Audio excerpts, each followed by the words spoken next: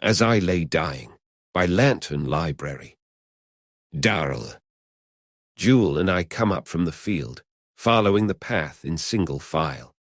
Although I am 15 feet ahead of him, anyone watching us from the carton house can see Jewel's frayed and broken straw hat a full head above my own. The path runs straight as a plumb line, worn smooth by feet and baked brick-hard by July, between the green rows of laid-by carton, to the carton house in the center of the field, where it turns and circles the carton house at 4 soft right angles and goes on across the field again, worn so by feet in fading precision. The carton house is of rough logs, from between which the chinking has long fallen. Square, with a broken roof set at a single pitch, it leans in empty and shimmering dilapidation in the sunlight, a single broad window in 2 opposite walls giving on to the approaches of the path. When we reach it, I turn and follow the path which circles the house.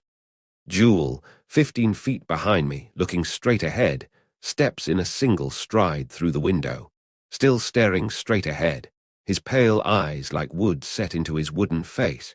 He crosses the floor in 4 strides with the rigid gravity of a cigar store Indian dressed in patched overalls and endued with life from the hips down, and steps in a single stride through the opposite window and into the path again, just as I come around the corner, in single file and 5 feet apart, and Jewel now in front. We go on up the path toward the foot of the bluff. Tull's wagon stands beside the spring, hitched to the rail, the reins wrapped about the seat stanchion. In the wagon bed are 2 chairs. Jewel stops at the spring and takes the gourd from the willow branch and drinks. I pass him and mount the path, beginning to hear Cash's saw. When I reach the top, he has quit sawing.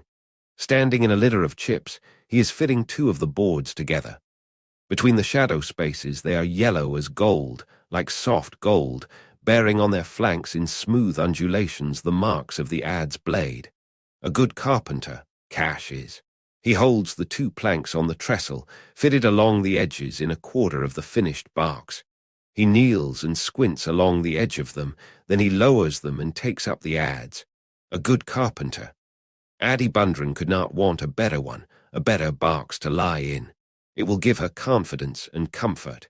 I go on to the house, followed by the chug-chug-chug of the adze. Cora. So I saved out the eggs and baked yesterday. The cakes turned out right well. We depend a lot on our chickens. They are good layers, what few we have left after the possums and such. Snakes, too, in the summer. A snake will break up a hen house quicker than anything. So after they were going to cost so much more than Mr. Tull thought, and after I promised that the difference in the number of eggs would make it up, I had to be more careful than ever, because it was on my final say-so we took them. We could have stocked cheaper chickens, but I gave my promise, as Miss Lowington said, when she advised me to get a good breed, because Mr. Tull himself admits that a good breed of cows or hogs pays in the long run. So when we lost so many of them, we couldn't afford to use the eggs ourselves, because I could not have had Mr. Tull chide me when it was on my say-so we took them. So when Miss Lowington told me about the cakes, I thought that I could bake them and earn enough at one time to increase the net value of the flock, the equivalent of 2 head. And that by saving the eggs out one at a time, even the eggs wouldn't be costing anything.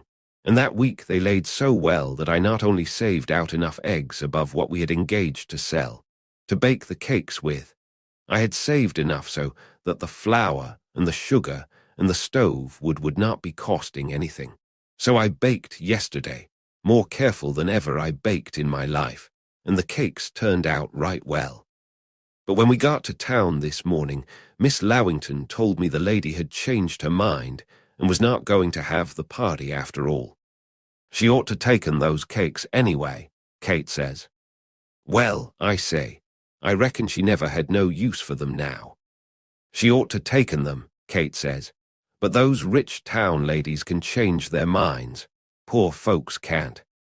Riches is nothing in the face of the Lord, for he can see into the heart. Maybe I can sell them at the bazaar Saturday, I say. They turned out real well. You can't get $2 a piece for them, Kate says. Well, it isn't like they cost me anything, I say. I saved them out and swapped a dozen of them for the sugar and flour. It isn't like the cakes cost me anything. As Mr. Tull himself realizes that the eggs I saved were over and beyond what we had engaged to sell. So it was like we had found the eggs, or they had been given to us. She ought to taken those cakes when she same as gave you her word, Kate says. The Lord can see into the heart. If it is his will that some folks has different ideas of honesty from other folks, it is not my place to question his decree. I reckon she never had any use for them, I say. They turned out real well, too. The quilt is drawn up to her chin, hot as it is, with only her 2 hands and her face outside. She is propped on the pillow, with her head raised so she can see out the window, and we can hear him every time he takes up the adze or the saw. If we were deaf, we could almost watch her face and hear him, see him. Her face is wasted away so that the bones draw just under the skin in white lines. Her eyes are like 2 candles when you watch them gutter down into the sockets of iron candlesticks. But the eternal and the everlasting salvation and grace is not upon her. They turned out real nice, I say, but not like the cakes Addie used to bake. You can see that girl's washing and ironing in the pillow slip, if ironed it ever was.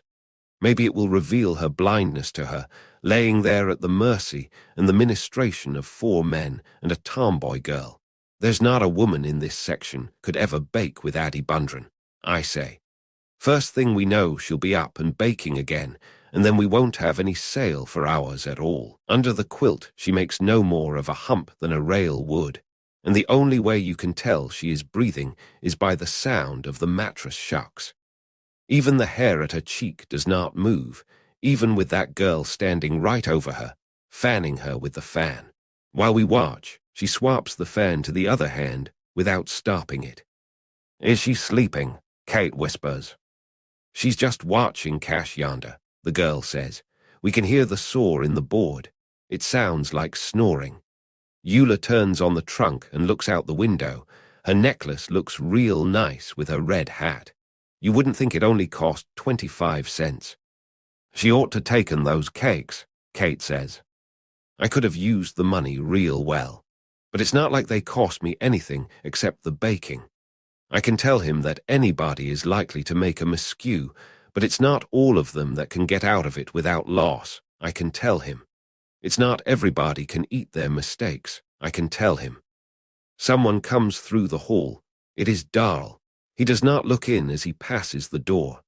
Eula watches him as he goes on and passes from sight again toward the back. Her hand rises and touches her beads lightly, and then her hair. When she finds me watching her, her eyes go blank. Darl.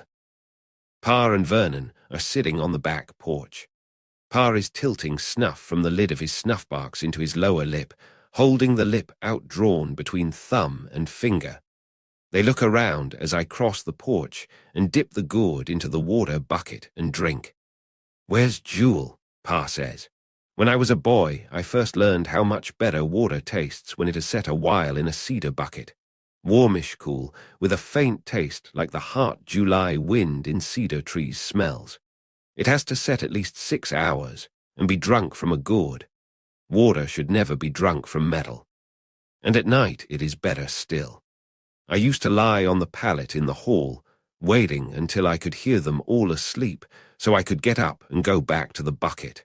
It would be black, the shelf black, the still surface of the water a round orifice in nothingness, where before I stirred it awake with the dipper I could see maybe a star or 2 in the bucket, and maybe in the dipper a star or 2 before I drank.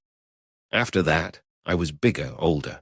Then I would wait until they all went to sleep so I could lie with my shirt ale up, hearing them asleep, feeling myself without touching myself, feeling the cool silence blowing upon my parts, and wondering if Cash was yonder in the darkness doing it too, had been doing it perhaps for the last 2 years, before I could have wanted to or could have.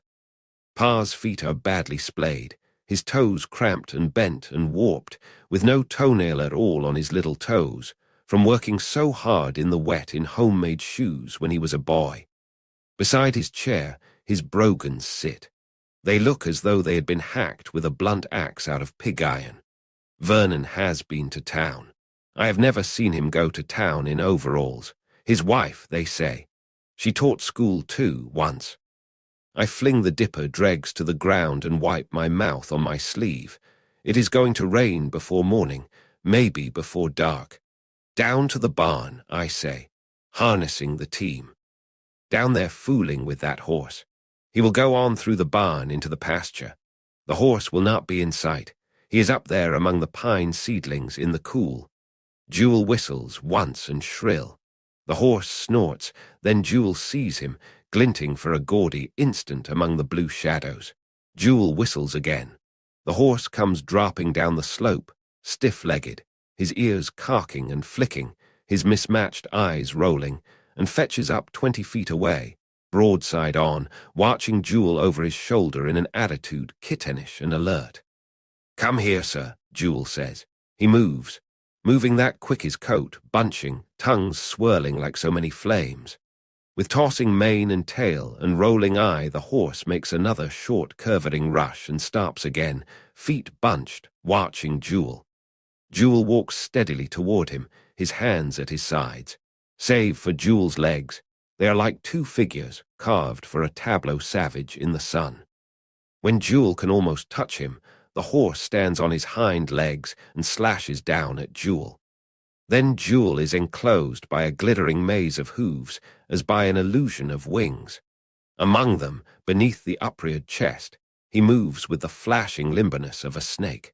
For an instant before the jerk comes on to his arms, he sees his whole body earth-free, horizontal, whipping snake limber, until he finds the horse's nostrils and touches earth again. Then they are rigid, motionless, terrific, the horse back-thrust on stiffened, quivering legs, with lowered head. Jewel with dug heels, shutting off the horse's wind with one hand, with the other patting the horse's neck in short strokes myriad and caressing, cursing the horse with obscene ferocity. They stand in rigid, terrific hiatus, the horse trembling and groaning. Then Jewel is on the horse's back. He flows upward in a stooping swirl like the lash of a whip, his body in midair shaped to the horse. For another moment the horse stands spraddled, with lowered head, before it bursts into motion. They descend the hill in a series of spine-jolting jumps, Jewel high, leech-like on the withers, to the fence where the horse bunches to a scuddering halt again. "Well," Jewel says, "you can quit now if you got a plenty." Inside the barn, Jewel slides running to the ground before the horse stops. The horse enters the stall, Jewel following. Without looking back, the horse kicks at him, slamming a single hoof into the wall with a pistol-like report. Jewel kicks him in the stomach. The horse arches his neck back, crop-toothed. Jewel strikes him across the face with his fist and slides on to the trough and mounts upon it. Clinging to the hayrack, he lowers his head and peers out across the stall tops and through the doorway. The path is empty. From here he cannot even hear Cash sawing. He reaches up and drags down hay in hurried armfuls and crams it into the rack. "Eat," he says. "Get the goddamn stuff out of sight while you got a chance, you puzzle-gutted bastard. You sweet son of a bitch," he says. Jewel. It's because he stays out there, right under the window, hammering and sawing on that goddamn box, where she's got to see him, where every breath she draws is full of his knocking and sawing, where she can see him saying, "See what a good one I am making for you." I told him to go somewhere else. I said, "Good God, do you want to see her in it?" It's like when he was a little boy, and she says, if she had some fertilizer, she would try to raise some flowers, and he'd taken the bread pan and brought it back from the barn full of dung. And now them others sitting there like buzzards, waiting, fanning themselves, because I said if you wouldn't keep on sawing and nailing at it until a man can't sleep even and her hands laying on the quilt like two of them roots dug up and tried to wash, and you couldn't get them clean. I can see the fan and Dewey Dell's arm. I said if you just let her alone. Soaring and narking, and keeping the air always moving so fast on her face that when you're tired you can't breathe it, and that goddamn ad's going. 1 lick less. 1 lick less. 1 lick less. Until everybody that passes in the road will have to stop and see it, and say what a fine carpenter he is.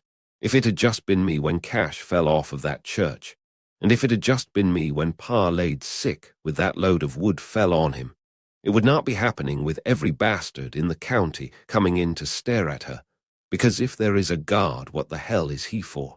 It would just be me and her on a high hill, and me rolling the rocks down the hill at their faces, picking them up and throwing them down the hill, faces and teeth, and all by God, until she was quiet, and not that goddamn ad's going.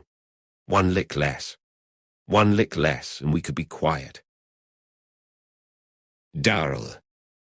We watch him come around the corner and mount the steps. He does not look at us. You ready? He says. If you're hitched up, I say, wait. He stops, looking at Pa. Vernon spits without moving. He spits with decorous and deliberate precision into the parked dust below the porch. Pa rubs his hands slowly on his knees. He is gazing out beyond the crest of the bluff, out across the land. Jewel watches him a moment. Then he goes on to the pail and drinks again. I mislike undecision as much as e'er a man, Pa says. It means $3, I say. The shirt across Pa's hump is faded lighter than the rest of it. There is no sweat stain on his shirt. I have never seen a sweat stain on his shirt. He was sick once from working in the sun when he was 22 years old, and he tells people that if he ever sweats, he will die. I suppose he believes it. But if she don't last until you get back, he says, she will be disappointed. Vernon spits into the dust, but it will rain before morning. She's counted on it, Pa says. She'll want to start right away, I know her. I promised her I'd keep the team here and ready, and she's counting on it. We'll need that $3 then, sure, I say. He gazes out over the land, rubbing his hands on his knees. Since he lost his teeth, his mouth collapses in slow repetition when he dips. The stubble gives his lower face that appearance that old dogs have. You'd better make up your mind soon, so we can get there and get a load on before dark, I say. Ma ain't that sick, Jewel says. Shut up, Darl. That's right, Vernon says. She seems more like herself today than she has in a week. Time you and Jewel get back, she'll be setting up. You ought to know, Jewel says. You've been here often enough looking at her, you or your folks. Vernon looks at him. Jewel's eyes look like pale wood in his high-blooded face. He is a head taller than any of the rest of us, always was. I told them that's why Ma always whipped him and petted him more, because he was peekling around the house more. That's why she named him Jewel, I told them. Shut up, Jewel, Pa says, but as though he is not listening much. He gazes out across the land, rubbing his knees. You could borrow the loan of Vernon's team, and we could catch up with you, I say, if she didn't wait for us. Ah, shut your goddamn mouth, Jewel says. She'll want to go in earn, Pa says. He rubs his knees. Don't e'er a man mislike it more. It's laying there, watching Cash whittle on that dam, Jewel says. He says it harshly, savagely, but he does not say the word. Like a little boy in the dark to flail his courage, and suddenly aghast into silence by his own noise. She wanted that like she wants to go in our own wagon, Pa says.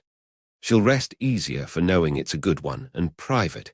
She was ever a private woman. You know it well. Then let it be private, Jewel says. But how the hell can you expect it to be? He looks at the back of Pa's head, his eyes like pale wooden eyes. Show, Vernon says.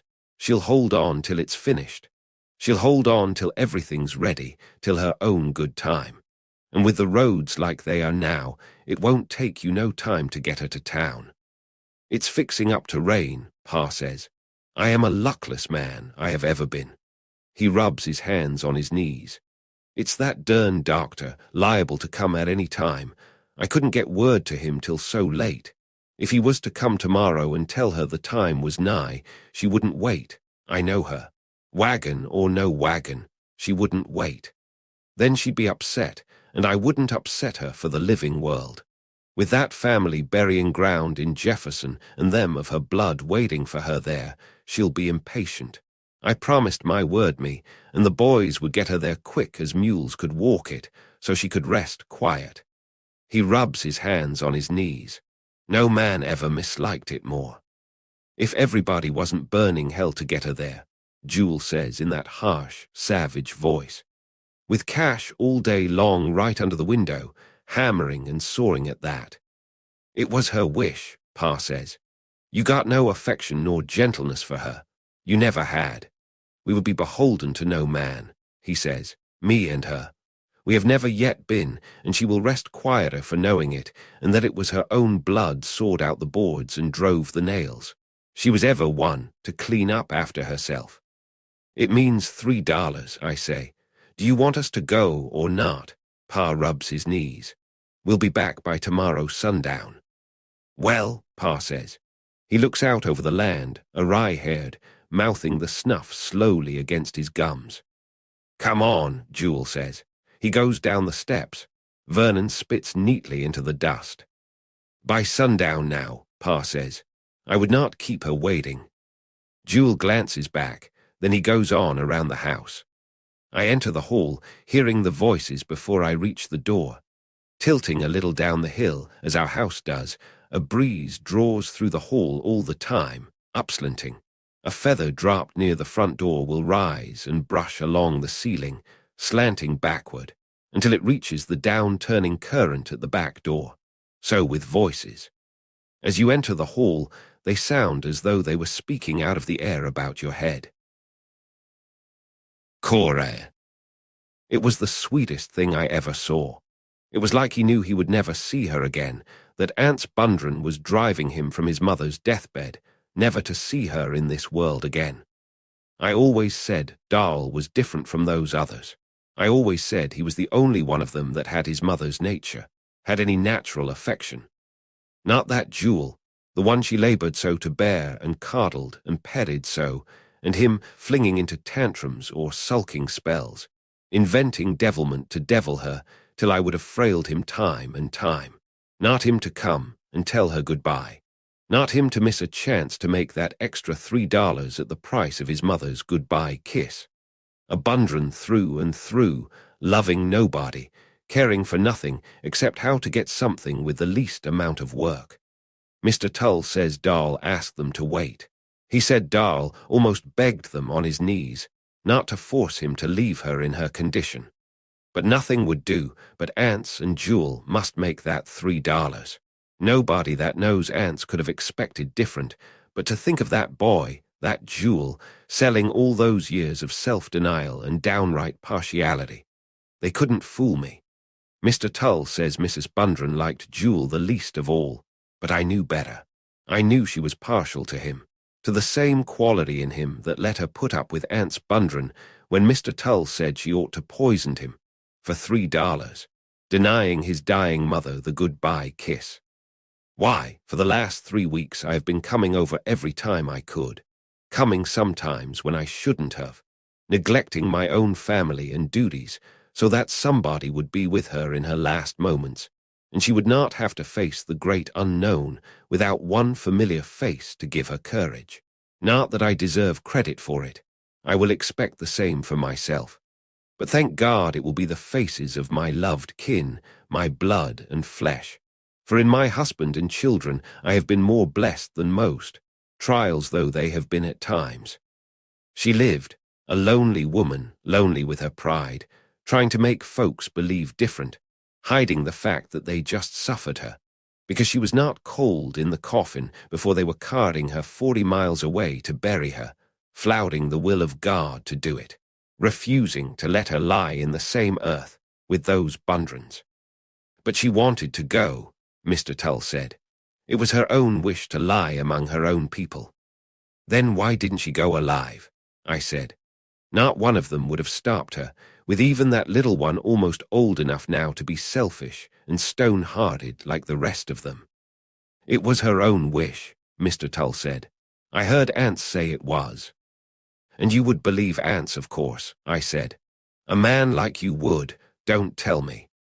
I'd believe him about something he couldn't expect to make anything off of me by not telling, Mr. Tull said. Don't tell me, I said.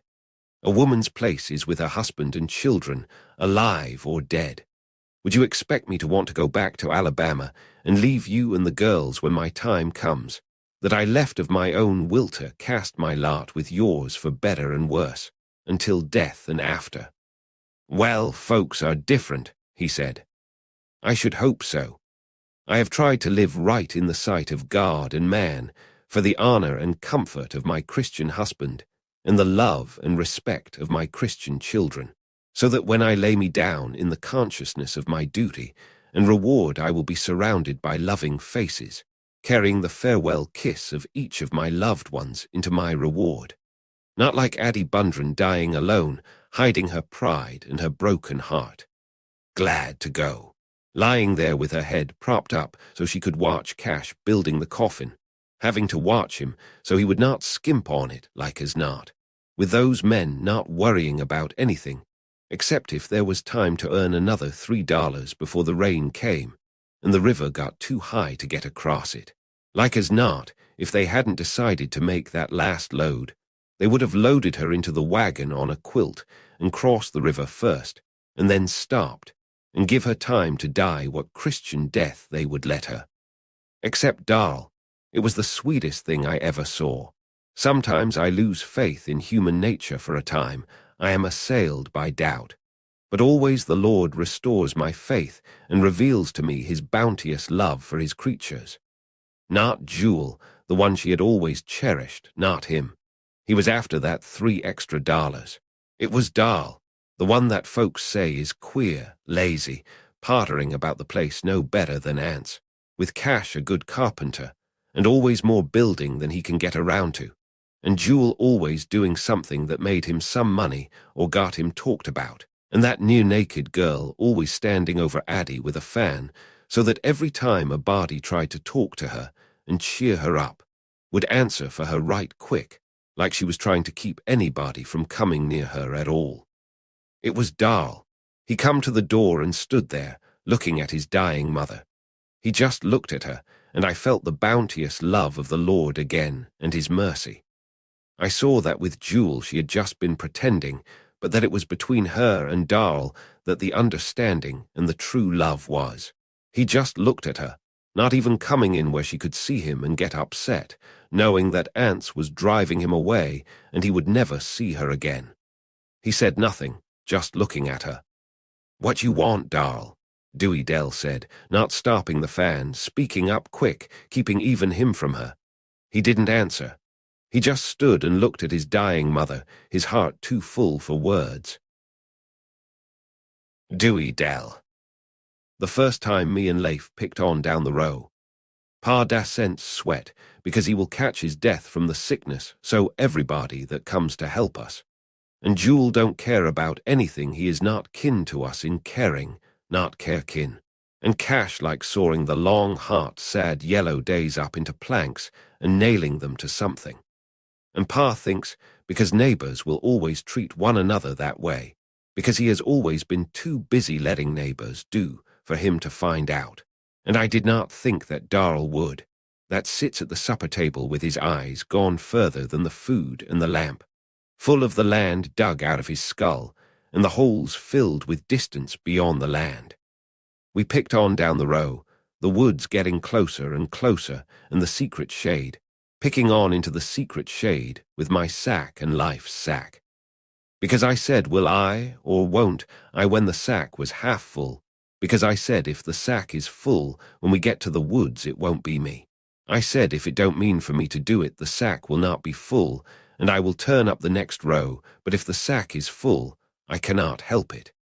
It will be that I had to do it all the time, and I cannot help it.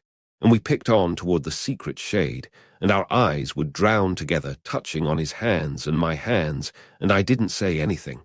I said, "What are you doing?" And he said, "I am picking into your sack." And so it was full when we came to the end of the row, and I could not help it. And so it was because I could not help it. It was then, and then I saw Darl, and he knew. He said he knew without the words, like he told me that Ma is going to die without words. And I knew he knew, because if he had said he knew with the words, I would not have believed that he had been there and saw us. But he said he did know, and I said, "Are you going to tell Pa, are you going to kill him?" Without the words I said it, and he said, "Why?" Without the words. And that's why I can talk to him with knowing, with hating, because he knows. He stands in the door, looking at her. "What you want, Darl?" I say. "She is going to die," he says. "And old turkey buzzard Tull coming to watch her die, but I can fool them." "When is she going to die?" I say. "Before we get back," he says. "Then why are you taking Jewel?" I say. "I want him to help me load," he says. Tull. Anse keeps on rubbing his knees. His overalls are faded. On one knee a serge patch cut out of a pair of Sunday pants wore iron slick.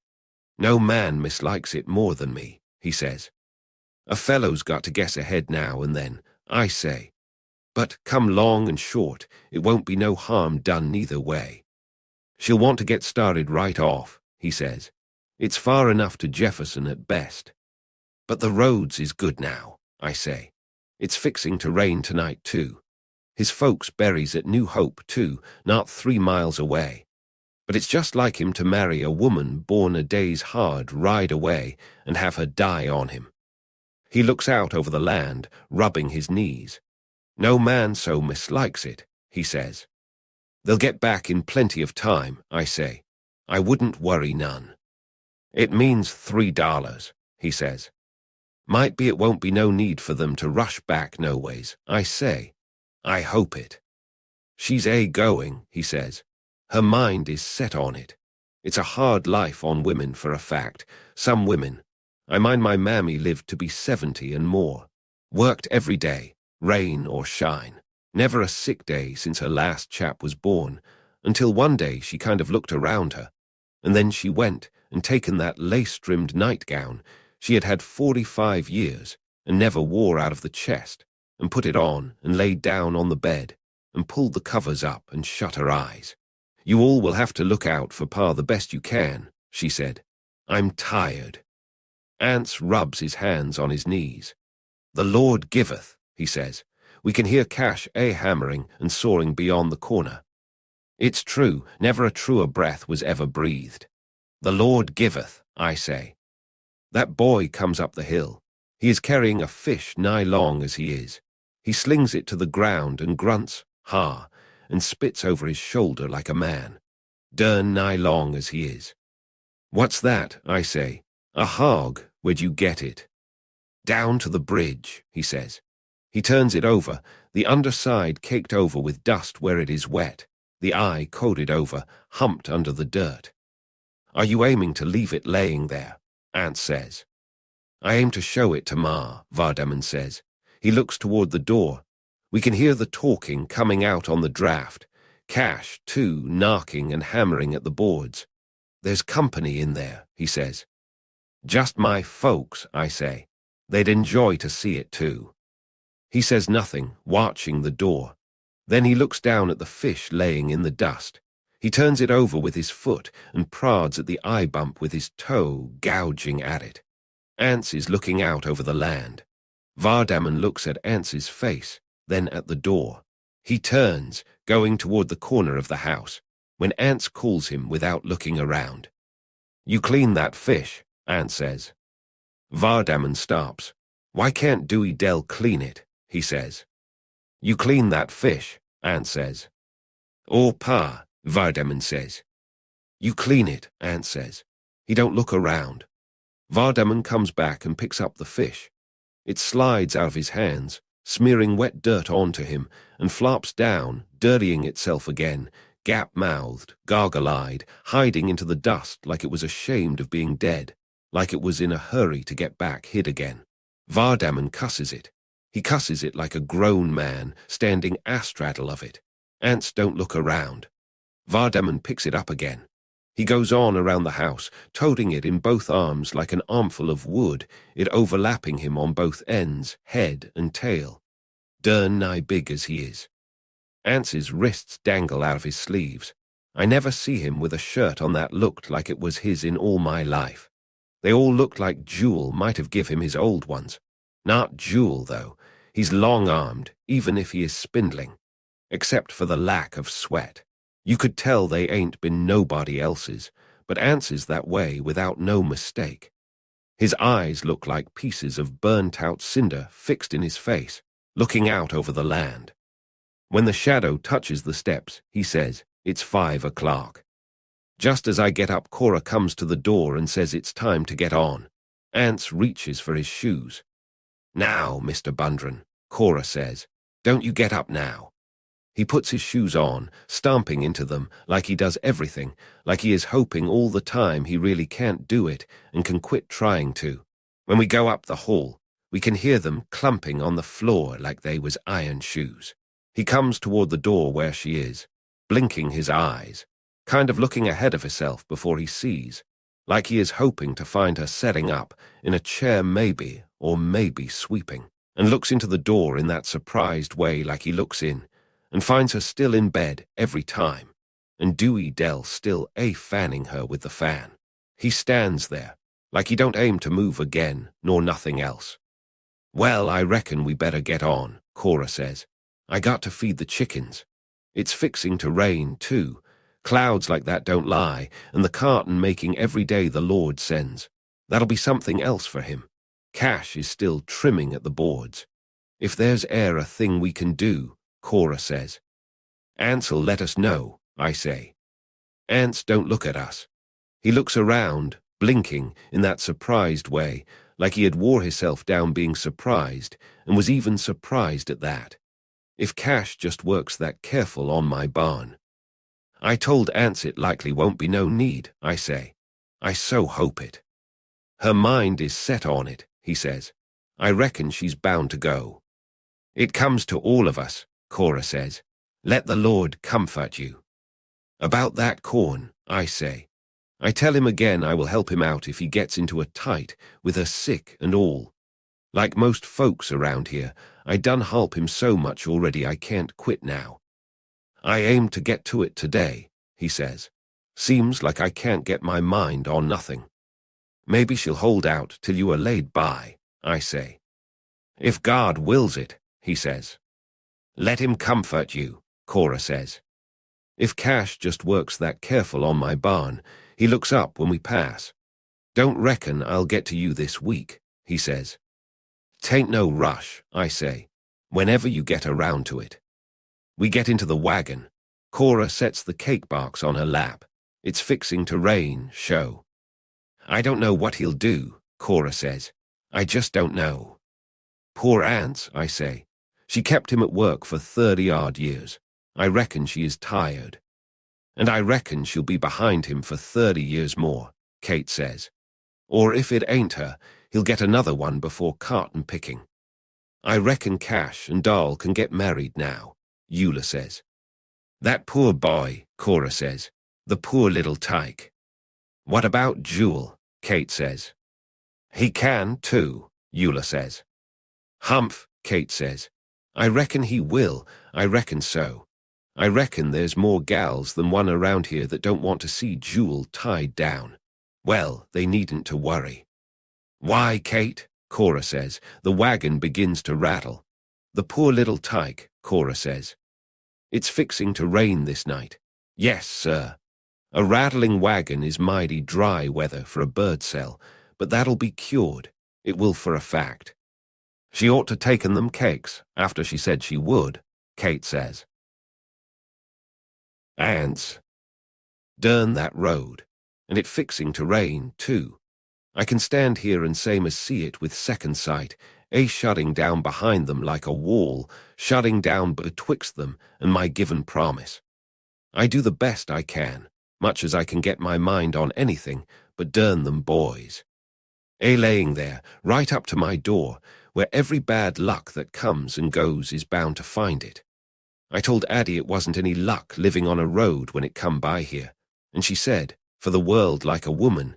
Get up and move then. But I told her it wasn't no luck in it, because the Lord put roads for travelling. Why he laid them down flat on the earth. When he aims for something to be always moving, he makes it long ways, like a road or a horse or a wagon. But when he aims for something to stay put, he makes it up and down ways, like a tree or a man. And so he never aimed for folks to live on a road, because which gets there first, I says, the road or the house? Did you ever know him to set a road down by a house? I says. No, you never, I says, because it's always men can't rest till they gets the house set where everybody that passes in a wagon can spit in the doorway, keeping the folks restless and wanting to get up and go somewheres else, when he aimed for them to stay put like a tree or a stand of corn. Because if he'd aimed for man to be always moving and going somewheres else, wouldn't he put him long ways on his belly, like a snake? It stands to reason he would. Putting it where every bad luck prowling can find it, and come straight to my door, charging me taxes on top of it, making me pay for cash having to get them carpenter notions, when if it hadn't been no road come there, he wouldn't have got them. Falling off of churches, and lifting no hand in 6 months and me, and Addie slaving and slaving, when there's plenty of sawing on this place he could do if he's got to saw. And Darl, too, talking me out of him, darn them. It ain't that I am afraid of work. I always have fed me and mine and kept a roof above us. It's that they would shorthand me just because he tends to his own business, just because he's got his eyes full of the land all the time. I says to them, he was all right at first, with his eyes full of the land, because the land laid up and down ways then. It wasn't till that road come and switched the land around long ways, and his eyes still full of the land, that they begun to threaten me out of him, trying to shorthand me with the law, making me pay for it. She was well and hale as a woman ever were, except for that road. Just laying down, resting herself in her own bed, asking naught of none. Are you sick, Addie? I said. I am not sick, she said. You lay you down and rest you, I said. I knowed you are not sick, you're just tired. You lay you down and rest. I am not sick, she said. I will get up. Lay still and rest, I said. You are just tired. You can get up tomorrow. And she was laying there, well and hale as a woman ever were, except for that road. I never sent for you, I said. I take you to witness I never sent for you. I know you didn't, Peabody said. I bound that. Where is she? She's laying down, I said. She's just a little tired, but she'll. Get out in here, Anse, he said. Go set on the porch a while.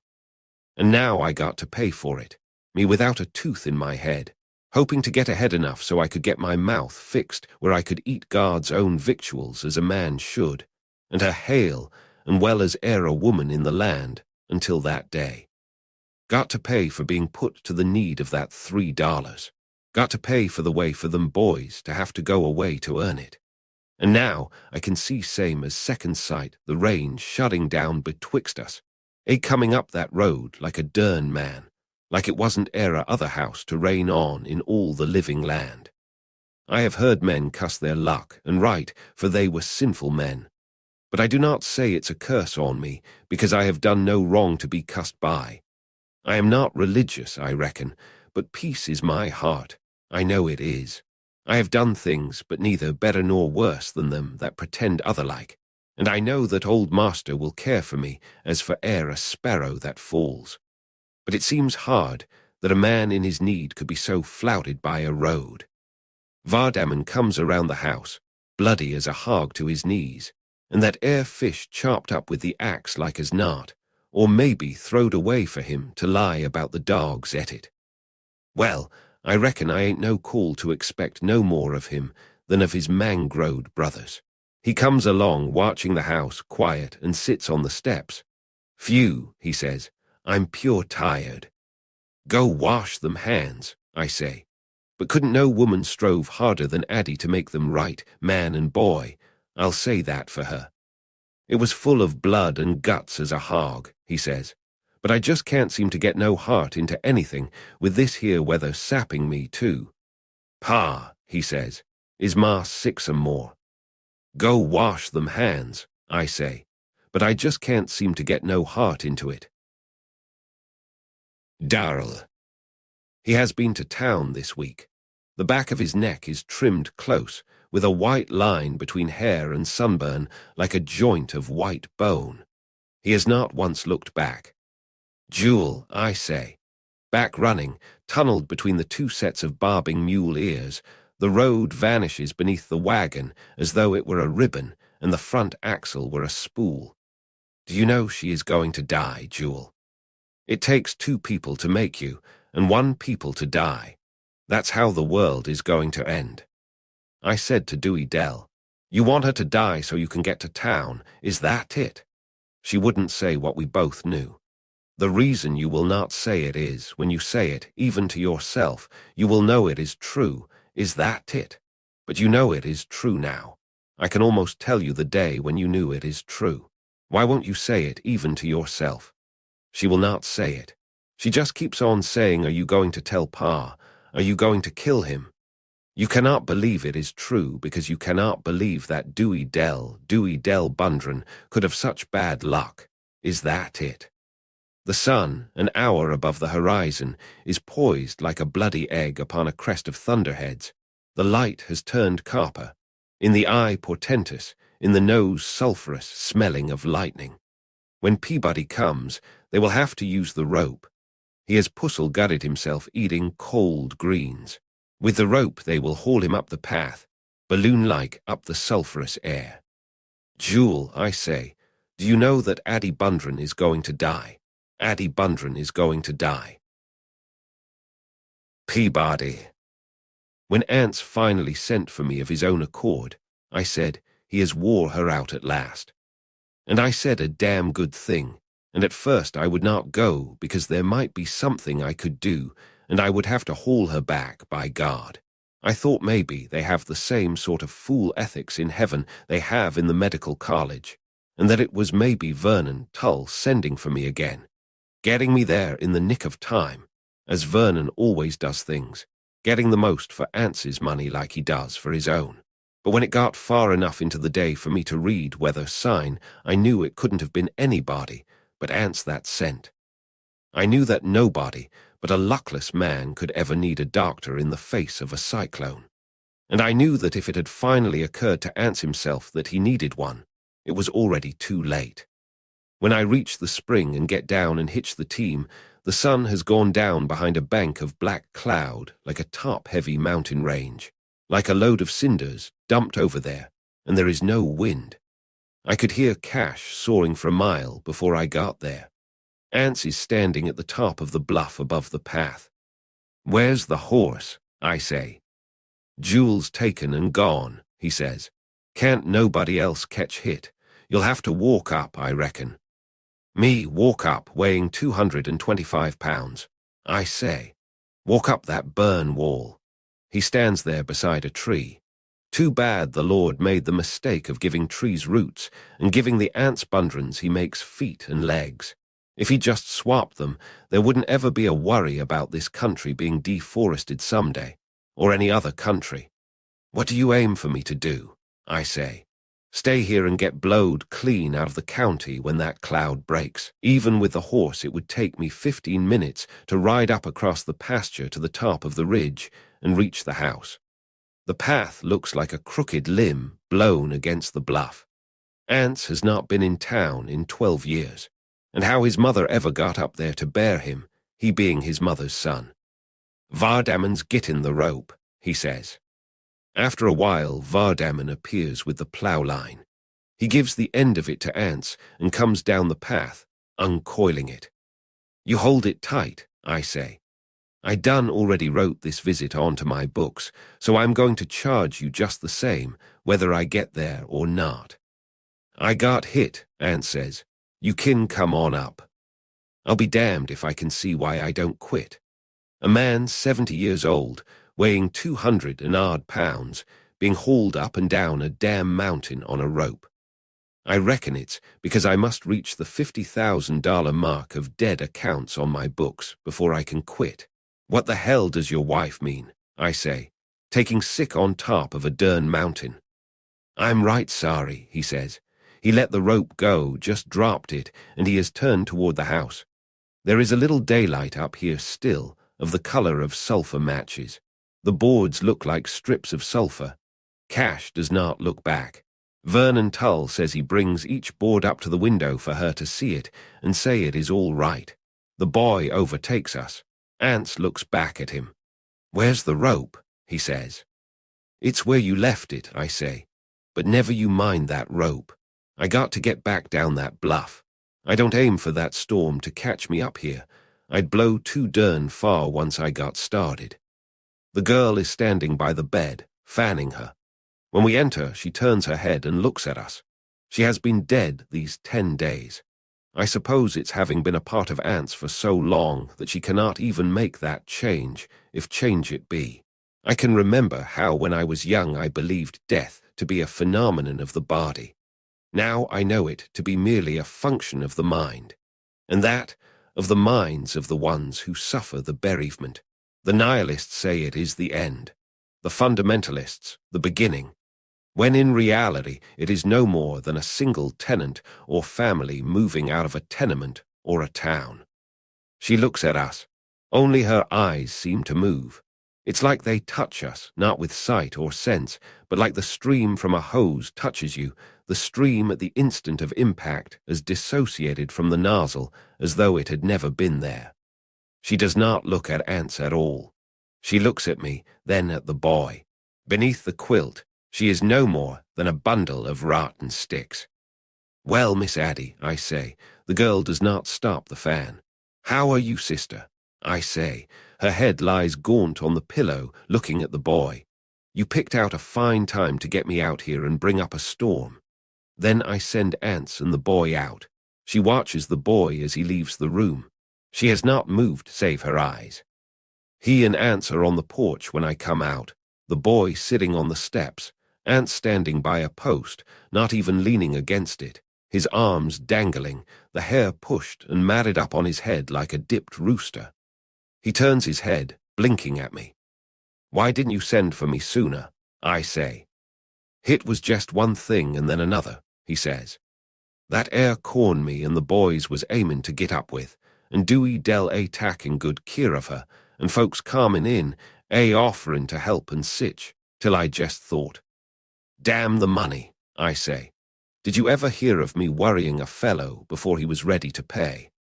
Hit ain't begrudgin' the money, he says. I just kept thinkin'. She's goin', is she? The dern little tyke is sitting on the top step, looking smaller than ever in the sulphur-colored light. That's the one trouble with this country. Everything, whether all, hangs on too long. Like our rivers, our land, opaque, slow, violent, shaping and creating the life of man in its implacable and brooding image. I knowed hit, Anse says. All the while I made show. Her mind is sot on hit. And a damn good thing, too, I say. With a trifling, he sits on the top step, small, motionless, in faded overalls. When I came out, he looked up at me, then at Anse. But now he has stopped looking at us. He just sits there.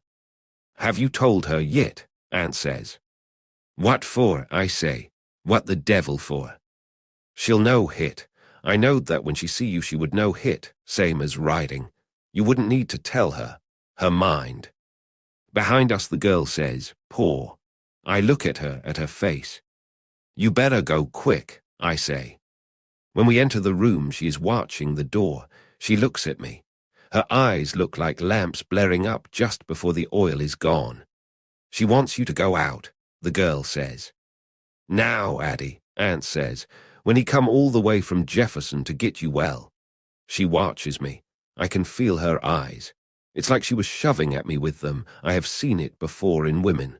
Seen them drive from the room, them coming with sympathy and pity, with actual help, and clinging to some trifling animal to whom they never were more than pack-horses. That's what they mean by the love that passeth understanding. That pride, that furious desire to hide that abject nakedness which we bring here with us, carry with us into operating rooms, carry stubbornly and furiously with us into the earth again. I leave the room. Beyond the porch, Cash's saw snores steadily into the board. A minute later, she calls his name, her voice harsh and strong. "Cash," she says. "You Cash." Darl. Pa stands beside the bed. From behind his leg, Vardaman peers, with his round head and his eyes round and his mouth beginning to open. She looks at Pa. All her failing life appears to drain into her eyes, urgent, irremediable. It's Jewel she wants, Dewey Dell says. "Why, Addie," Pa says. "Him and Darl went to make one more load. They thought there was time, that you would wait for them, and that $3 and all," he stoops, laying his hand on hers. For a while yet she looks at him, without reproach, without anything at all, as if her eyes alone are listening to the irrevocable cessation of his voice. Then she raises herself, who has not moved in 10 days. Dewey Dell leans down, trying to press her back. "Ma," she says, "Ma." She is looking out the window, at Cash stooping steadily at the board in the failing light, laboring on toward darkness and into it, as though the stroking of the saw illumined its own motion, board and saw engendered. "You Cash," she shouts, her voice harsh, strong, and unimpaired. "You Cash." He looks up at the gaunt face framed by the window in the twilight. It is a composite picture of all time since he was a child. He drops the saw and lifts the board for her to see, watching the window in which the face has not moved. He drags a second plank into position and slants the two of them into their final juxtaposition, gesturing toward the ones yet on the ground, shaping with his empty hand, in pantomime, the finished box. For a while still, she looks down at him from the composite picture, neither with censure nor approbation. Then the face disappears. She lies back and turns her head without so much as glancing at Pa. She looks at Vardaman, her eyes, the life in them, rushing suddenly upon them. The two flames glare up for a steady instant. Then they go out as though someone had leaned down and blown upon them. "Ma," Dewey Dell says. "Ma." Leaning above the bed, her hands lifted a little, the fan still moving like it has for 10 days, she begins to keen. Her voice is strong, young, tremulous, and clear, wrapped with its own timbre and volume, the fan still moving steadily up and down, whispering the useless air. Then she flings herself across Addie Bundren's knees, clutching her, shaking her with the furious strength of the young, before sprawling suddenly across the handful of rotten bones that Addie Bundren left, jarring the whole bed into a chattering sibilance of mattress shocks, her arms outflung, and the fan in one hand still beating with expiring breath into the quilt. From behind Pa's leg Vardaman peers, his mouth full open and all colour draining from his face into his mouth, as though he has by some means fleshed his own teeth in himself, sucking. He begins to move slowly backward from the bed, his eyes round, his pale face fading into the dusk like a piece of paper pasted on a failing wall, and so out of the door. Pa leans above the bed in the twilight, his humped silhouette partaking of that owl-like quality of awry-feathered, disgruntled outrage, within which lurks a wisdom too profound or too inert for even thought. "Durn them boys," he says. "Jewel," I say. Overhead the day drives level and grey, hiding the sun by a flight of grey spears. In the rain the mules smoke a little, splashed yellow with mud. The off one, clinging and sliding, lunges to the side of the road above the ditch. The tilted lumber gleams dull yellow, water-soaked and heavy as lead, tilted at a steep angle into the ditch above the broken wheel. About the shattered spokes, and about Jewel's ankles, a runnel of yellow neither water nor earth swirls, curving with the yellow road neither of earth nor water, down the hill dissolving into a streaming mass of dark green neither of earth nor sky. "Jewel," I say. Cash comes to the door, carrying the saw. Pa stands beside the bed, humped, his arms dangling. He turns his head, his shabby profile, his chin collapsing slowly as he works the snuff against his gums. She's gone, Cash says. She taken and left us, Pa says. Cash does not look at him. How nigh are you done? Pa says. Cash does not answer. He enters, carrying the saw. I reckon you better get at it, Pa says. You'll have to do the best you can with them boys gone off that-a-way. Cash looks down at her face. He is not listening to Pa at all. He does not approach the bed. He stops in the middle of the floor, the saw against his leg, his sweating arms powdered lightly with sawdust, his face composed. If you get in a tight, maybe some of them'll get here tomorrow and help you, Pa says. Vernon could. Cash is not listening. He is looking down at her peaceful, rigid face, fading into the dusk, as though darkness were a precursor of the ultimate earth, until at last the face seems to float detached upon it, lightly as the reflection of a dead leaf. There is Christians enough to help you, Pa says. Cash is not listening. After a while he turns without looking at Pa and leaves the room. Then the saw begins to snore again. They will help us in our sorrow, Pa says. The sound of the saw is steady, competent, unhurried, stirring the dying light, so that at each stroke her face seems to wake a little into an expression of listening and of waiting, as though she were counting the strokes. Pa looks down at the face, at the black sprawl of Dewey Dell's hair, the outflung arms, the clutched fan now motionless on the fading quilt. I reckon you better get supper on, he says. Dewey Dell does not move. Get up now and put supper on, Pa says. We got to keep our strength up. I reckon Dr. Peabody's right hungry, coming all this way, and Cash'll need to eat quick and get back to work so he can finish it in time. Dewey Dell rises, heaving to her feet. She looks down at the face. It is like a casting of fading bronze upon the pillow, the hands alone still with any semblance of life. A curled, gnarled inertness. A spent yet alert quality from which weariness, exhaustion, travail has not yet departed, as though they doubted even yet the actuality of rest, guarding with horned and penurious alertness the cessation which they know cannot last. Dewey Dell stoops and slides the quilt from beneath them and draws it up over them to the chin, smoothing it down, drawing it smooth. Then, without looking at Pa, she goes around the bed and leaves the room. She will go out where Peabody is, where she can stand in the twilight and look at his back with such an expression that, feeling her eyes and turning, he will say, I would not let it grieve me now. She was old and sick too, suffering more than we knew. She couldn't have got well. Vardaman's getting big now, and with you to take good care of them all. I would try not to let it grieve me. I expect you'd better go and get some supper ready. It don't have to be much. But they'll need to eat, and she looking at him, saying you could do so much for me if you just would. If you just knew. I am I and you are you, and I know it, and you don't know it, and you could do so much for me if you just would. And if you just would then I could tell you, and then nobody would have to know it except you and me and Darl. Pa stands over the bed, dangle-armed, humped, motionless.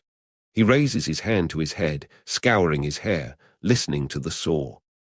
He comes nearer and rubs his hand, palm and back, on his thigh, and lays it on her face, and then on the hump of quilt where her hands are. He touches the quilt, as he saw Dewey Dell do, trying to smooth it up to the chin, but disarranging it instead.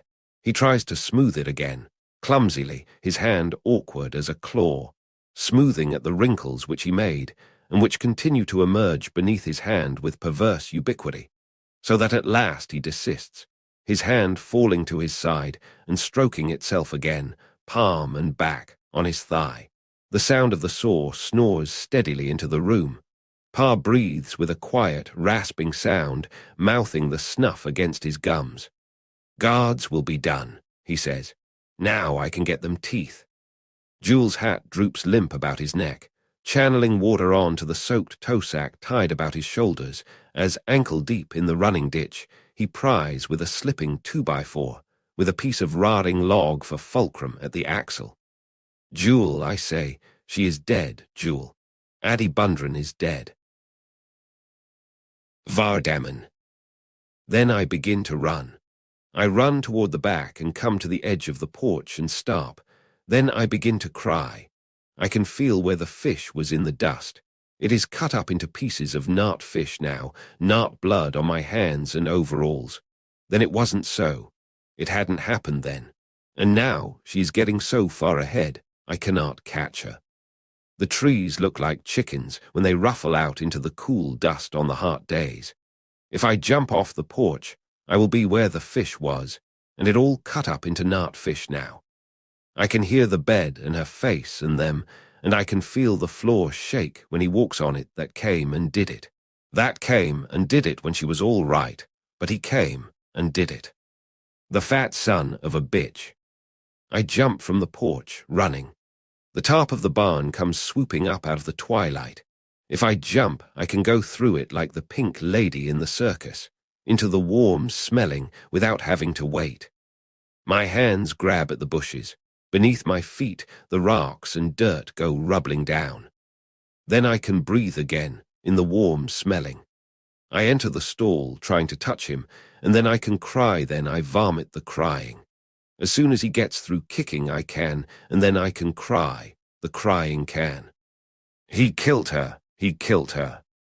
The life in him runs under the skin, under my hand, running through the splotches, smelling up into my nose where the sickness is beginning to cry, vomiting the crying, and then I can breathe, vomiting it. It makes a lot of noise. I can smell the life running up from under my hands, up my arms, and then I can leave the stall. I cannot find it. In the dark, along the dust, the walls, I cannot find it. The crying makes a lot of noise. I wish it wouldn't make so much noise. Then I find it in the wagon shed, in the dust, and I run across the lot and into the road, the stick jouncing on my shoulder. They watch me as I run up, beginning to jerk back, their eyes rolling, snorting, jerking back on the hitch rein. I strike. I can hear the stick striking. I can see it hitting their heads, the breast yoke, missing altogether sometimes as they rear and plunge, but I am glad. You killed my more. The stick breaks, they rearing and snorting, their feet popping loud on the ground. Loud because it is going to rain and the air is empty for the rain. But it is still long enough. I run this way and that as they rear and jerk at the hitch rein, striking. You killed her. I strike at them, striking, they wheeling in a long lunge. The buggy wheeling on to two wheels and motionless like it is nailed to the ground, and the horses motionless like they are nailed by the hind feet to the center of a whirling plate. I run in the dust. I cannot see, running in the sucking dust where the buggy vanishes tilted on two wheels. I strike, the stick hitting into the ground, bouncing, striking into the dust, and then into the air again, and the dust sucking on down the road faster than if a car was in it. And then I can cry, looking at the stick. It is broken down to my hand, not longer than stove wood that was a long stick. I throw it away and I can cry. It does not make so much noise now. The cow is standing in the barn door chewing.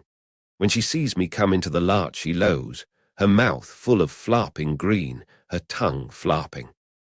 I ain't a-goin' to milk you. I ain't a-goin' to do nothing for them. I hear her turn when I pass. When I turn, she is just behind me with her sweet, hard breath.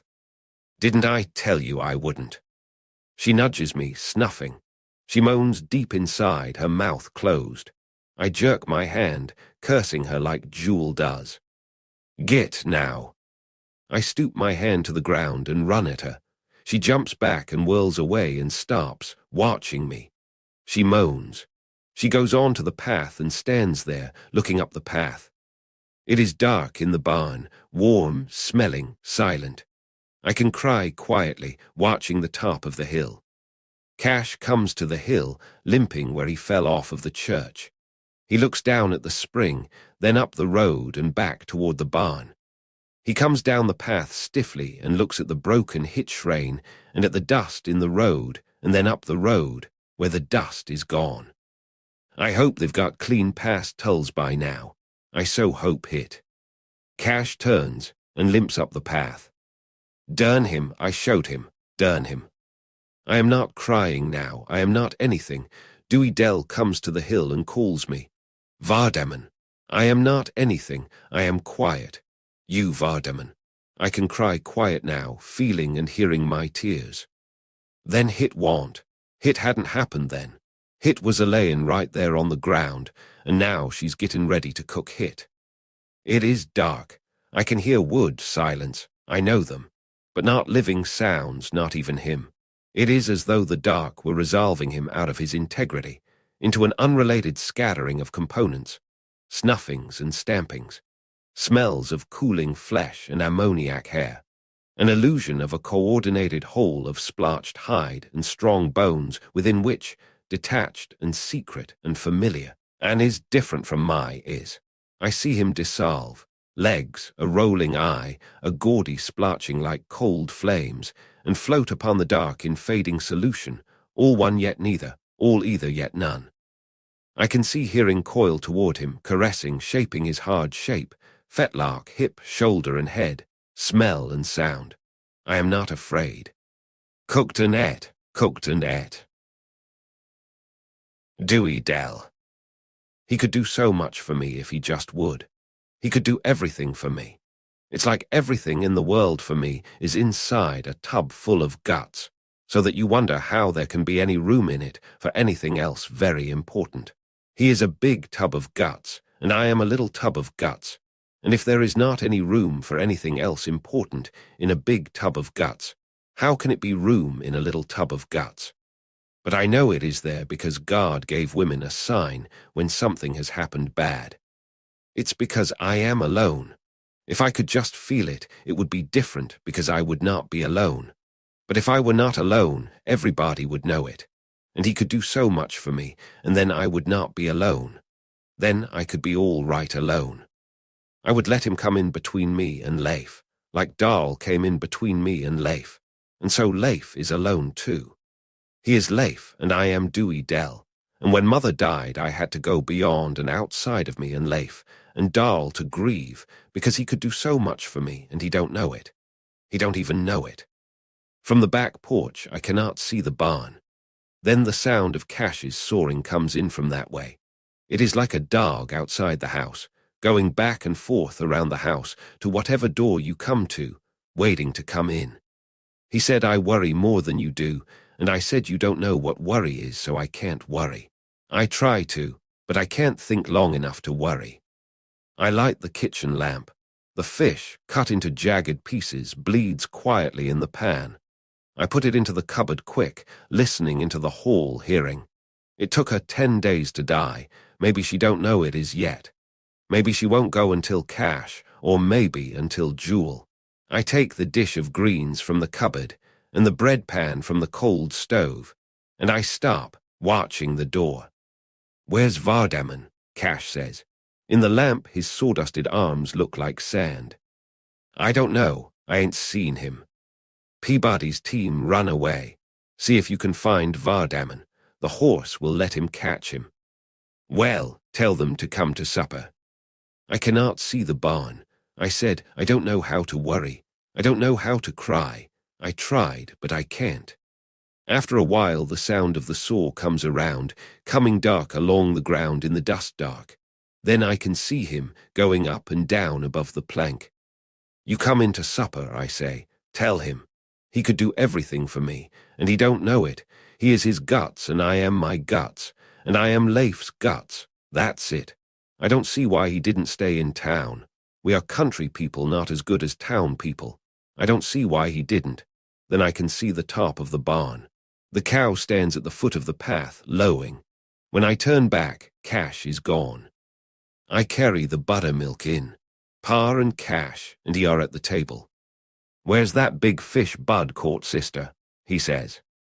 I set the milk on the table. I never had no time to cook it. Plain turnip greens is mighty spindling eating for a man my size, he says. Cash is eating.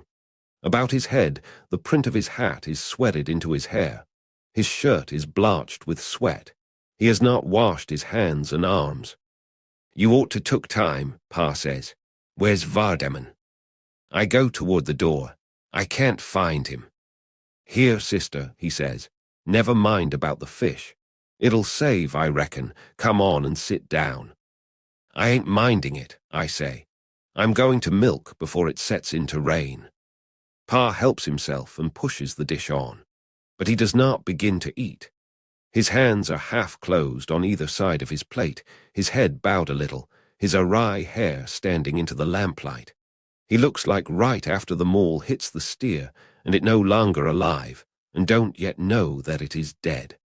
But Cash is eating, and he is too. "You better eat something," he says. He is looking at Pa. "Like Cash and me, you'll need it." "Aye," Pa says. He rouses up like a steer that's been kneeling in a pond and you run at it. She would not begrudge me it. When I am out of sight of the house, I go fast. The cow lows at the foot of the bluff. She nuzzles at me, snuffing, blowing her breath in a sweet, heart blast through my dress, against my heart nakedness, moaning, "You got to wait a little while. Then I'll tend to you." She follows me into the barn where I set the bucket down. She breathes into the bucket, moaning, "I told you, you just got to wait now. I got more to do than I can tend to." The barn is dark. When I pass, he kicks the wall a single blow. I go on. The broken plank is like a pale plank standing on end. Then I can see the slope, feel the air moving on my face again. Slow, pale, with lesser dark, and with empty seeing. The pine clumps blotched up the tilted slope, secret and waiting. The cow in silhouette, against the door, nuzzles at the silhouette of the bucket, moaning. Then I pass the stall. I have almost passed it. I listen to it saying for a long time before it can say the word, and the listening part is afraid that there may not be time to say it. I feel my body, my bones and flesh beginning to part and open upon the alone, and the process of coming unalone is terrible.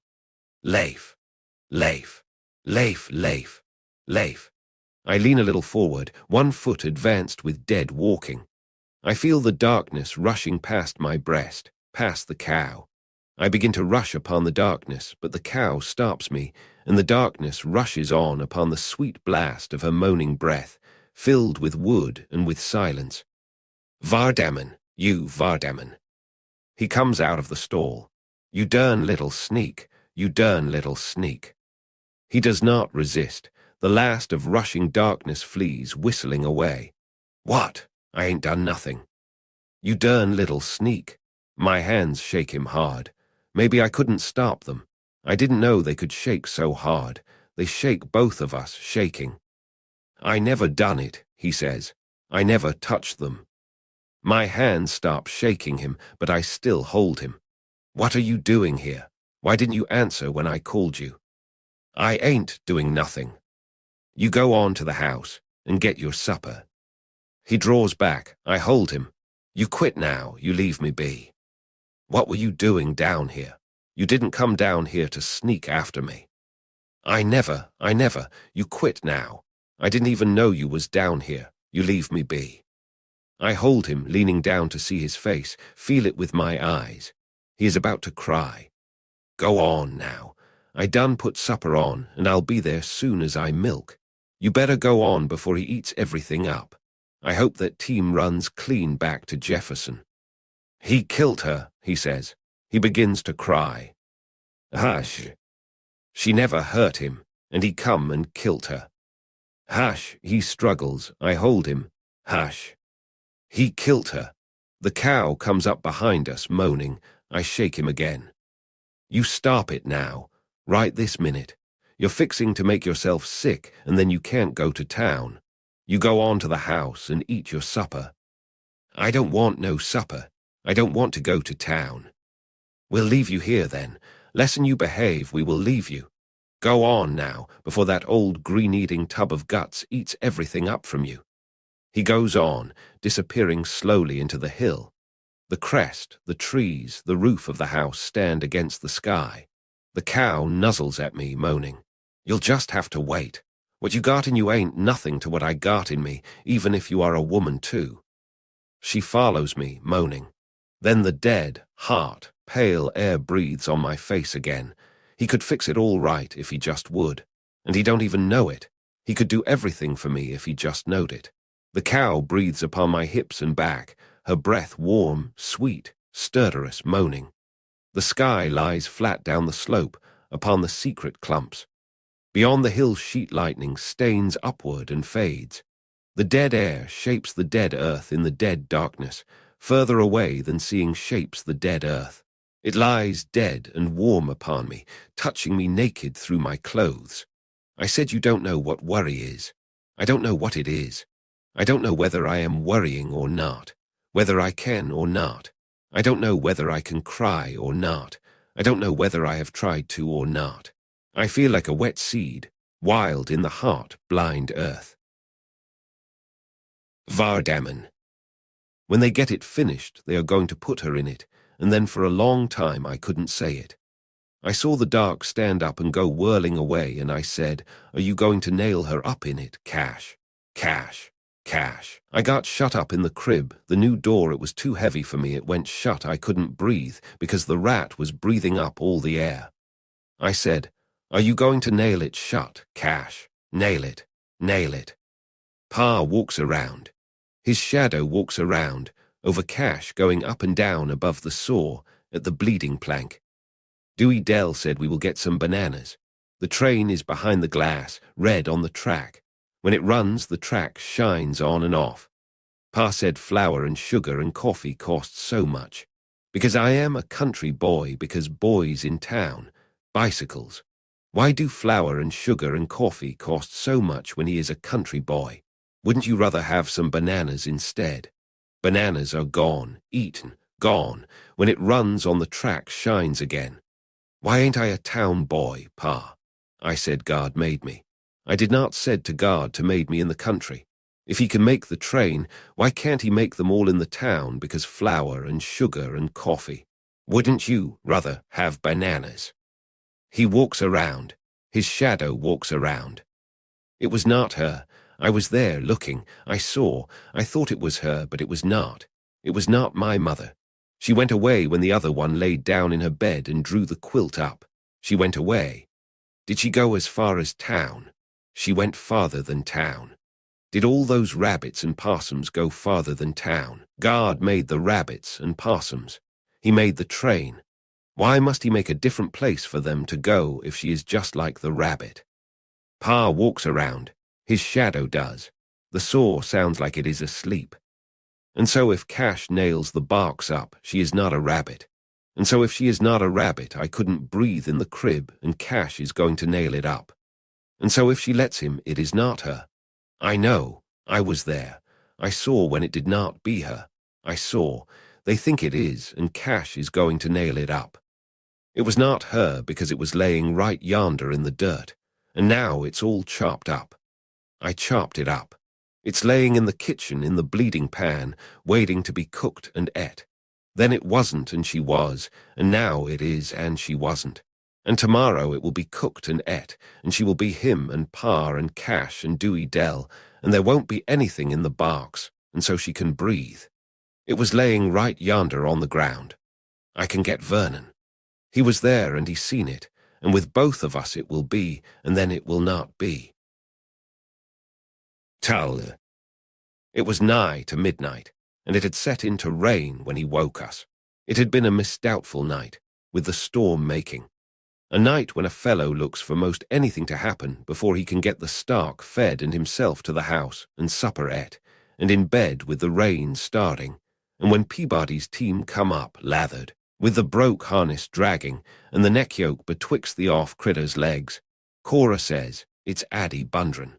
She's gone at last." Peabody mought have been to error one of a dozen houses hereabouts, I says. Besides, how do you know it's Peabody's team? Well, ain't it, she says. You hitch up now. What for, I says. If she is gone, we can't do nothing till morning, and it fixing to storm too. It's my duty, she says. You put the team in. But I wouldn't do it. It stands to reason they'd send for us if they needed us. You don't even know she's gone yet. Why, don't you know that's Peabody's team? Do you claim it ain't? Well, then, but I wouldn't go. When folks wants a fellow, it's best to wait till they sends for him, I've found. It's my Christian duty, Cora says.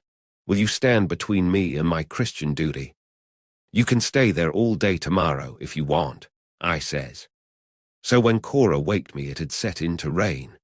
Even while I was going to the door with the lamp, and it shining on the glass so he could see I am coming, it kept on knocking. Not loud, but steady, like he might have gone to sleep thumping. But I never noticed how low down on the door the knocking was till I opened it and never seen nothing. I held the lamp up, with the rain sparkling across it, and Cora back in the hall saying, "Who is it, Vernon?" But I couldn't see nobody at all at first, until I looked down and around the door, lowering the lamp. He looked like a drowned puppy, in them overalls, without no hat, splashed up to his knees where he had walked them 4 miles in the mud. "Well, I'll be derned," I says. "Who is it, Vernon?" Cora says. He looked at me, his eyes round and black in the middle like when you throw a light in a owl's face. "You mind that 'ere fish?" he says. "Come in the house," I says. "What is it, is your more?" "Vernon," Cora says. He stood kind of around behind the door in the dark.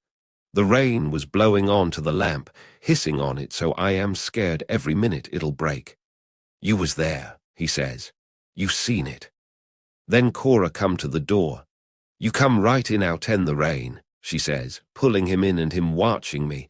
He looked just like a drowned puppy. "I told you," Cora says. "I told you it was a happening. You go and hitch." "But he ain't said," I says. He looked at me, dripping on to the floor. "He's ruining the rug," Cora says. "You go get the team while I take him to the kitchen." But he hung back, dripping, watching me with them eyes. "You was there. You seen it laying there. Cash is fixing to nail her up, and it was a-laying right there on the ground. You seen it. You seen the mark in the dirt. The rain never come up till after I was a-coming here, so we can get back in time. I be dern if it didn't give me the creeps, even when I didn't know yet. But Cora did. You get that team quick as you can," she says.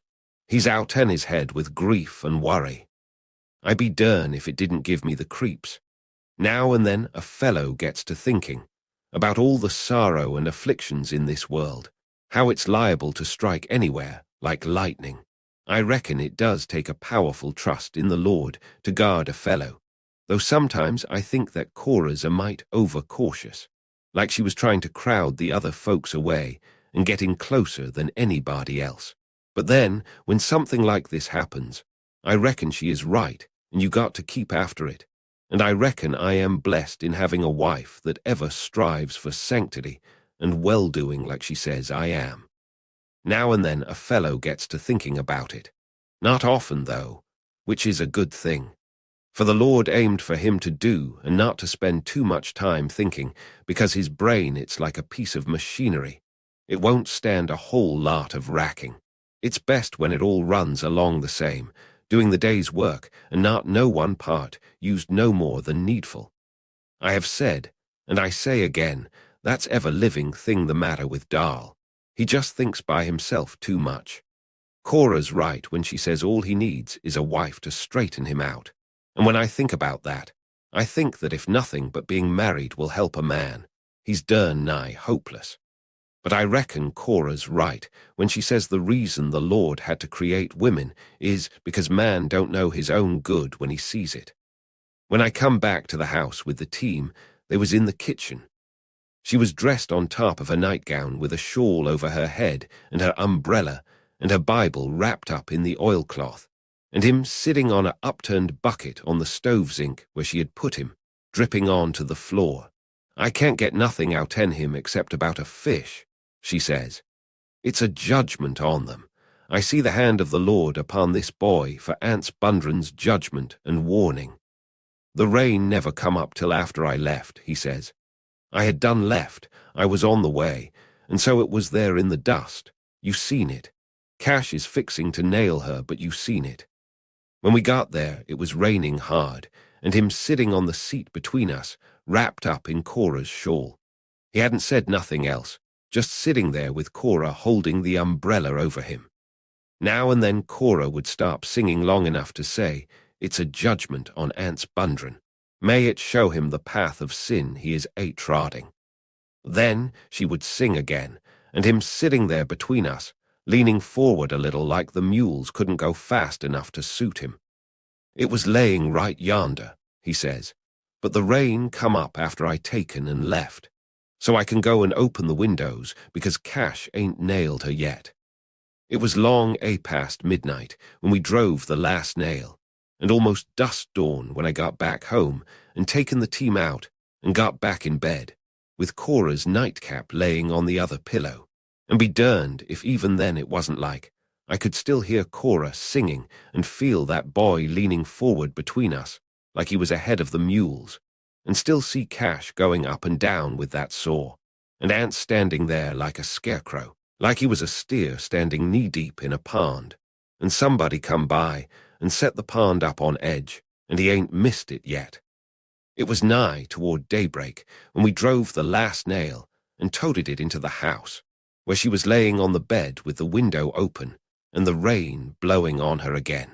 Twice he did it, and him so dead for sleep that Cora says his face looked like one of these here Christmas masts that had done been buried a while and then dug up, until at last they put her into it and nailed it down so he couldn't open the window on her no more. And the next morning they found him in his shirt-ale laying asleep on the floor like a felled steer, and the top of the bark's board clean full of holes, and Cash's new auger broke off in the last one. When they taken the lid off, they found that 2 of them had bored on into her face. If it's a judgment, it ain't right, because the Lord's got more to do than that. He's bound to have, because the only burden Anse Bundren's ever had is himself. And when folks talks him low, I think to myself he ain't that less of a man, or he couldn't have bore himself this long. It ain't right, I be dern if it is, because he said suffer little children to come unto me don't make it right neither. Cora said, I have bore you what the Lord God sent me. I faced it without fear nor terror, because my faith was strong in the Lord, bolstering and sustaining me. If you have no son, it's because the Lord has decreed otherwise in his wisdom. And my life is and has ever been an open book to a man or woman among his creatures, because I trust in my God and my reward. I reckon she's right. I reckon if there's a man or woman anywhere that he could turn it all over to and go away with his mind at rest, it would be Cora. And I reckon she would make a few changes, no matter how he was running it, and I reckon they would be for man's good. Leastways, we would have to like them.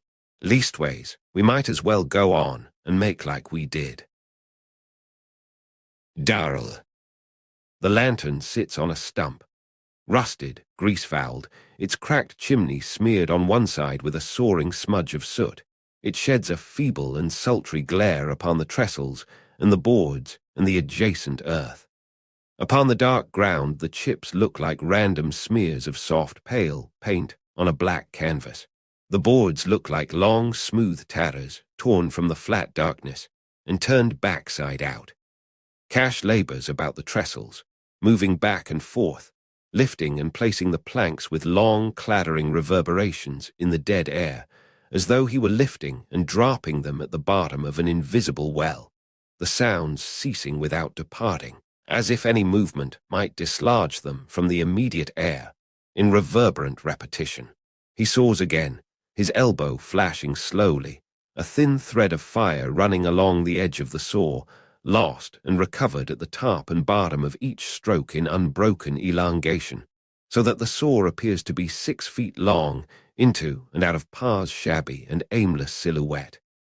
"Give me that plank," Cash says. "No, the other one." He puts the saw down and comes and picks up the plank he wants, sweeping Pa away with the long, swinging gleam of the balanced board. The air smells like sulphur. Upon the impalpable plane of it, their shadows form as upon a wall, as though like sound they had not gone very far away in falling, but had merely congealed for a moment, immediate and musing. Cash works on, half turned into the feeble light, one thigh and one pole-thin arm braced, his face sloped into the light with a rapt, dynamic immobility above his tireless elbow. Below the sky sheet lightning slumbers lightly. Against it, the trees, motionless, are ruffled out to the last twig, swollen, increased as though quick with young. It begins to rain. The first harsh, sparse, swift drops rush through the leaves and across the ground in a long sigh, as though of relief from intolerable suspense. They are big as buckshot, warm as though fired from a gun. They sweep across the lantern in a vicious hissing. Pa lifts his face, slack-mouthed, the wet black rim of snuff plastered close along the base of his gums. From behind his slack-faced astonishment, he muses as though from beyond time upon the ultimate outrage. Cash looks once at the sky, then at the lantern. The saw has not faltered, the running gleam of its pistoning edge unbroken. "Get something to cover the lantern," he says. Pa goes to the house. The rain rushes suddenly down, without thunder, without warning of any sort.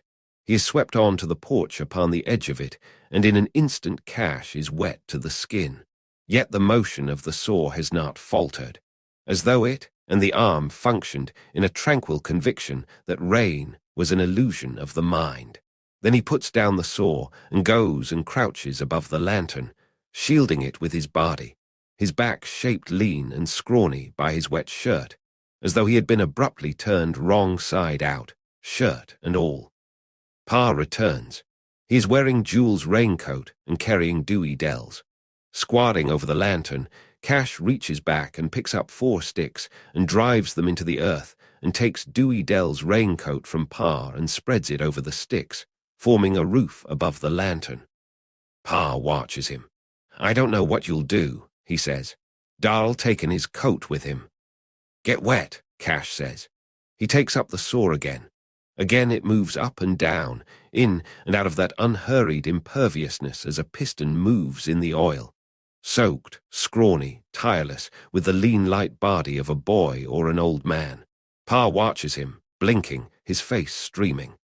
Again he looks up at the sky with that expression of dumb and brooding outrage, and yet of vindication, as though he had expected no less. Now and then he stirs, moves, gaunt and streaming, picking up a board or a tool, and then laying it down. Vernon Tull is there now, and Cash is wearing Mrs. Tull's raincoat, and he and Vernon are hunting the saw. After a while, they find it in Pa's hand. "Why don't you go on to the house out of the rain?"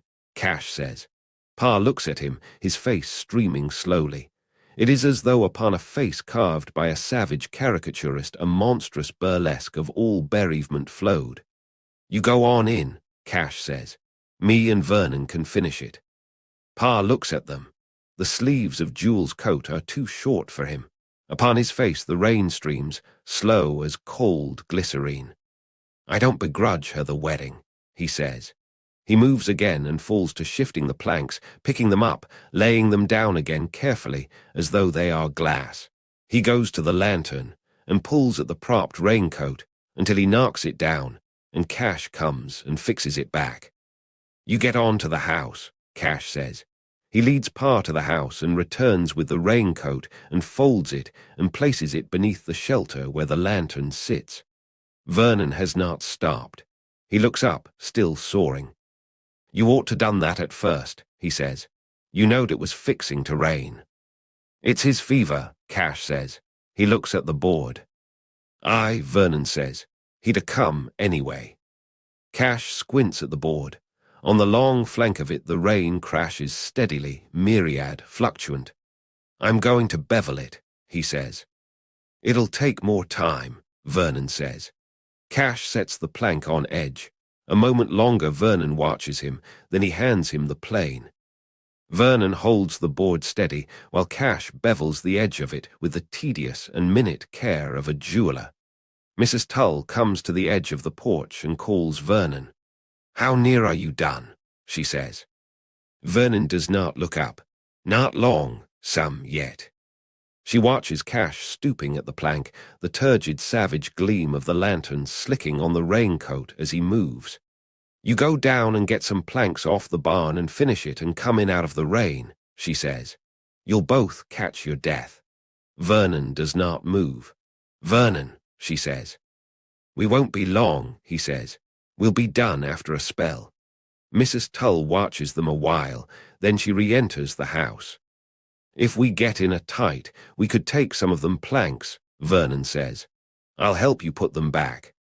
Cash ceases the plane and squints along the plank, wiping it with his palm. Give me the next one, he says. Sometime toward dawn the rain ceases. But it is not yet day when Cash drives the last nail and stands stiffly up and looks down at the finished coffin, the others watching him. In the lantern light, his face is calm, musing. Slowly he strokes his hands on his rain-coated thighs in a gesture deliberate, final and composed.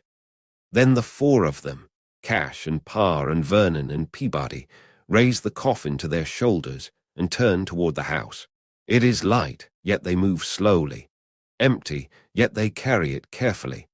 Lifeless, yet they move with hushed precautionary words to one another, speaking of it as though, complete, it now slumbered lightly alive, waiting to come awake. On the dark floor their feet clump awkwardly, as though for a long time they have not walked on floors. They set it down by the bed. Peabody says quietly, "Let's eat a snack. It's almost daylight. Where's Cash?" He has returned to the trestles, stooped again in the lantern's feeble glare as he gathers up his tools and wipes them on a cloth carefully, and puts them into the box with its leather sling to go over the shoulder.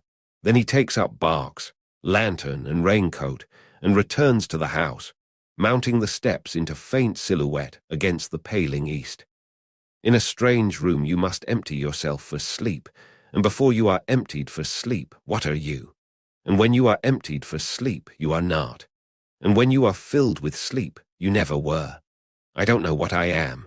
I don't know if I am or not. Jewel knows he is, because he does not know that he does not know whether he is or not. He cannot empty himself for sleep, because he is not what he is, and he is what he is not. Beyond the unlamped wall, I can hear the rain shaping the wagon that is ours. The load that is no longer theirs that felled and sawed it, nor yet theirs that bought it, and which is not ours either, lie on our wagon though it does, since only the wind and the rain shape it only to Jewel and me, that are not asleep. And since sleep is not, and rain and wind are was, it is not. Yet the wagon is, because when the wagon is was, Addie Bundren will not be. And Jewel is, so Addie Bundren must be. And then I must be, or I could not empty myself for sleep in a strange room. And so if I am not emptied yet, I am is. How often have I lain beneath rain on a strange roof, thinking of home. Cash. I made it on the bevel. There is more surface for the nails to grip. There is twice the gripping surface to each seam. The water will have to seep into it on a slant. Water moves easiest up and down or straight across. In a house, people are upright 2/3 of the time, so the seams and joints are made up and down, because the stress is up and down. In a bed where people lie down all the time, the joints and seams are made sideways, because the stress is sideways. Except a body is not square like a crosty. Animal magnetism. The animal magnetism of a dead body makes the stress come slanting, so the seams and joints of a coffin are made on the bevel. You can see by an old grave that the earth sinks down on the bevel, while in a natural hole it sinks by the center, the stress being up and down. So I made it on the bevel. It makes a neater job. Tull. It was 10 o'clock when I got back, with Peabody's team hitched onto the back of the wagon. They had already dragged the buckboard back from where Quick found it upside down straddle of the ditch about a mile from the spring. It was pulled out of the road at the spring, and about a dozen wagons was already there. It was Quick found it. He said the river was up and still rising. He said it had already covered the highest watermark on the bridge piling he had ever seen. That bridge won't stand a whole lot of water, I said. Has somebody told Anse about it? I told him, Quick said. He says he reckons them boys has heard and unloaded and are on the way back by now. He says they can load up and get across. He better go on and bury her at New Hope, Armstid said. That bridge is old. I wouldn't monkey with it. His mind is set on taking her to Jefferson, Quick said. Then he better get at it soon as he can, Armstid said. Anse meets us at the door. He is shaved, but not good. There is a long cut on his jaw, and he is wearing his Sunday pants and a white shirt with the neckband buttoned. It is drawn smooth over his hump, making it look bigger than ever, like a white shirt will, and his face is different too.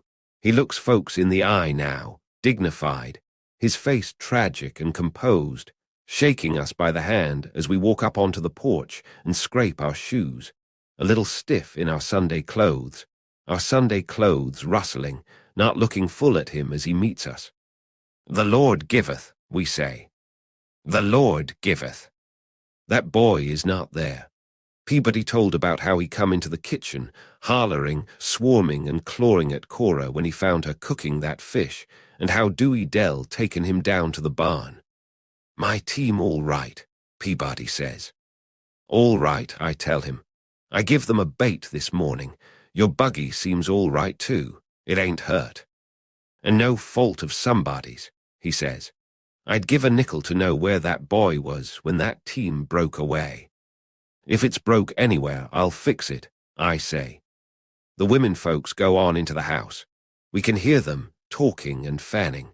The fans go whish, whish, whish, and them talking, the talking sounding kind of like bees murmuring in a water bucket. The men stop on the porch, talking some, not looking at one another. Howdy, Vernon, they say. Howdy, Tull. Looks like more rain. It does for a fact. Yes, sir, it will rain some more. It come up quick. And going away slow, it don't fail. I go around to the back. Cash is filling up the holes he bored in the top of it. He is trimming out plugs for them, one at a time, the wood wet and hard to work.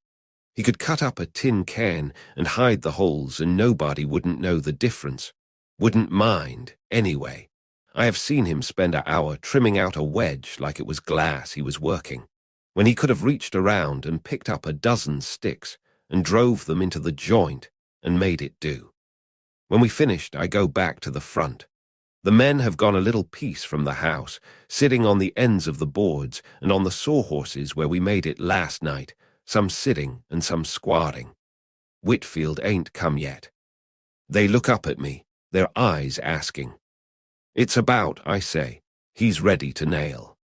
While they are getting up, Anse comes to the door and looks at us, and we return to the porch.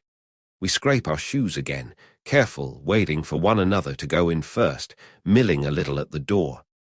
Anse stands inside the door, dignified, composed. He waves us in and leads the way into the room. They had laid her in it reversed. Cash made it clerk shape, like this with every joint, and seam beveled and scrubbed with the plane, tight as a drum and neat as a sewing basket, and they had laid her in it head to foot so it wouldn't crush her dress. It was her wedding dress, and it had a flare-out bottom, and they had laid her head to foot in it so the dress could spread out, and they had made her a veil out of a mosquito bar so the auger holes in her face wouldn't show. When we are going out, Whitfield comes. He is wet and muddy to the waist, coming in. The Lord comfort this house, he says. I was late because the bridge has gone. I went down to the old ford and swum my horse over, the Lord protecting me. His grace be upon this house. We go back to the trestles and plankens and sit or squat. I knowed it would go, Armstid says. It's been there a long time, that ere bridge, Quick says. The Lord has kept it there, you mean, Uncle Billy says. I don't know e'er a man that's touched hammer to it in 25 years. How long has it been there, Uncle Billy? Quick says. It was built in, let me see, it was in the year 1888, Uncle Billy says. I mind it because the first man to cross it was Peabody coming to my house when Jody was born. If I'd a crossed it every time your wife littered since, it'd have been wore out long before this, Billy, Peabody says. We laugh, suddenly loud, then suddenly quiet again. We look a little aside at one another. Lots of folks has crossed it that won't cross no more bridges, Houston says. It's a fact, Little John says. It's so. One more ain't no ways, Armstid says. It had taken them 2-3 days to got her to town in the wagon. They'd be gone a week, getting her to Jefferson and back. What's Aunt so itching to take her to Jefferson for anyway? Houston says. He promised her, I say. She wanted it. She come from there. Her mind was set on it. And Anse is set on it too, Quick says. Aye, Uncle Billy says. It's like a man that's let everything slide all his life to get set on something that will make the most trouble for everybody he knows. Well, it'll take the Lord to get her over that river now, Peabody says. Anse can't do it. And I reckon he will, Quick says. He's took care of Anse a long time now. It's a fact, Little John says. Too long to quit now, Armstid says. I reckon he's like everybody else around here, Uncle Billy says. He's done it so long now he can't quit. Cash comes out. He has put on a clean shirt, his hair wet, is combed smooth down on his brow, smooth and black as if he had painted it onto his head. He squats stiffly among us, we watching him. You feeling this weather, ain't you? Armstid says. Cash says nothing. A broke bone always feels it, Little John says. A fellow with a broke bone can tell it coming. Lucky Cash got off with just a broke leg, Armstid says. He might have hurt himself bedrid. How far'd you fall, Cash? 28 foot, 4.5 inches about, Cash says. I move over beside him. A fellow can show slip quick on wet planks, Quick says. It's too bad, I say, but you couldn't a-hulp it. It's them dern women, he says. I made it to balance with her. I made it to her measure and weight. If it takes wet boards for folks to fall, it's fixing to be lots of falling before this spell is done. You couldn't have hulp it, I say. I don't mind the folks falling. It's the carton and corn I mind. Neither does Peabody mind the folks falling. How 'bout it, Dark? It's a fact. Washed clean outen the ground it will be. Seems like something is always happening to it. Course it does. That's why it's worth anything. If nothing didn't happen and everybody made a big crop, do you reckon it would be worth the raising? Well, I be dern if I like to see my work washed out in the ground, work I sweat over. It's a fact. A fellow wouldn't mind seeing it washed up if he could just turn on the rain himself. Who is that man can do that? Where is the colour of his eyes? Aye, the Lord made it to grow. It's his'n to wash up if he sees it fittin' so. You couldn't have hulp it, I say. It's them dern women, he says. In the house the women begin to sing. We hear the first line commence, beginning to swell as they take hold, and we rise and move toward the door, taking off our hats and throwing our shoes away. We do not go in.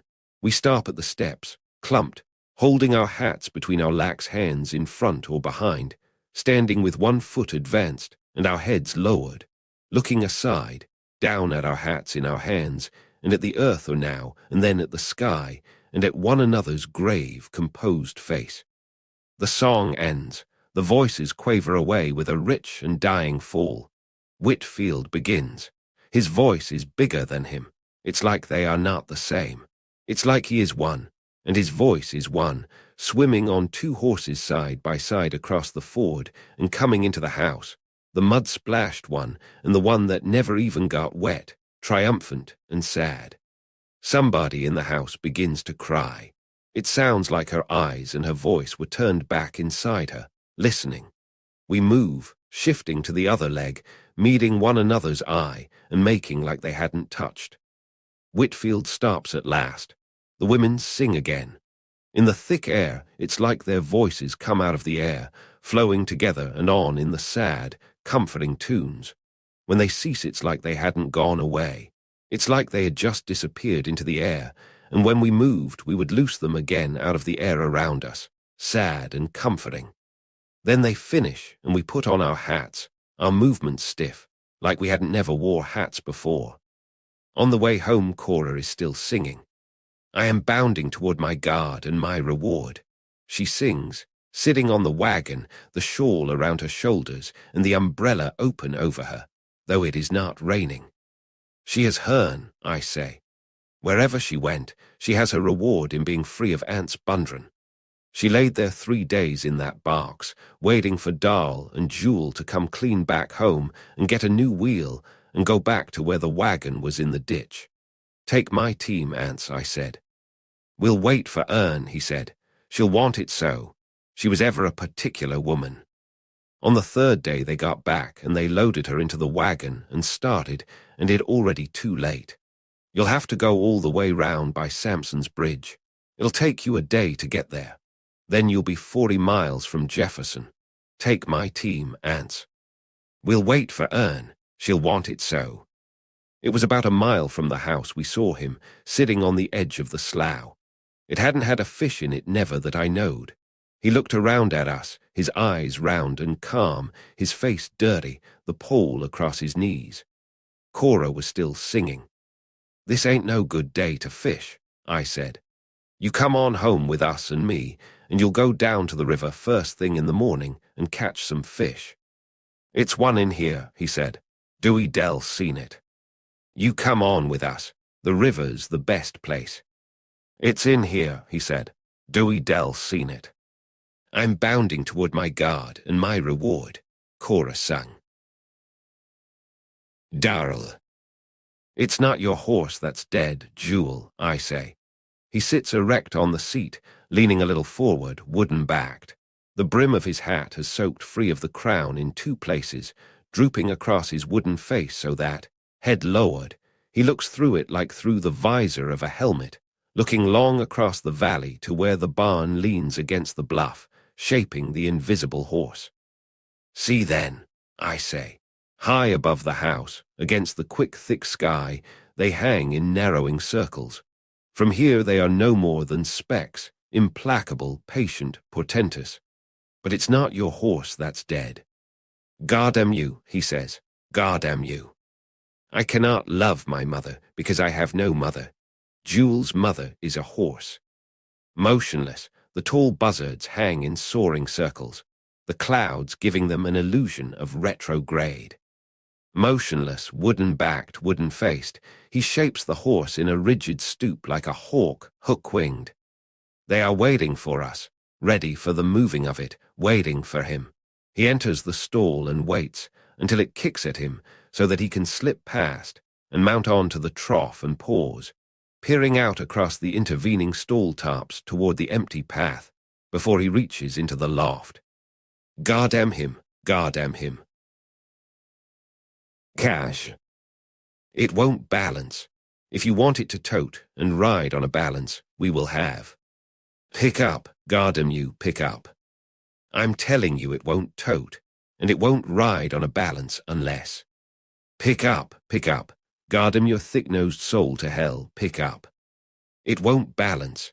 If they want it to tote and ride on a balance, they will have. Darl. He stoops among us above it, 2 of the 8 hands. In his face the blood goes in waves. In between them his flesh is greenish-looking, about that smooth, thick, pale green of cow's cud, his face suffocated, furious, his lip lifted upon his teeth. Pick up, he says. Pick up, goddamn your thick-nosed soul. He heaves, lifting one whole side so suddenly that we all spring into the lift to catch and balance it before he hurls it completely over. For an instant it resists, as though volitional, as though within it her pole-thin body clings furiously, even though dead, to a sort of modesty, as she would have tried to conceal a soiled garment that she could not prevent her body soiling. Then it breaks free, rising suddenly, as though the emaciation of her body had added buoyancy to the planks, or as though, seeing that the garment was about to be torn from her, she rushes suddenly after it in a passionate reversal that flouts its own desire and need. Jewel's face goes completely green, and I can hear teeth in his breath. We carry it down the hall, our feet harsh and clumsy on the floor, moving with shuffling steps, and through the door. "Steady it a minute now," Pa says, letting go. He turns back to shut and lock the door, but Jewel will not wait. "Come on," he says in that suffocating voice. "Come on." We lower it carefully down the steps. We move, balancing it as though it were something infinitely precious, our faces averted, breathing through our teeth to keep our nostrils closed. We go down the path, toward the slope. "We better wait," Cash says. "I tell you it ain't balanced now. We'll need another hand on that hill." "Then turn loose," Jewel says. He will not stop. Cash begins to fall behind, hobbling to keep up, breathing harshly. Then he is distanced, and Jewel carries the entire front end alone, so that, tilting as the path begins to slant, it begins to rush away from me and slip down the air like a sled upon invisible snow, smoothly evacuating atmosphere in which the sense of it is still shaped. "Wait, Jewel," I say. But he will not wait. He is almost running now, and Cash is left behind. It seems to me that the end which I now carry alone has no weight, as though it coasts like a rushing straw upon the furious tide of Jewel's despair. I am not even touching it when, turning, he lets it overshoot him, swinging, and stops it, and sloughs it into the wagon bed in the same motion, and looks back at me, his face suffused with fury and despair. "Goddamn you, goddamn you." Vardaman. We are going to town.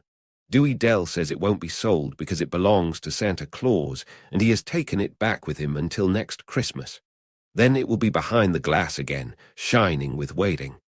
Pa and Cash are coming down the hill, but Jewel is going to the barn. "Jewel," Pa says. Jewel does not stop. "Where you going?" Pa says, but Jewel does not stop. "You leave that horse here," Pa says. Jewel stops and looks at Pa. Jewel's eyes look like marbles. "You leave that horse here," Pa says. "We'll all go in the wagon with Ma like she wanted." "But my mother is a fish. Vernon's seen it. He was there." "Jewel's mother is a horse," Darl said. "Then mine can be a fish, can't it, Darl?" I said. "Jewel is my brother." "Then mine will have to be a horse too," I said. "Why?" Darl said. "If Pa is your pa, why does your ma have to be a horse just because Jewel's is?" "Why does it?" I said. "Why does it, Darl?" "Darl is my brother." "Then what is your ma, Darl?" I said. "I haven't got one," Darl said, "because if I had one, it is was, and if it is was, it can't be is, can it?" "No," I said. "Then I am not," Darl said. "Am I?" "No," I said. "I am. Darl is my brother." "But you are, Darl," I said. "I know it," Darl said. "That's why I am not is. Is too many for one woman to foal." Cash is carrying his toolbox. Pa looks at him. "I'll stop at Tull's on the way back," Cash says. "Get on that barn roof." "It ain't respectful," Pa says. "It's a deliberate flouting of her and of me." "Do you want him to come all the way back here and carry them up to Tull's afoot?" Darl says. Pa looks at Darl, his mouth chewing. "Pa shaves every day now because my mother is a fish." "It ain't right," Pa says. "Dewey Dell has the package in her hand. She has the basket with our dinner too." "What's that?" Pa says. "Mrs. Tull's cakes," Dewey Dell says, getting into the wagon. "I'm taking them to town for her." "It ain't right," Pa says. "It's a flouting of the dead. It'll be there. It'll be there come Christmas," she says, shining on the track. She says he won't sell it to no town boys. Darl. He goes on toward the barn, entering the lot, wooden-backed. Dewey Dell carries the basket on one arm. In the other hand, something wrapped square in a newspaper. Her face is calm and sullen, her eyes brooding and alert. Within them I can see Peabody's back like two round peas in two thimbles. Perhaps in Peabody's back 2 of those worms which work surreptitious and steady through you and out the other side, and you waking suddenly from sleep or from waking, with on your face an expression sudden, intent, and concerned. She sets the basket into the wagon and climbs in, her leg coming long from beneath her tightening dress. That lever which moves the world, one of that caliper which measures the length and breadth of life. She sits on the seat beside Vardaman and sets the parcel on her lap. Then he enters the barn. He has not looked back. It ain't right, Pa says. It's little enough for him to do for her. Go on, Cash says. Leave him stay if he wants. He'll be all right here. Maybe he'll go up to Tull's and stay. He'll catch us, I say. He'll cut across and meet us at Tull's Lane. He would have rid that horse too, Pa says, if I hadn't stopped him. A dern spotted critter wilder than a catamount. A deliberate flouting of her and of me. The wagon moves. The mule's ears begin to bob. Behind us, above the house, motionless in tall and soaring circles, they diminish and disappear. Anse. I told him not to bring that horse out of respect for his dead ma, because it wouldn't look right. Him prancing along on a dern circus animal, and her wanting us all to be in the wagon with her that sprung from her flesh and blood. But we hadn't no more than passed Tull's Lane when Darl begun to laugh, setting back there on the plank seat with Cash, with his dead ma lying in her coffin at his feet, laughing. How many times I told him it's doing such things as that makes folks talk about him, I don't know. I says I got some regard for what folks says about my flesh and blood, even if you haven't, even if I have raised such a dern passel of boys. And when you fixes it so folks can say such about you, it's a reflection on your ma, I says, not me. I am a man and I can stand it. It's on your women folks, your ma and sister that you should care for. And I turned and looked back at him sitting there, laughing. I don't expect you to have no respect for me, I says, but with your own ma not cold in her coffin yet. Yonder, Cash says, jerking his head toward the lane. The horse is still a right smart piece away, coming up at a good pace, but I don't have to be told who it is. I just looked back at Darl, sitting there laughing. I done my best, I says. I tried to do as she would wish it. The Lord will pardon me and excuse the conduct of them he sent me. And Darl sitting on the plank seat right above her where she was laying, laughing. Darl. He comes up the lane fast, yet we are 300 yards beyond the mouth of it when he turns into the road, the mud flying beneath the flickering drive of the hooves. Then he slows a little, light and erect in the saddle, the horse mincing through the mud. Tull is in his lot. He looks at us, lifts his hand. We go on, the wagon creaking, the mud whispering on the wheels. Vernon still stands there. He watches Jewel as he passes, the horse moving with a light, high-kneed driving gait 300 yards back. We go on, with a motion so soporific, so dreamlike as to be uninferent of progress, as though time and not space were decreasing between us and it. It turns off at right angles, the wheel marks of last Sunday healed away now. A smooth, red scoriation curving away into the pines. A white signboard with faded lettering, New Hope Church, 3 mi. It wheels up like a motionless hand lifted above the profound desolation of the ocean. Beyond it, the red road lies like a spoke of which Addie Bundren is the rim. It wheels past, empty, unscarred. The white signboard turns away its fading and tranquil assertion. Cash looks up the road quietly, his head turning as we pass it like an owl's head, his face composed. Pa looks straight ahead, humped. Dewey Dell looks at the road too, then she looks back at me, her eyes watchful and repudiant, not like that question which was in those of Cash, for a smouldering while.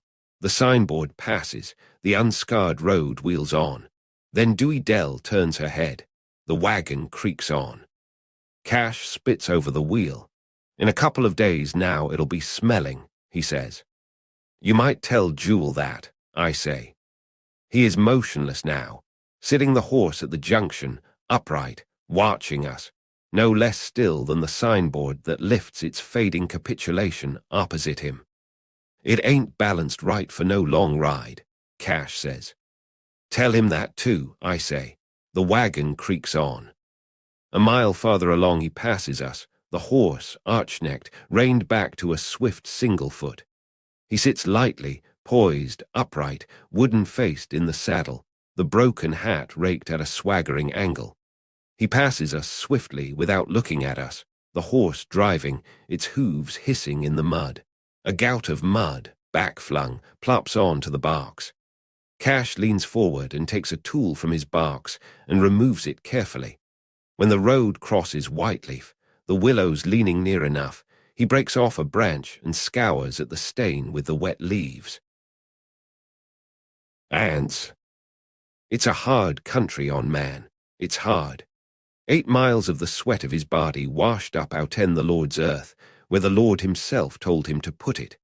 Nowhere in this sinful world can a honest, hard-working man profit. It takes them that runs the stores in the towns, doing no sweating, living off of them that sweats. It ain't the hard-working man, the farmer. Sometimes I wonder why we keep at it. It's because there is a reward for us above, where they can't take their motors and such. Every man will be equal there, and it will be taken from them that have and give to them that have not by the Lord. But it's a long wait, seems like. It's bad that a fellow must earn the reward of his right-doing by flouting himself and is dead. We drove all the rest of the day and got to Samson's at dusk dark, and then that bridge was gone too. They hadn't never seen the river so high, and it's not done raining yet. There was old men that hadn't never seen nor heard of it being so in the memory of man. I am the chosen of the Lord, for who he loveth, so doth he chastiseth. But I be dern if he don't take some curious ways to show it, seems like. But now I can get them teeth. That will be a comfort. It will. Samson. It was just before sundown. We were sitting on the porch when the wagon came up the road with the 5 of them in it and the other one on the horse behind. One of them raised his hand, but they was going on past the store without stopping. "Who's that?" Macgowan says. I can't think of his name. Rafe's twin, that one it was. "It's Bundren from down beyond New Hope," Quick says. "There's one of them Snopes' horses Jules riding." "I didn't know there was e'er one of them horses left," Macgowan says. "I thought you folks down there finally contrived to give them all away." "Try and get that one," Quick says. The wagon went on. "I bet, old man, Larn never gave it to him," I says. "No," Quick says. "He bought it from Pappy." The wagon went on. "They must not have heard about the bridge," he says. "What are they doing up here, anyway?" Macgowan says. "Taking a holiday since he got his wife buried, I reckon," Quick says. "Heading for town, I reckon, with Tull's bridge gone too. I wonder if they ain't heard about the bridge." "They'll have to fly, then," I says. "I don't reckon there's e'er a bridge between here and mouth of Ishitawa." They had something in the wagon. But Quick had been to the funeral 3 days ago, and we naturally never thought anything about it, except that they were heading away from home mighty late, and that they hadn't heard about the bridge. "You better holler at them," Macgowan says. "Dern it, the name is right on the tip of my tongue." So Quick hollered, and they stopped, and he went to the wagon and told them. He come back with them. "They're going to Jefferson," he says. "The bridge at Tull's is gone too, like we didn't know it," and his face looked funny around the nostrils.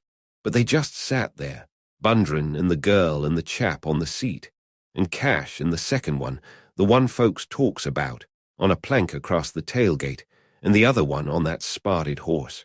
But I reckon they was used to it by then, because when I said to Cash that they'd have to pass by New Hope again, and what they'd better do, he just says, "I reckon we can get there. I ain't much for meddling. Let every man run his own business to suit himself," I say.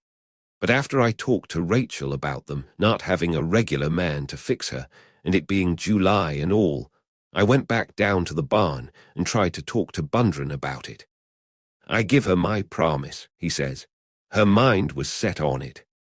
I notice how it takes a lazy man, a man that hates moving, to get set on moving once he does get started off, the same as he was set on staying still, like it ain't the moving he hates so much as the starting and the stopping, and like he would be kind of proud of whatever come up to make the moving or the setting still look hard.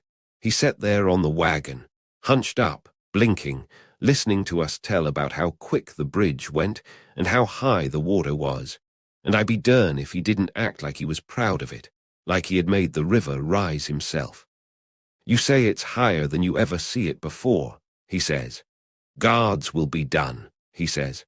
I reckon it won't go down much by morning neither, he says. You better stay here tonight, I says, and get an early start for New Hope tomorrow morning. I was just sorry for them bone-gaunted mules. I told Rachel, I says, well, would you have had me turn them away at dark, 8 miles from home? What else could I do, I says. It won't be but one night, and they'll keep it in the barn, and they'll surely get started by daylight. And so I says, you stay here tonight, and early tomorrow you can go back to New Hope. I got tools enough, and the boys can go on right after supper and have it dug and ready if they want. And then I found that girl watching me. If her eyes had been pistols, I wouldn't be talking now. I'd be dog if they didn't blaze at me. And so when I went down to the barn, I come on them, her talking so she never noticed when I come up. You promised her, she says. She wouldn't go until you promised. She thought she could depend on you. If you don't do it, it will be a curse on you. Can't no man say I don't aim to keep my word, Bundren says. My heart is open to error, man. I don't care what your heart is, she says. She was whispering, kind of talking fast. You promised her. You've got to. You. Then she seen me and quit, standing there. If they'd been pistols, I wouldn't be talking now. So when I talk to him about it, he says, I give her my promise. Her mind is set on it. But seems to me she'd rather have her ma buried close by, so she could. It's Addie I give the promise to, he says. Her mind is set on it. So I told them to drive it into the barn, because it was threatening rain again, and that supper was about ready. Only they didn't want to come in.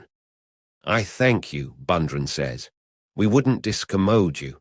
We got a little something in the basket. We can make out. Well, I says, since you are so particular about your women folks, I am too. And when folks stops with us at mealtime and won't come to the table, my wife takes it as an insult. So the girl went on to the kitchen to help Rachel. And then Jewel come to me. Show, I says. Help yourself out in the loft. Feed him when you bait the mules. I rather pay you for him, he says. What for? I says. I wouldn't begrudge no man a bait for his horse. I rather pay you, he says. I thought he said extra. Extra for what? I says. Won't he eat hay and corn? Extra feed, he says. I feed him a little extra, and I don't want him beholden to no man. You can't buy no feed from me, boy, I says. And if he can eat that loft clean, I'll help you load the barn on to the wagon in the morning. He ain't never been beholden to no man, he says. I rather pay you for it. And if I had my rathers, you wouldn't be here at all, I wanted to say. But I just says, then it's high time he commenced. You can't buy no feed from me. When Rachel put supper on, her and the girl went and fixed some beds, but wouldn't any of them come in. She's been dead long enough to get over that sort of foolishness, I says, because I got just as much respect for the dead as e'er a man, but you've got to respect the dead themselves, and a woman that's been dead in a box 4 days, the best way to respect her is to get her into the ground as quick as you can. But they wouldn't do it. It wouldn't be right, Bundren says. Course, if the boys wants to go to bed, I reckon I can set up with her. I don't begrudge her it. So when I went back down there, they were squatting on the ground around the wagon, all of them. Let that chap come to the house and get some sleep, anyway, I says. And you better come too, I says to the girl. I wasn't aiming to interfere with them, and I surely hadn't done nothing to her that I knowed. He's done already asleep, Bundren says. They had done put him to bed in the trough in a empty stall. Well, you come on then, I says to her, but still she never said nothing. They just squatted there. You couldn't hardly see them. How about you boys? I says. You got a full day tomorrow. After a while, Cash says, I thank you. We can make out. We wouldn't be beholden, Bundren says. I thank you kindly. So I left them squatting there.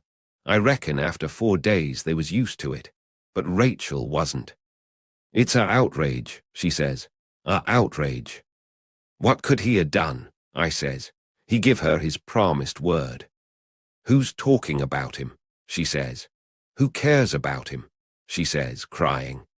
I just wish that you and him and all the men in the world that torture us alive and flout us dead, dragging us up and down the country. Now, I says, you're upset. Don't you touch me, she says. Don't you touch me. A man can't tell nothing about them. I lived with the same 115 years, and I be dern if I can. And I imagined a lot of things coming up between us, but I be dern if I ever thought it would be a body 4 days dead, and that a woman. But they make life hard on them not taking it as it comes up, like a man does. So I laid there, hearing it commence to rain, thinking about them down there, squatting around the wagon and the rain on the roof, and thinking about Rachel crying there, until after a while it was like I could still hear her crying even after she was asleep, and smelling it even when I knowed I couldn't. I couldn't decide, even then, whether I could or not, or if it wasn't just knowing it was what it was. So next morning I never went down there. I heard them hitching up, and then, when I knowed they must be about ready to take out, I went out the front and went down the road toward the bridge until I heard the wagon come out of the lot and go back toward New Hope. And then when I come back to the house, Rachel jumped on me because I wasn't there to make them come in to breakfast. You can't tell about them. Just about when you decide they mean one thing, I be dern if you not only haven't got to change your mind, like as not you got to take a raw hiding for thinking they meant it. But it was still like I could smell it, and so I decided then that it wasn't smelling it, but it was just knowing it was there, like you will get fooled now and then. But when I went to the barn, I knew different. When I walked into the hallway, I saw something. It kind of hunkered up when I come in, and I thought at first it was one of them got left. Then I saw what it was. It was a buzzard. It looked around and saw me and went on down the hall, spraddle-legged, with its wings kind of hunkered out, watching me first over one shoulder and then over the other, like our old bald-headed man. When it got outdoors, it begun to fly. It had to fly a long time before it ever got up into the air, with it thick and heavy, and full of rain like it was. If they was bent on going to Jefferson, I reckon they could have gone around up by Mount Vernon, like Mac Callum did. He'll get home about day after tomorrow, horseback. Then they'd be just 18 miles from town. But maybe this bridge being gone too has learned him the Lord's sense and judgment. That Mac Callum, he's been trading with me off and on for 12 years. I have known him from a boy up, know his name as well as I do my own, but be dern if I can say it. Dewey Dell. The signboard comes in sight. It is looking out at the road now because it can wait. New Hope, 3 mi, it will say. New Hope, 3 mi, New Hope, 3 mi. And then the road will begin, curving away into the trees, empty with waiting, saying New Hope 3 miles. I heard that my mother is dead. I wish I had time to let her die. I wish I had time to wish I had. It is because in the wild and outraged earth too soon, too soon, too soon. It's not that I wouldn't and will not, it's that it is too soon, too soon, too soon. Now it begins to say it. New Hope 3 miles.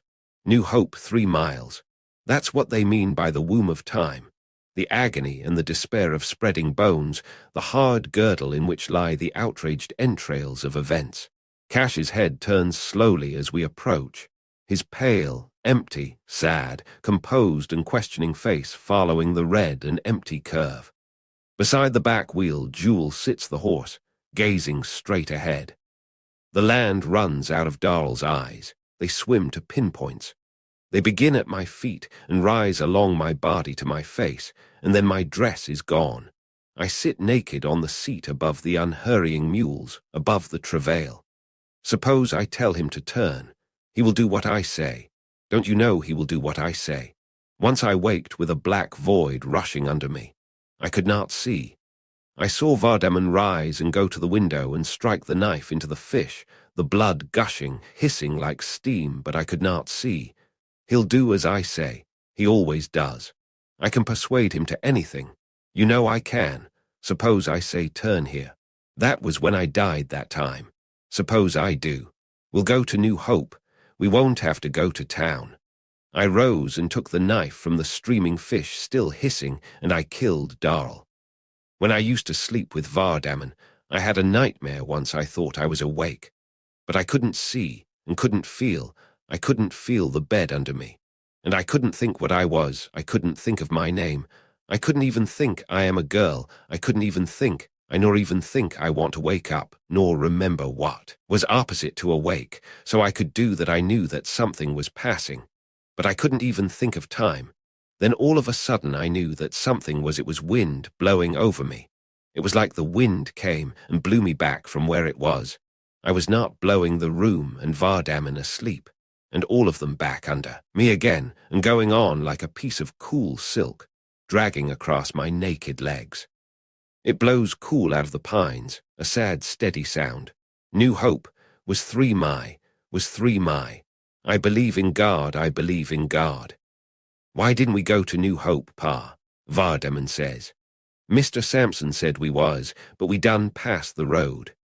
Darl says, look, Jewel. But he is not looking at me.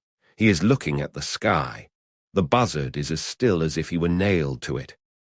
We turn into Tull's Lane.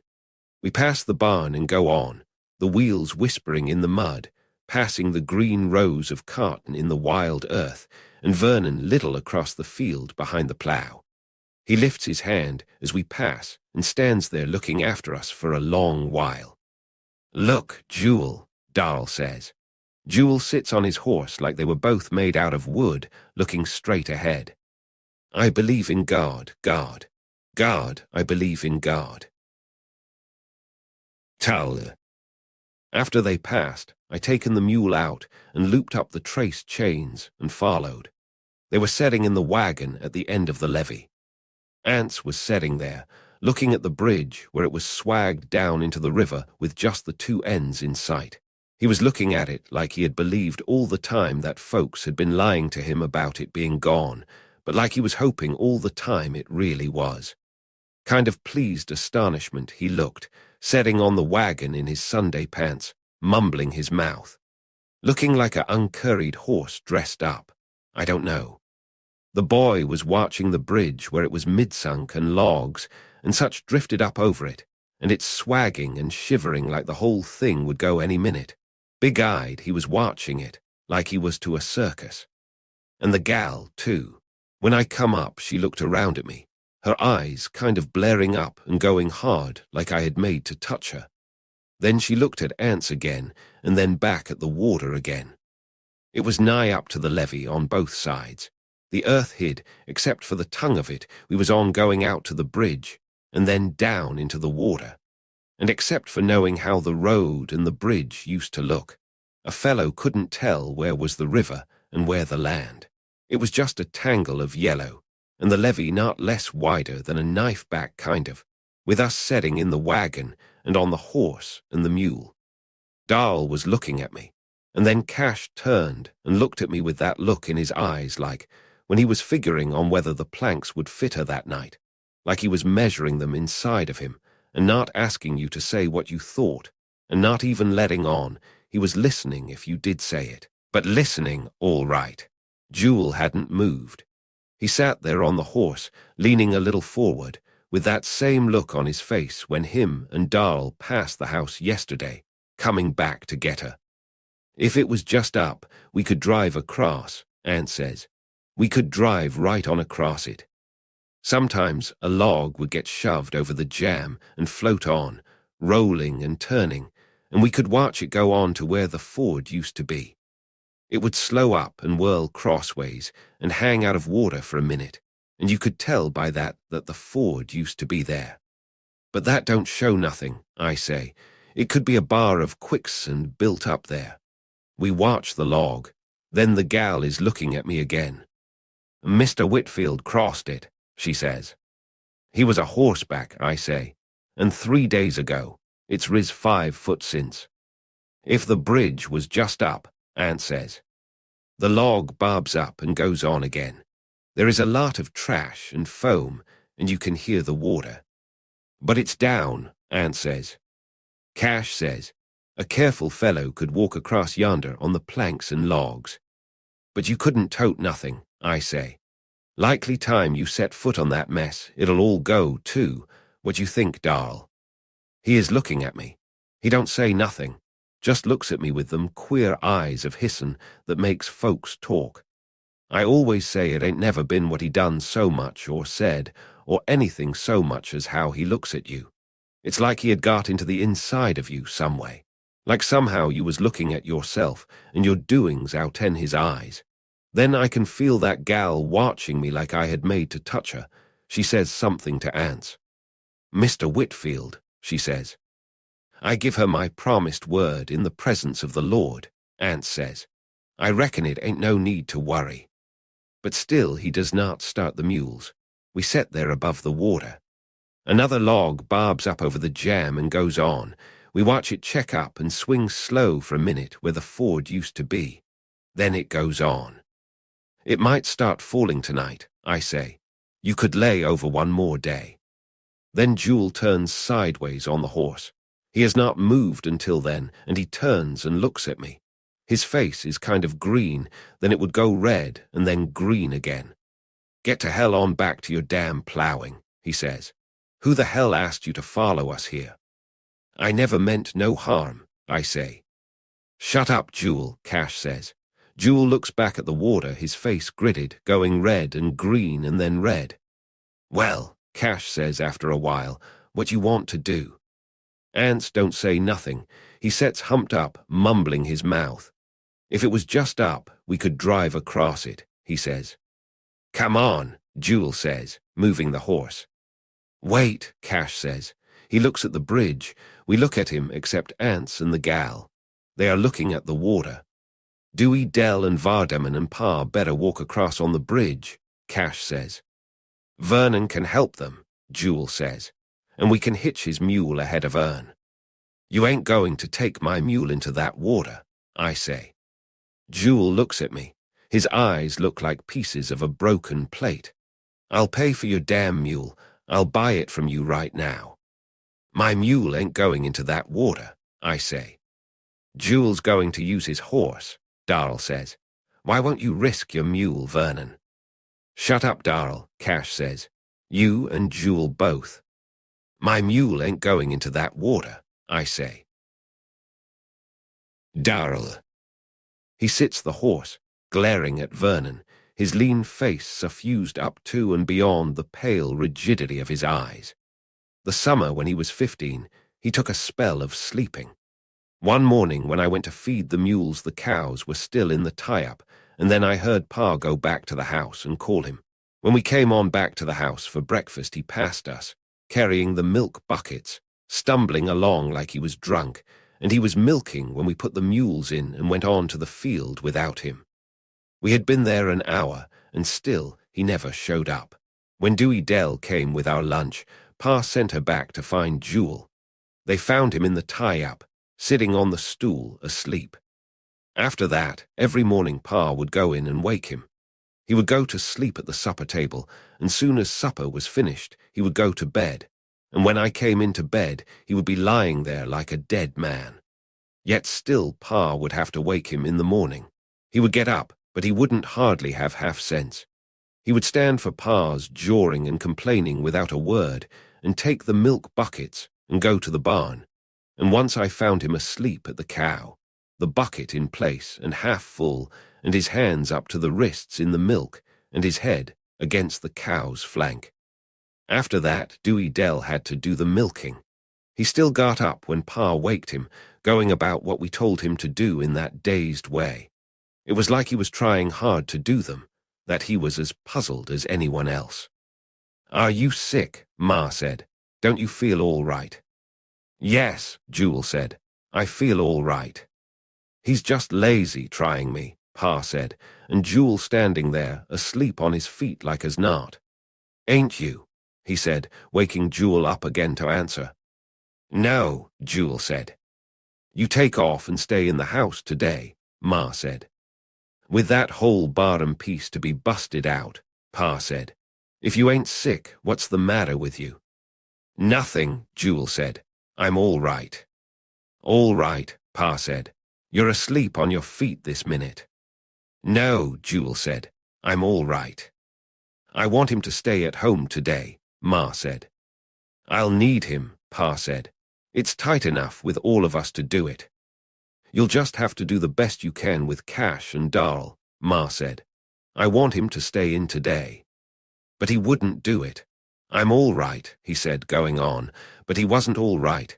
Anybody could see it. He was losing flesh, and I have seen him go to sleep chopping. Watch the hoe going slower and slower up and down, with less and less of an arc, until it stopped, and he leaning on it motionless in the hot shimmer of the sun. Ma wanted to get the doctor, but Pa didn't want to spend the money without it was needful, and Jewel did seem all right, except for his thinness, and his way of dropping off to sleep at any moment.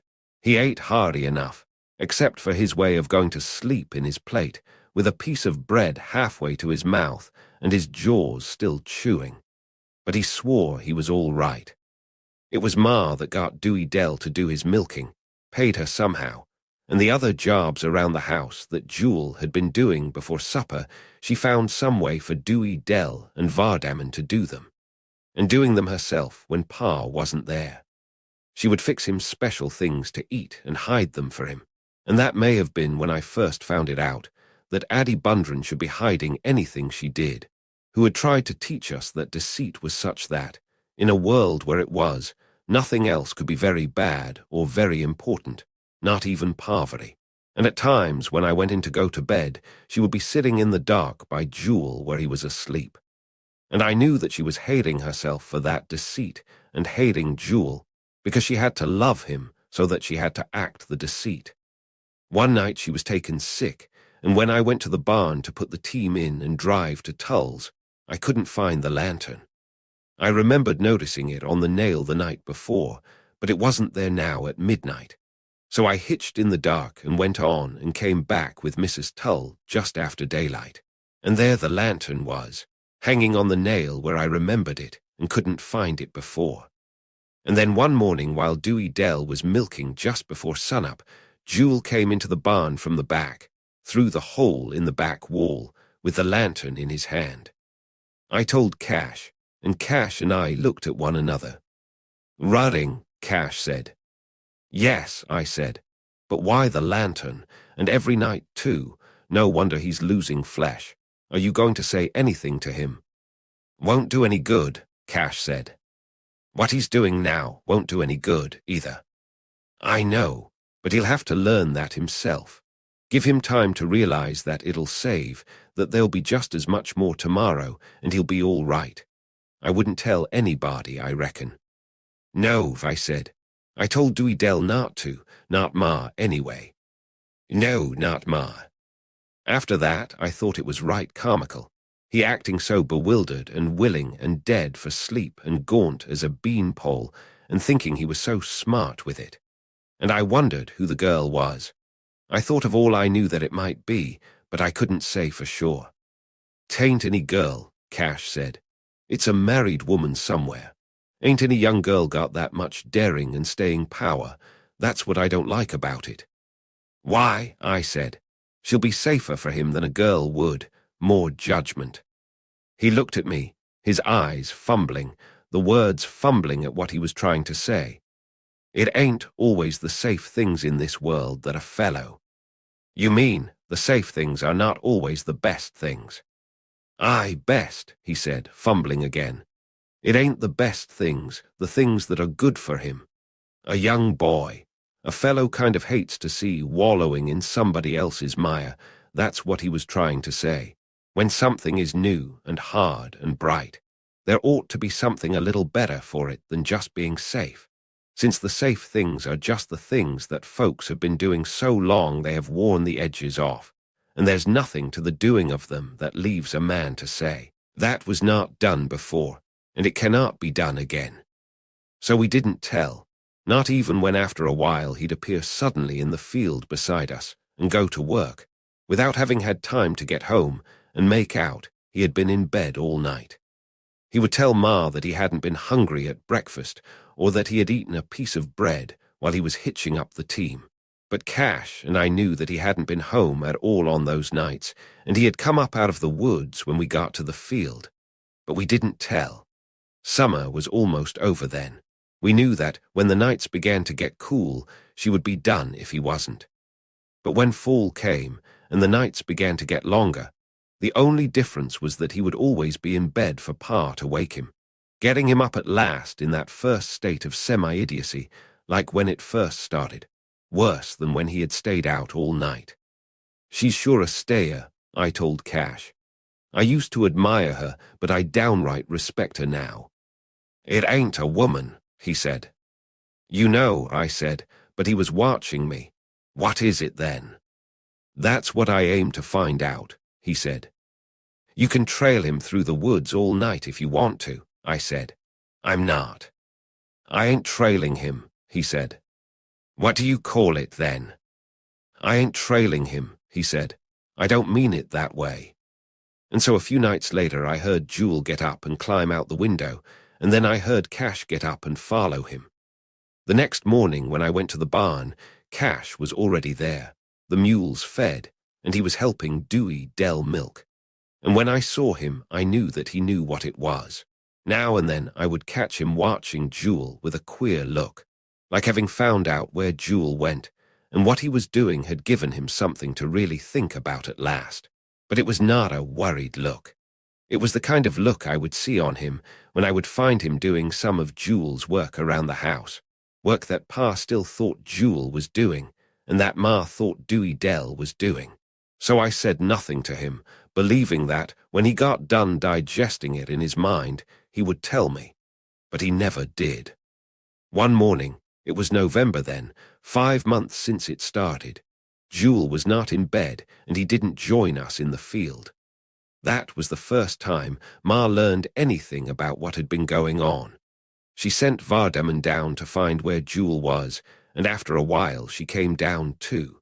It was as though, so long as the deceit ran along quiet and monotonous, all of us let ourselves be deceived, abetting it unawares or maybe through cowardice, since all people are cowards and naturally prefer any kind of treachery because it has a bland outside. But now it was like we had all, and by a kind of telepathic agreement of admitted fear, flung the whole thing back like covers on the bed, and we all sitting bolt upright in our nakedness, staring at one another and saying, now is the truth. He hasn't come home. Something has happened to him. We let something happen to him. Then we saw him. He came up along the ditch and then turned straight across the field, riding the horse. Its mane and tail were going, as though in motion they were carrying out the splotchy pattern of its coat. He looked like he was riding on a big pinwheel, barebacked, with a rope bridle and no hat on his head. It was a descendant of those Texas ponies Flem Snopes brought here 25 years ago and auctioned off for $2 a head and nobody. But old Lon Quick ever caught his and still owned some of the blood because he could never give it away. He galloped up and stopped, his heels in the horse's ribs and it dancing and swirling like the shape of its mane and tail, and the splotches of its coat had nothing whatever to do with the flesh and bone horse inside them, and he sat there, looking at us. "Where did you get that horse?" Pa said. "Bought it," Jewel said, "from Mr. Quick." "Bought it," Pa said. "With what? Did you buy that thing on my word?" "It was my money," Jewel said. "I earned it. You won't need to worry about it." "Jewel," Ma said. "Jewel." "It's all right," Cash said. "He earned the money. He cleaned up that 40 acres of new ground Quick laid out last spring. He did it single-handed, working at night by lantern. I saw him. So I don't reckon that horse cost anybody anything except Jewel. I don't reckon we need worry." "Jewel," Ma said. "Jewel," then she said. "You come right to the house and go to bed." "Not yet," Jewel said. "I ain't got time. I got to get me a saddle and bridle. Mr. Quick, says he. Jewel, Ma said, looking at him. I'll give. Then she began to cry. She cried hard, not hiding her face, standing there in her faded wrapper, looking at him and him on the horse, looking down at her, his face growing cold and a little sick-looking until he looked away quick, and Cash came and touched her. You go on to the house, Cash said. This here ground is too wet for you. You go on now. She put her hands to her face then, and after a while she went on, stumbling a little on the plough marks. But pretty soon she straightened up and went on. She didn't look back. When she reached the ditch, she stopped and called Vardaman. He was looking at the horse, kind of dancing up and down by it. Let me ride, Jewel, he said. Let me ride, Jewel. Jewel looked at him, then he looked away again, holding the horse reined back. Pa watched him, mumbling his lip. So you bought a horse, he said. You went behind my back and bought a horse. You never consulted me. You know how tight it is for us to make by, yet you bought a horse for me to feed. Taken the work from your flesh and blood and bought a horse with it. Jewel looked at Pa, his eyes paler than ever.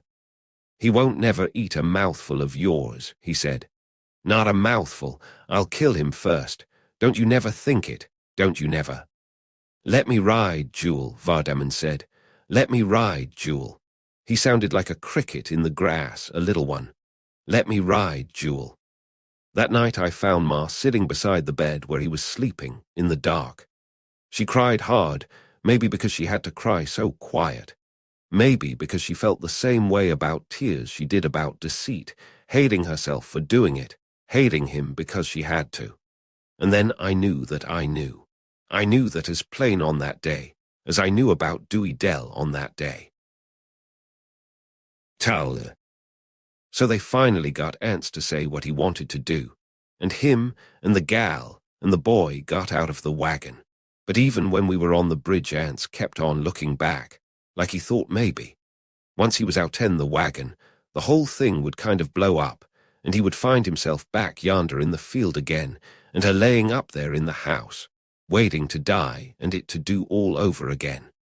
You ought to let them taken your mule, he says, and the bridge shaking and swaying under us, going down into the moiling water like it went clean through to the other side of the earth, and the other end coming up out in the water like it wasn't the same bridge at all, and that them that would walk up out in the water on that side must come from the bottom of the earth.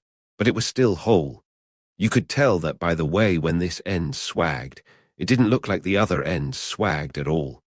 Just like the other trees and the bank yonder were swinging back and forth slow like on a big clock, and them logs scraping and bumping at the sunk part, and tilting end up and shooting clean out in the water, and tumbling on toward the ford, and the wading, slick, whirling and foamy. What good would that ha' done?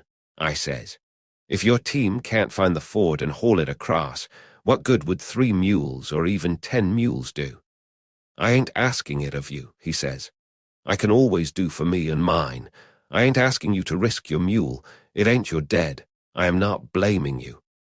They ought to went back and laid over until tomorrow, I says. The water was cold. It was thick, like slush ice. Only it kind of lived. One part of you knowed it was just water. The same thing that had been running under this same bridge for a long time. Yet when them logs would come spewing up out in it, you were not surprised, like they was a part of water, of the wading and the threat. It was like when we was across, up out of the water again and the hard earth under us, that I was surprised. It was like we hadn't expected the bridge to end on the other bank, on something tame like the hard earth again that we had tramped on before this time, and knowed well. Like it couldn't be me here, because I'd have had better sense than to done what I just done. And when I looked back and saw the other bank, and saw my mule standing there where I used to be, and knew that I'd have to get back there some way, I knew it couldn't be, because I just couldn't think of anything that could make me cross that bridge ever even once. Yet here I was, and the fellow that could make himself cross it twice couldn't be me, not even if Cora told him to. It was that boy. I said, here, you better take a holt of my hand. and he waited and held to me. I be dern if it wasn't like he come back and got me, like he was saying they won't nothing hurt you, like he was saying about a fine place he knowed where Christmas come twice with Thanksgiving and lasts on through the winter and the spring and the summer, and if I just stayed with him, I'd be all right too. When I looked back at my mule, it was like he was one of these here spyglasses, and I could look at him standing there and see all the broad land, and my house sweated out tenit like it was the more the sweat, the broader the land. The more the sweat, the tighter the house, because it would take a tight house for Cora, to hold Cora like a jar of milk in the spring. You've got to have a tight jar, or you'll need a powerful spring. So if you have a big spring, why then you have the incentive to have tight, well-made jars, because it is your milk, sour or not, because you would rather have milk that will sour than to have milk that won't, because you are a man. And him holding to my hand, his hand that hot and confident, so that I was like to say, look-a here. Can't you see that mule yonder? He never had no business over here, so he never come, not being nothing but a mule. Because a fellow can see ever now, and then that children have more sense than him. But he don't like to admit it to them, until they have beards. After they have a beard, they are too busy, because they don't know if they'll ever quite make it back to where they were in sense before they was haired. So you don't mind admitting then to folks that are worrying about the same thing that ain't worth the worry that you are yourself. Then we was over, and we stood there, looking at Cash turning the wagon around. We watched them drive back down the road to where the trail turned off into the bottom. After a while, the wagon was out of sight. We better get on down to the ford and get ready to help, I said. I give her my word, Anse says. It is sacred on me. I know you begrudge it, but she will bless you in heaven. Well, they got to finish circumventing the land before they can dare the water, I said. Come on. It's the turning back, he said. It ain't no luck in turning back. He was standing there, humped, mournful, looking at the empty road beyond the swagging and swaying bridge. And that gal, too, with the lunch basket on one arm and that package under the other. Just going to town, bent on it. They would risk the fire and the earth and the water, and all just to eat a sack of bananas. You ought to laid over a day, I said. It would a fell some by morning. It mought not a rain tonight, and it can't get no higher. I give my promise, he says. She is counting on it. Darl. Before us, the thick, dark current runs. It talks up to us in a murmur becomes ceaseless and myriad. The yellow surface dimpled monstrously into fading swirls travelling along the surface for an instant, silent, impermanent, and profoundly significant, as though just beneath the surface, something huge and alive waked for a moment of lazy alertness out of and into light slumber again. It clucks and murmurs among the spokes, and about the mule's knees, yellow, scummed with flotsam, and with thick soiled gouts of foam, as though it had sweat, lathering like a driven horse. Through the undergrowth it goes with a plaintive sound, a musing sound. In it the unwinded cane and saplings lean as before a little gale, swaying without reflections, as though suspended on invisible wires from the branches overhead.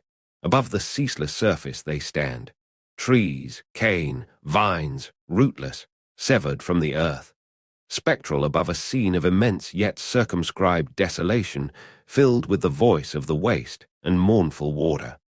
Cash and I sit in the wagon. Jewel sits the horse at the off-rear wheel.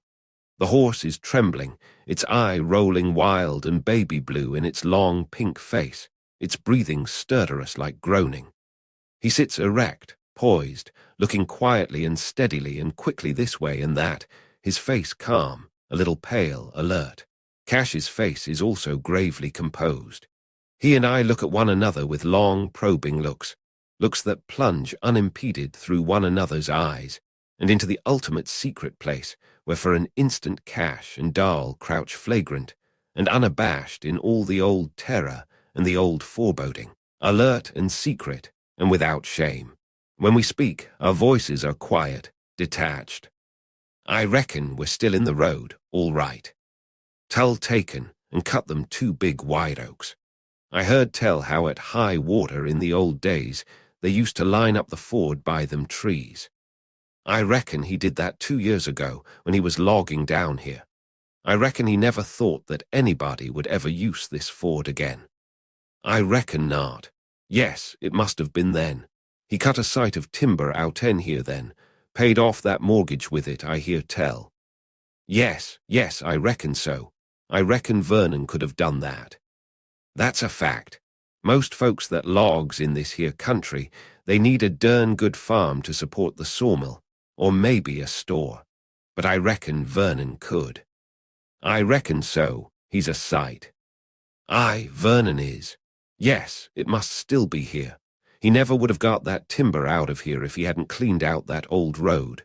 I reckon we are still on it. He looks about quietly, at the position of the trees, leaning this way and that, looking back along the floorless road, shaped vaguely high in air by the position of the lopped and felled trees, as if the road too had been soaked free of earth and floated upward, to leave in its spectral tracing a monument to a still more profound desolation than this above which we now sit, talking quietly of old security and old trivial things. Jewel looks at him, then at me, then his face turns in that quiet, constant questing about the scene, the horse trembling quietly and steadily between his knees. He could go on ahead slow and sort of feel it out, I say. Yes, Cash says, not looking at me. His face is in profile as he looks forward where Jewel has moved on ahead. He can't miss the river, I say. He couldn't miss seeing it 50 yards ahead. Cash does not look at me, his face in profile. If I'd just suspicioned it, I could have come down last week and taken a sight on it. The bridge was up then, I say. He does not look at me. Whitfield crossed it a horseback. Jewel looks at us again, his expression sober and alert and subdued. His voice is quiet. What you want me to do? I ought to come down last week and taken a sight on it, Cash says. We couldn't have known, I say. There wasn't any way for us to know. I'll ride on ahead, Jewel says. You can follow where I am. He lifts the horse. It shrinks, bowed. He leans to it, speaking to it, lifting it forward almost bodily, it setting its feet down with gingerly splashings, trembling, breathing harshly. He speaks to it, murmurs to it. Go on, he says. I ain't going to let nothing hurt you. Go on now. Jewel, Cash says. Jewel does not look back. He lifts the horse on. He can swim, I say. If he'll just give the horse time, anyhow, when he was born, he had a bad time of it. Ma would sit in the lamplight, holding him on a pillow on her lap. We would wake and find her so. There would be no sound from them. That pillow was longer than him, Cash says. He is leaning a little forward. I ought to come down last week and sided. I ought to done it. That's right, I say. Neither his feet nor his head would reach the end of it. You couldn't have known, I say. I ought to done it, he says. He lifts the reins. The mules move into the traces, the wheels murmur alive in the water. He looks back and down at Addie. It ain't on a balance, he says. At last the trees open. Against the open river Jewel sits the horse, half turned, it belly deep now. Across the river we can see Vernon and Parr and Vardaman and Dewey Dell. Vernon is waving at us, waving us further downstream. We are too high up, Cash says. Vernon is shouting too, but we cannot make out what he says for the noise of the water. It runs steady and deep now, unbroken, without sense of motion, until a log comes along, turning slowly. Watch it, Cash says. We watch it and see it falter and hang for a moment, the current building up behind it in a thick wave, submerging it for an instant before it shoots up and tumbles on. There it is, I say. Aye, Cash says, it's there. We look at Vernon again. He is now flapping his arms up and down. We move on downstream, slowly and carefully, watching Vernon. He drops his hands. This is the place, Cash says. Well, goddamn it, let's get across then, Jewel says. He moves the horse on. You wait, Cash says. Jewel stops again. Well, by God, he says. Cash looks at the water, then he looks back at Addie. It ain't on a balance, he says. Then go on back to the garden bridge and walk across, Jewel says. You and Darl both. Let me on that wagon. Cash does not pay him any attention. It ain't on a balance, he says. Yes, sir, we got to watch it. Watch it, hell, Jewel says. You get out of that wagon and let me have it. By God, if you're afraid to drive it over, his eyes are pale as two bleached chips in his face. Cash is looking at him. We'll get it over, he says. I tell you what you do. You ride on back and walk across the bridge and come down the other bank and meet us with the rope. Vernon'll take your horse home with him and keep it till we get back. You go to hell, Jewel says. You take the rope and come down the bank and be ready with it, Cash says. 3 can't do no more than 2 can, 1 to drive and 1 to steady it. Goddamn you, Jewel says. Let Jewel take the end of the rope and cross upstream of us and brace it, I say. Will you do that, Jewel? Jewel watches me hard. He looks quick at Cash, then back at me, his eyes alert and hard. I don't give a damn, just so we do something. Sitting here not lifting a goddamn hand. Let's do that, Cash, I say. I reckon we'll have to, Cash says.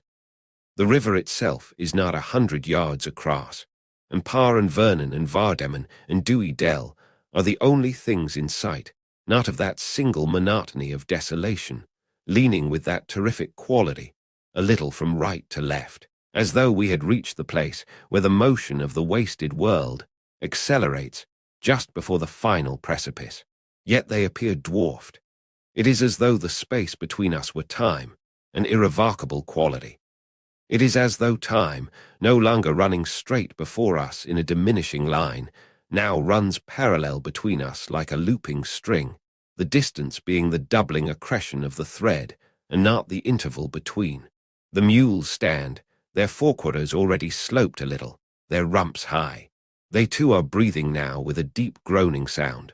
Looking back once, their gaze sweeps across us within their eyes a wild, sad, profound, and despairing quality, as though they had already seen in the thick water the shape of the disaster which they could not speak, and we could not see.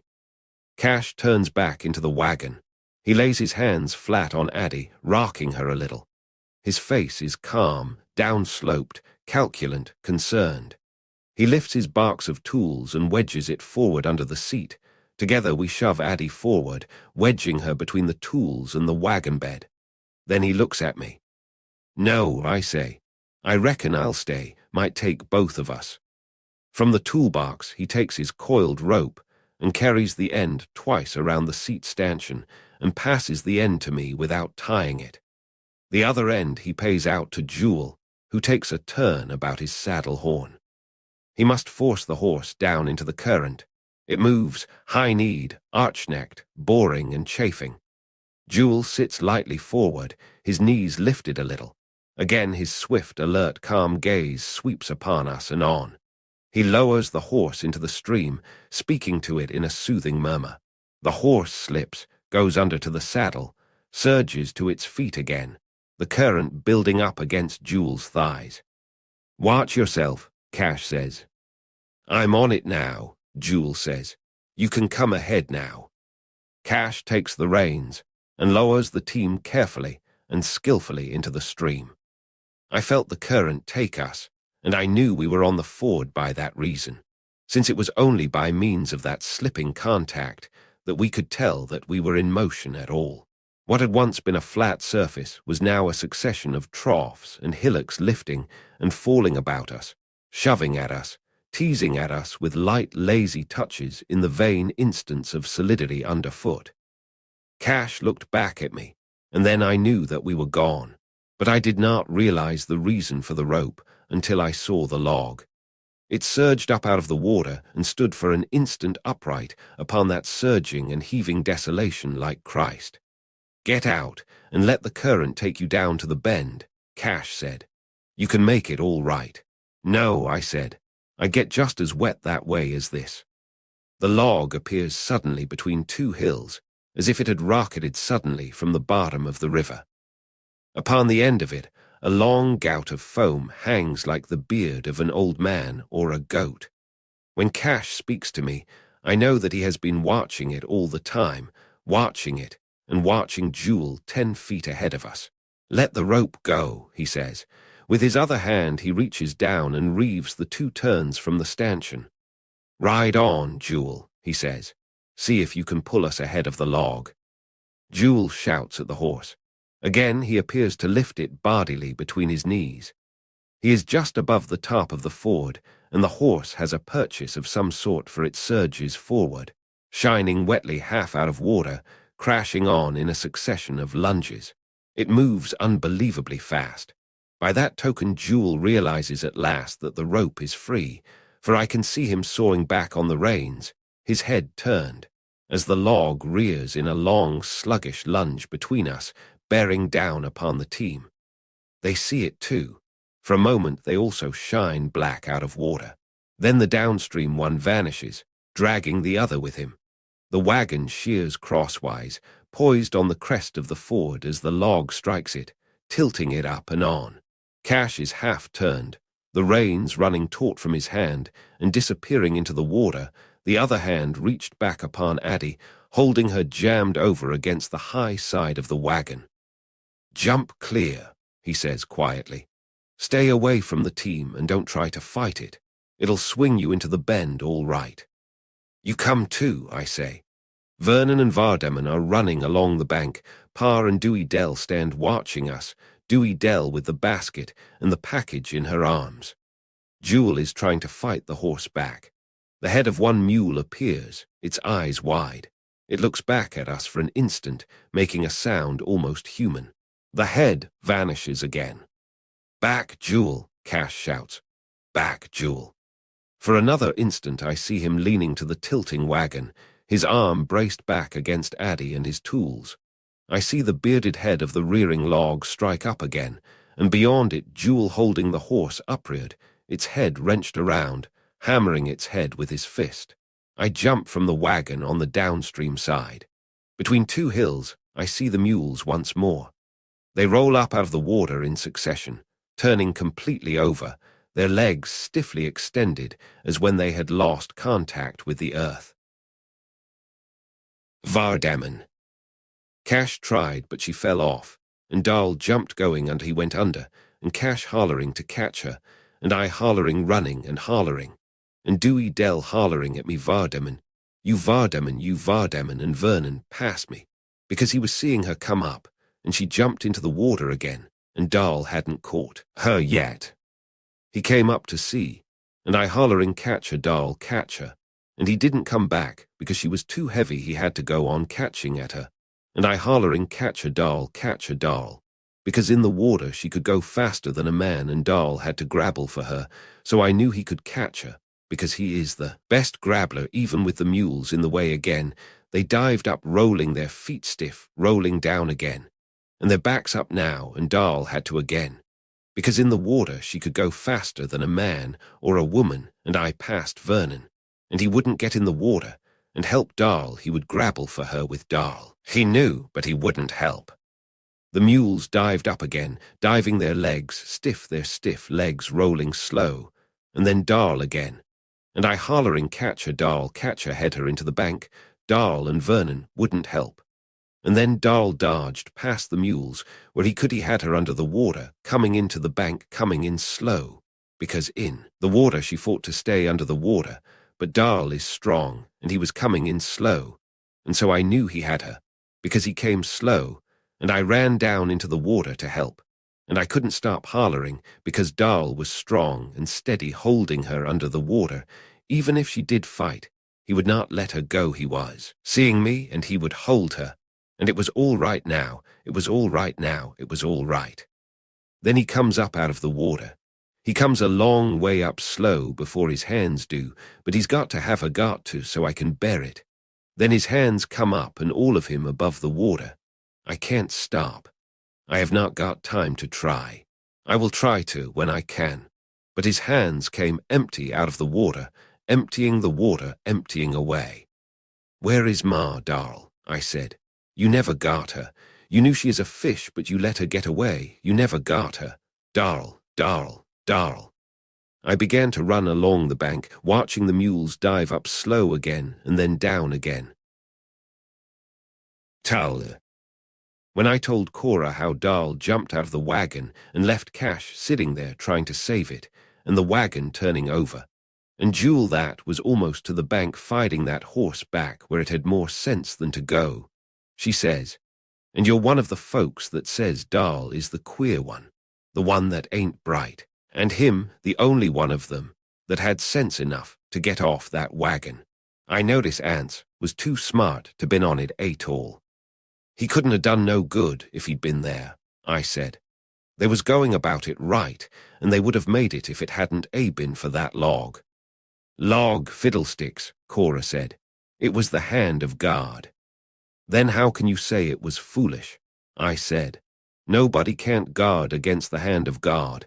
It would be sacrilege to try to." "Then why dare it?" Cora says. "Tell me that." "Anse didn't," I said. "That's just what you faulted him for." "His place was there," Cora said. "If he had been a man, he would have been there instead of making his sons do what he dursn't." "I don't know what you want then," I said. "One breath you say they was daring the hand of God to try it, and the next breath you jump on Anse because he wasn't with them." Then she begun to sing again, working at the washtub, with that singing look in her face like she had done give up folks and all their foolishness, and had done went on ahead of them, marching up the sky, singing.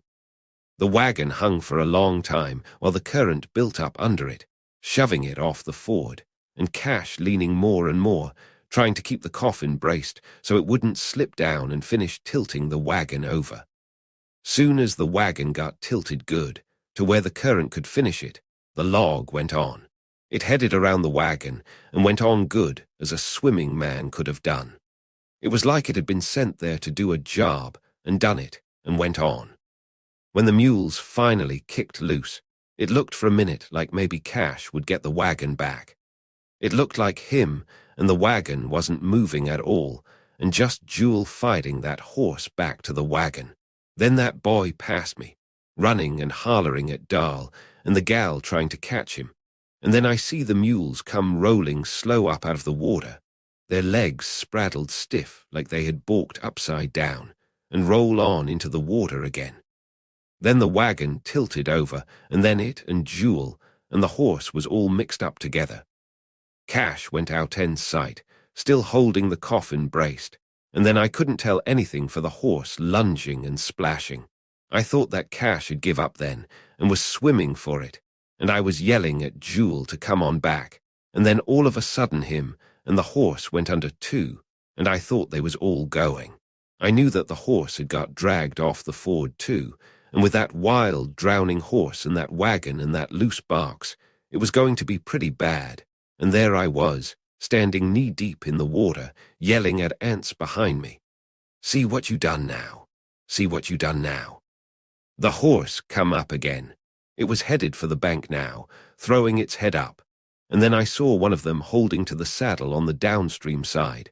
So I started running along the bank, trying to catch sight of Cash because he couldn't swim, yelling at Jewel where Cash was like a dern fool, bad as that boy that was on down the bank, still hollering at Darl. So I went down into the water so I could still keep some kind of a grip in the mud when I saw Jewel. He was middle deep, so I knew he was on the ford, anyway, leaning hard upstream, and then I see the rope, and then I see the water building up where he was holding the wagon snubbed just below the ford. So it was Cash holding to the horse when it comes splashing and scrambling up the bank, moaning and groaning like a natural man. When I come to it, it was just kicking Cash loose from his hold on the saddle. His face turned up a second when he was sliding back into the water. It was grey, with his eyes closed, and a long swipe of mud across his face. Then he let go and turned over in the water. He looked just like an old bundle of clothes, kind of washing up and down against the bank. He looked like he was laying there in the water on his face, rocking up and down a little, looking at something on the bottom. We could watch the rope cutting down into the water, and we could feel the weight of the wagon kind of blump and lunge lazy-like it just as soon as not, and that rope cutting down into the water hard as a iron bar. We could hear the water hissing on it like it was red hot, like it was a straight iron bar stuck into the bottom and us holding the end of it, and the wagon lazing up and down, kind of pushing and prodding at us like it had come around and got behind us, lazy-like it just as soon as not when it made up its mind. There was a shoat come by, blowed up like a balloon. One of them spotted shoats of larn quicks. It bumped against the rope like it was a iron bar and bumped off and went on, and us watching that rope slanting down into the water. We watched it. Darl. Cash lies on his back on the earth, his head raised on a rolled garment. His eyes are closed, his face is grey, his hair plastered in a smooth smear across his forehead as though done with a paintbrush. His face appears sunken a little, sagging from the bony ridges of eye sockets, nose, gums, as though the wetting had slacked the firmness which had held the skin full. His teeth, set in pale gums, are parted a little as if he had been laughing quietly. He lies pole-thin in his wet clothes, a little pool of vomit at his head, and a thread of it running from the corner of his mouth and down his cheek, where he couldn't turn his head quick or far enough, until Dewey Dell stoops and wipes it away with the hem of her dress. Jewel approaches. He has the plane. Vernon just found the square, he says. He looks down at Cash, dripping too. Ain't he talked none yet? He had his saw and hammer and chalk line and rule, I say. I know that. Jewel lays the square down. Pa watches him. They can't be far away, Pa says. It all went together. Was there e'er a such misfortunate man? Jewel does not look at Pa. You better call Vardaman back here, he says. He looks at Cash. Then he turns and goes away. Get him to talk soon as he can, he says, so he can tell us what else there was. We return to the river. The wagon is hauled clear, the wheels chalked, carefully. We all helped. It is as though upon the shabby, familiar, inert shape of the wagon there lingered somehow, latent yet still immediate, that violence which had slain the mules that drew it not an hour since, above the edge of the flood. In the wagon bed it lies profoundly, the long pale planks hushed a little with wedding yet still yellow, like gold seen through water, save for two long muddy smears. We pass it and go on to the bank. One end of the rope is made fast to a tree. At the edge of the stream, knee-deep, Vardaman stands, bent forward a little, watching Vernon with rapt absorption. He has stopped yelling, and he is wet to the armpits. Vernon is at the other end of the rope, shoulder-deep in the river, looking back at Vardaman. Further back than that, he says. You get back by the tree and hold the rope for me so it can't slip. Vardaman backs along the rope, to the tree, moving blindly, watching Vernon. When we come up he looks at us once, his eyes round and a little dazed. Then he looks at Vernon again in that posture of rapt alertness. I got the hammer too, Vernon says. Looks like we ought to done already got that chalk line. It ought to floated. Floated clean away, Jewel says. We won't get it. We ought to find the saw, though. I reckon so, Vernon says. He looks at the water. That chalk line, too. What else did he have? He ain't talked yet, Jewel says, entering the water. He looks back at me. You go back and get him roused up to talk, he says. Pa's there, I say. I follow Jewel into the water along the rope. It feels alive in my hand, bellied faintly in a prolonged and resonant arc. Vernon is watching me. You better go, he says. You better be there. Let's see what else we can get before it washes on down, I say. We hold to the rope, the current curling and dimpling about our shoulders. But beneath that false blandness, the true force of it leans against us lazily. I had not thought that water in July could be so cold. It is like hands moulding and prodding at the very bones. Vernon is still looking back toward the bank. Reckon it'll hold us all, he says. We two look back, following the rigid bar of the rope as it rises from the water to the tree, and Vardaman crouched a little beside it, watching us. Wish my mule wouldn't strike out for home, Vernon says. Come on, Jewel says. Let's get our 10 here. We submerge in turn, holding to the rope, being clutched by one another while the cold wall of the water sucks the slanting mud backward and upstream from beneath our feet, and we are suspended so, groping along the cold bottom. Even the mud there is not still. It has a chill, scouring quality, as though the earth under us were in motion too. We touch and fumble at one another's extended arms, letting ourselves go cautiously against the rope. Or, erect in turn, watch the water suck and boil where one of the other two gropes beneath the surface. Pa has come down to the shore, watching us. Vernon comes up, streaming, his face sloped down into his pursed, blowing mouth. His mouth is bluish, like a circle of weathered rubber. He has the rule. He'll be glad of that, I say. It's right new. He bought it just last month out of the catalogue. If we just knowed for show what else, Vernon says, looking over his shoulder and then turning to face where Jewel had disappeared. Didn't he go down for me? Vernon says. I don't know, I say. I think so. Yes, he did. We watch the thick curling surface, streaming away from us in slow whorls. Give him a pull on the rope, Vernon says. He's on your end of it, I say. Ain't nobody on my end of it, he says. Pull it in, I say. But he has already done that, holding the end above the water, and then we see Jewel. He is 10 yards away. He comes up, blowing, and looks at us, tossing his long hair back with a jerk of his head. Then he looks toward the bank. We can see him filling his lungs. Jewel, Vernon says, not loud, but his voice going full and clear along the water, peremptory yet tactful. It'll be back here. Better come back. Jewel dives again.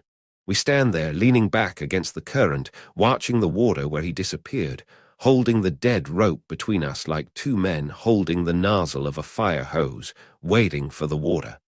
Suddenly Dewey Dell is behind us in the water. You make him come back, she says. Jewel, she says. He comes up again, tossing his hair back from his eyes. He is swimming now toward the bank, the current sweeping him downstream, quartering. You, Jewel, Dewey Dell says. We stand holding the rope and see him gain the bank and climb out. As he rises from the water, he stoops and picks up something. He comes back along the bank. He has found the chalk line. He comes opposite us and stands there, looking about as if he were seeking something. Pa goes on down the bank. He is going back to look at the mules again, where their round bodies float and rub quietly together in the slack water within the bend. What did you do with the hammer, Vernon? Jewel says.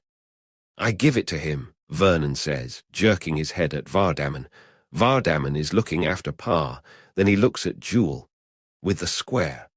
Vernon is watching Jewel. He moves toward the bank, passing Dewey Dell and me. You get on out of here, I say. She says nothing, looking at Jewel and Vernon. Where's the hammer? Jewel says. Vardaman scuttles up the bank and fetches it. It's heavier than the saw, Vernon says. Jewel is tying the end of the chalk line about the hammer shaft. Hammer's got the most wood in it, Jewel says. He and Vernon face one another, watching Jewel's hands. And flatter, too, Vernon says. It'd float 3-to-1 almost, try the plane. Jewel looks at Vernon. Vernon is tall, too. Long and lean, eye to eye they stand in their close, wet clothes. Lan Quick could look even at a cloudy sky and tell the time to 10 minutes. Big Lan, I mean, not little Lan. Why don't you get out of the water? I say. It won't float like a saw, Jewel says. It'll float nigher to a saw than a hammer will, Vernon says. Bet you, Jewel says. I won't bet, Vernon says. They stand there, watching Jewel's still hands. Hell, Jewel says.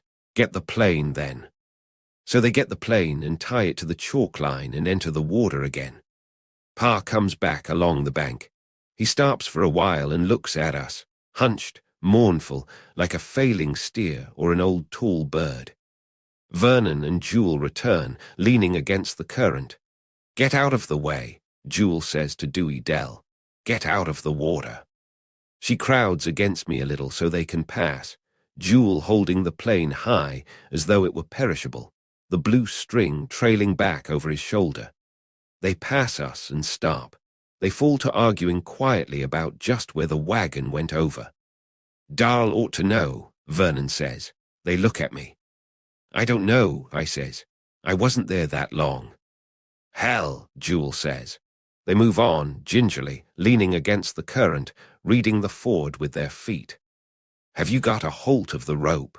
Vernon says. Jewel does not answer. He glances back at the shore, calculant, then at the water. He flings the plane outward, letting the string run through his fingers turning blue where it runs over them. When the line stops, he hands it back to Vernon. "Better let me go this time," Vernon says.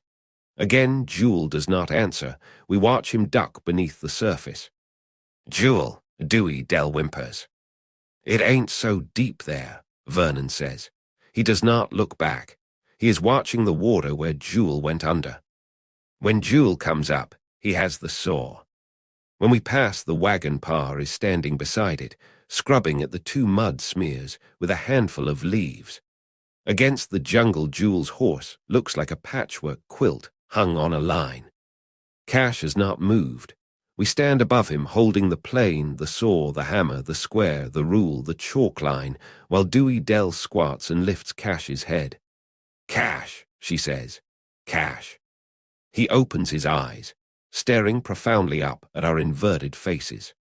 "If ever was such a misfortunate man," Pa says. "Look, Cash," we say, holding the tools up so he can see.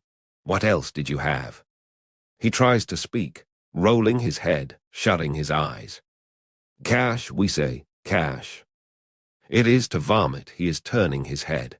Dewey Dell wipes his mouth on the wet hem of her dress. Then he can speak. "It's his saw set," Jewel says. "The new one he bought when he bought the rule." He moves, turning away. Vernon looks up after him, still squatting. Then he rises and follows Jewel down to the water. "If ever was such a misfortunate man," Pa says. He looms tall above us as we squat. He looks like a figure carved clumsily from tough wood by a drunken caricaturist. "It's a trial," he says, "but I don't begrudge her it. No man can say I begrudge her it." Dewey Dell has laid Cash's head back on the folded coat, twisting his head a little to avoid the vomit. Beside him, his tools lie. "A fellow might call it lucky it was the same leg he broke when he fell afen that church," Pa says. "But I don't begrudge her it." Jewel and Vernon are in the river again. From here they do not appear to violate the surface at all.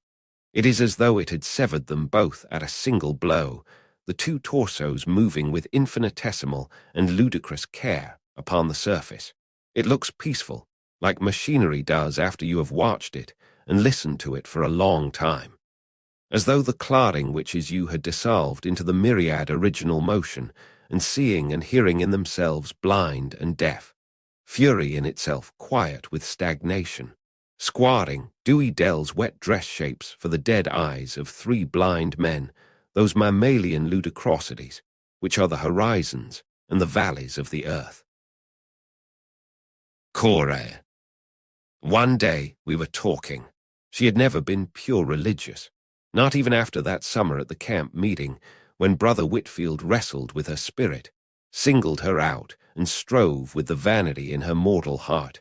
And I said to her many a time, "God gave you children to comfort your hard human lot, and for a token of his own suffering and love. For in love you conceived and bore them." I said that because she took God's love and her duty to him too much as a matter of course, and such conduct is not pleasing to him.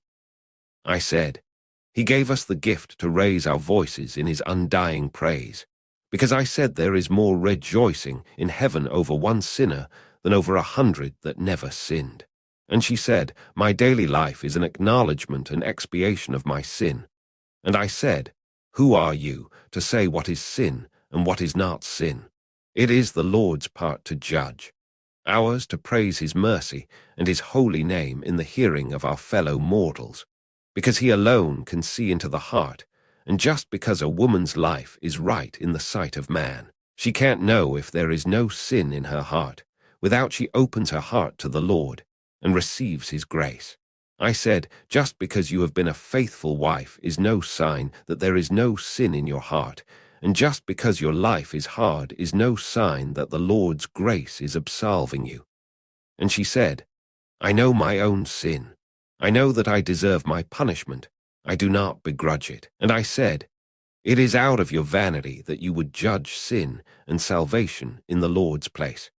It is our mortal lot to suffer, and to raise our voices in praise of him who judges the sin, and offers the salvation through our trials and tribulations, time out of mind. Amen.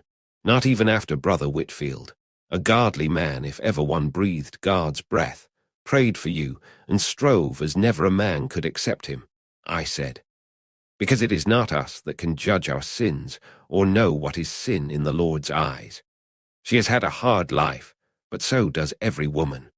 But you'd think from the way she talked that she knew more about sin and salvation than the Lord God himself, than them who have strove and labored with the sin in this human world, when the only sin she ever committed was being partial to Jewel that never loved her and was its own punishment, in preference to Darl that was touched by God himself and considered queer by us mortals, and that did love her. I said, there is your sin, and your punishment too. Jewel is your punishment, but where is your salvation? And life is short enough, I said, to win eternal grace in. And God is a jealous God. It is his to judge and to meet, not yours. I know, she said.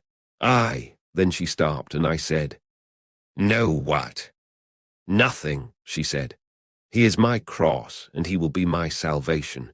He will save me from the water and from the fire. Even though I have laid down my life, he will save me. How do you know, without you open your heart to him and lift your voice in his praise? I said. Then I realized that she did not mean God. I realized that out of the vanity of her heart she had spoken sacrilege. And I went down on my knees right there. I begged her to kneel and open her heart and cast from it the devil of vanity and cast herself upon the mercy of the Lord. But she wouldn't.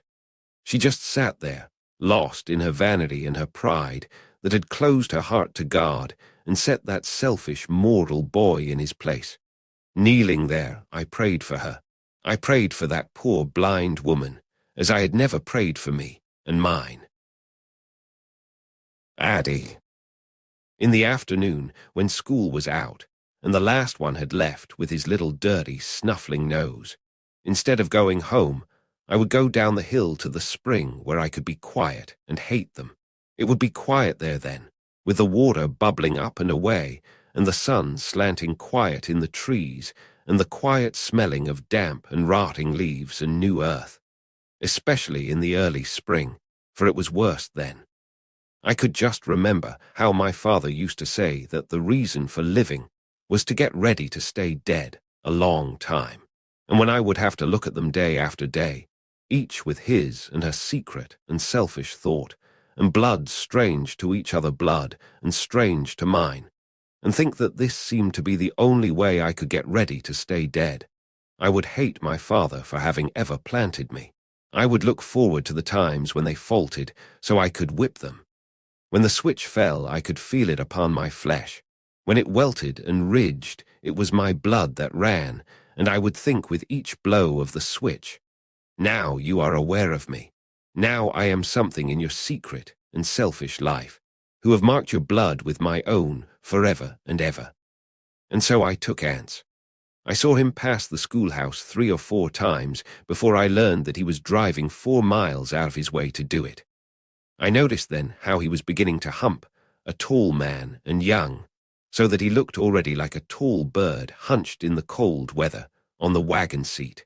He would pass the schoolhouse, the wagon creaking slow, his head turning slow to watch the door of the schoolhouse as the wagon passed, until he went on around the curve and out of sight. One day I went to the door and stood there when he passed. When he saw me, he looked quickly away and did not look back again. In the early spring, it was worst. Sometimes I thought that I could not bear it, lying in bed at night, with the wild geese going north, and their honking coming faint and high and wild out of the wild darkness.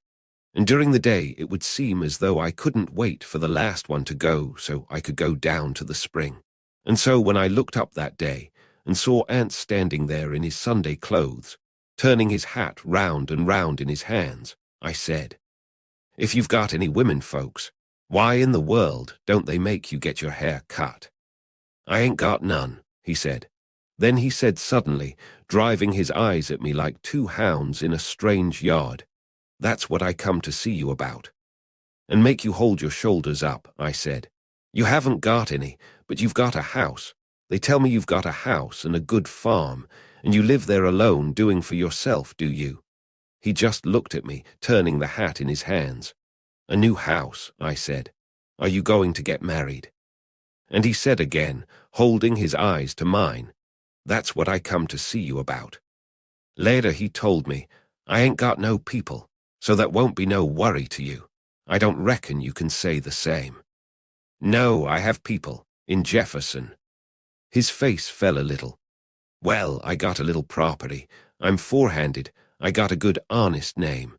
I know how town folks are, but maybe when they talk to me." "They might listen," I said, "but they'll be hard to talk to." He was watching my face. "They're in the cemetery." "But your living kin," he said. "They'll be different." "Will they?" I said. "I don't know. I never had any other kind." So I took Anse, and when I knew that I had cash, I knew that living was terrible and that this was the answer to it. That was when I learned that words are no good, that words don't ever fit even what they are trying to say at. When he was born, I knew that motherhood was invented by someone who had to have a word for it, because the ones that had the children didn't care whether there was a word for it or not. I knew that fear was invented by someone that had never had the fear. Pride, who never had the pride.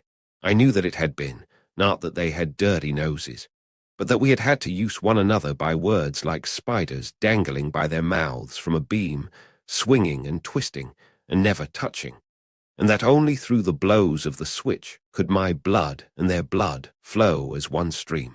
I knew that it had been, not that my aloneness had to be violated over and over each day, but that it had never been violated until cash came, not even by Anse in the nights. He had a word, too. Love, he called it. But I had been used to words for a long time. I knew that that word was like the others, just a shape to fill a lack, that when the right time came, you wouldn't need a word for that any more than for pride or fear.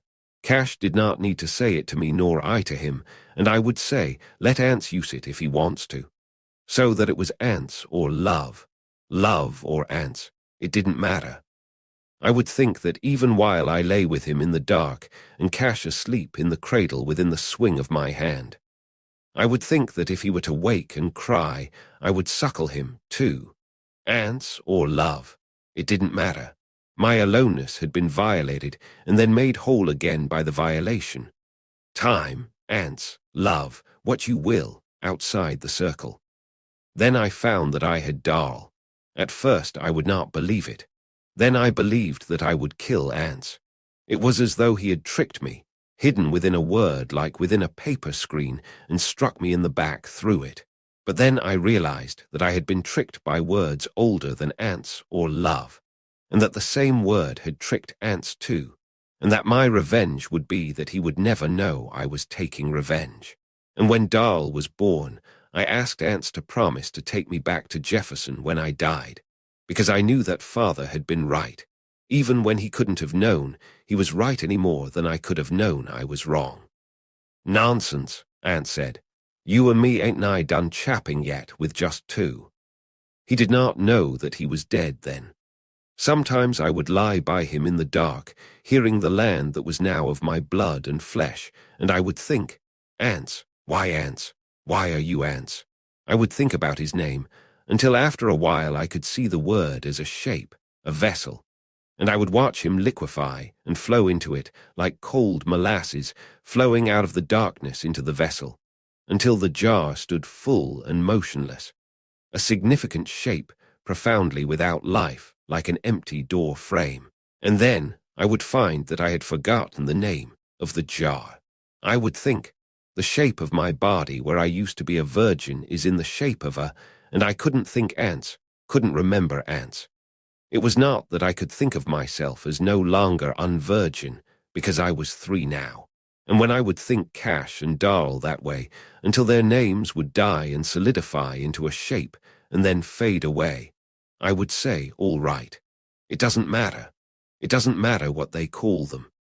And so when Cora Tull would tell me I was not a true mother, I would think how words go straight up in a thin line, quick and harmless, and how terribly doing goes along the earth, clinging to it, so that after a while the 2 lines are too far apart for the same person to straddle from one to the other, and that sin and love and fear are just sounds that people who never sinned nor loved nor feared have for what they never had and cannot have, until they forget the words.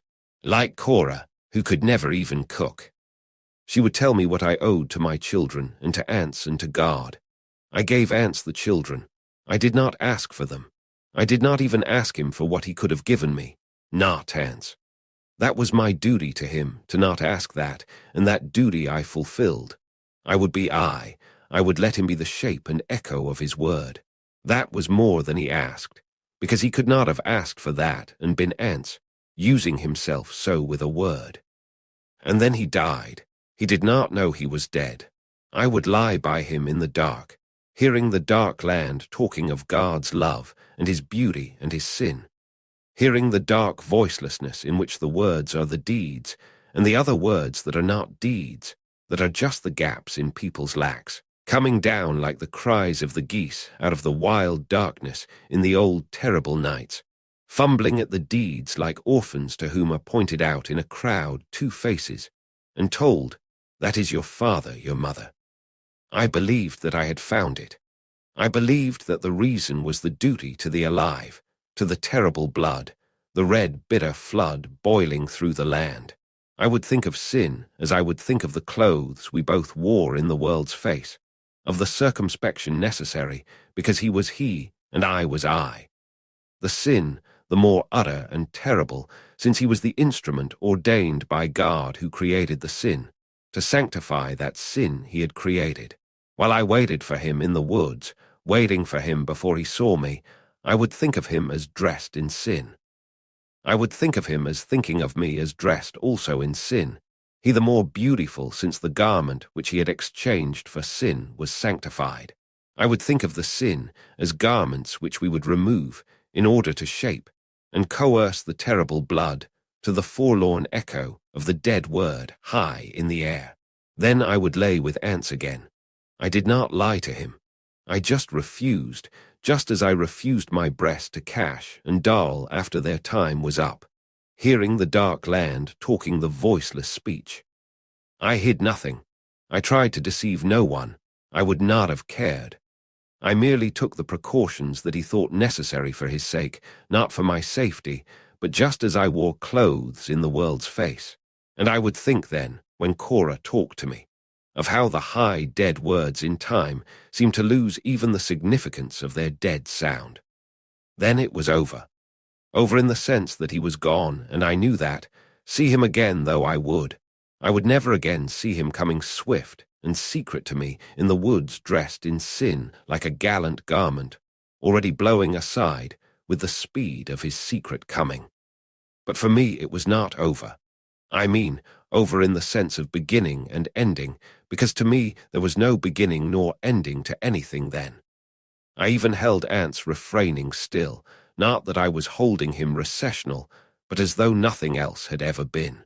My children were of me alone, of the wild blood boiling along the earth, of me and of all that lived, of none and of all. Then I found that I had Jewel. When I waked to remember to discover it, he was 2 months gone.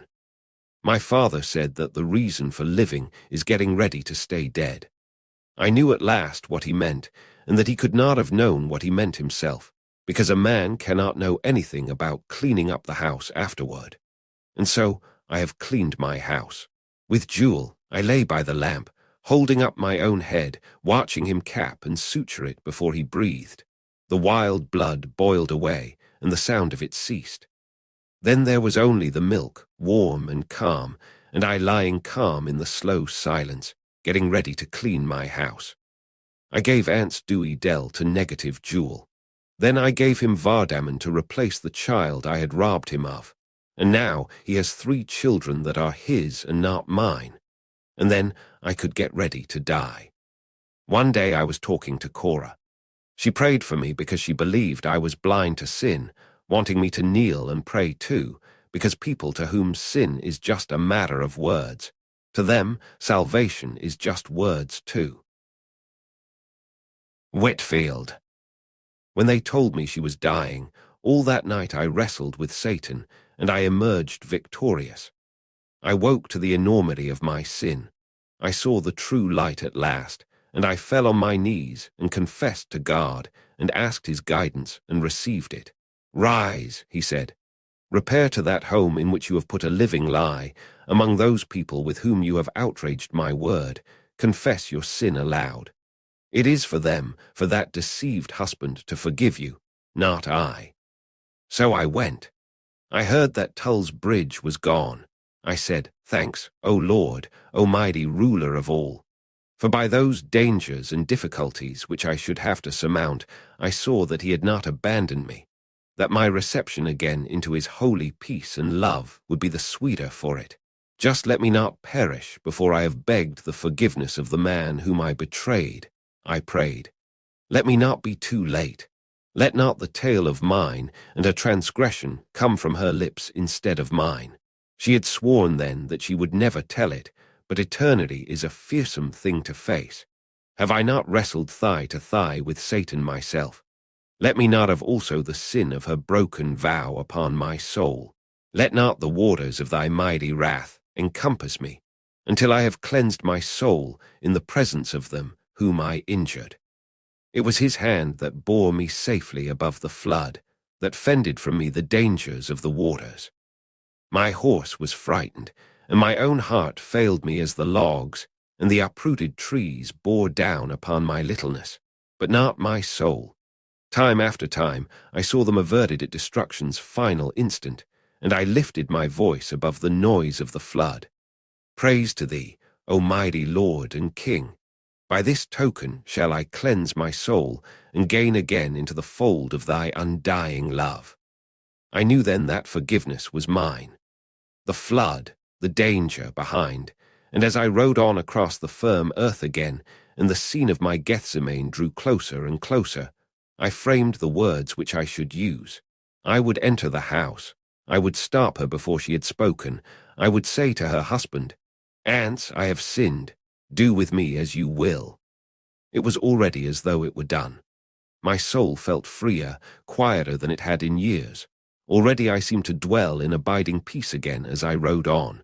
To either side I saw his hand. In my heart I could hear his voice. "Courage, I am with thee." Then I reached Tull's house. His youngest girl came out and called to me as I was passing. She told me that she was already dead. I have sinned, O Lord. Thou knowest the extent of my remorse and the will of my spirit. But he is merciful. He will accept the will for the deed, who knew that when I framed the words of my confession it was to Anse I spoke them, even though he was not there. It was he, in his infinite wisdom, that restrained the tale from her dying lips as she lay surrounded by those who loved and trusted her. Mine the travail by water which I sustained by the strength of his hand. Praise to thee in thy bounteous and omnipotent love, O praise. I entered the house of bereavement, the lowly dwelling where another erring mortal lay while her soul faced the awful and irrevocable judgment. Peace to her ashes. God's grace upon this house, I said. Darl. On the horse he rode up to Armstid's and came back on the horse, leading Armstid's team. We hitched up and laid Cash on top of Addie. When we laid him down, he vomited again, but he got his head over the wagon bed in time. He taken a lick in the stomach too, Vernon said. The horse may have kicked him in the stomach too, I said. Did he kick you in the stomach, Cash? He tried to say something. Dewey Dell wiped his mouth again. What's he say? Vernon said. What is it, Cash? Dewey Dell said. She leaned down. His tools, she said.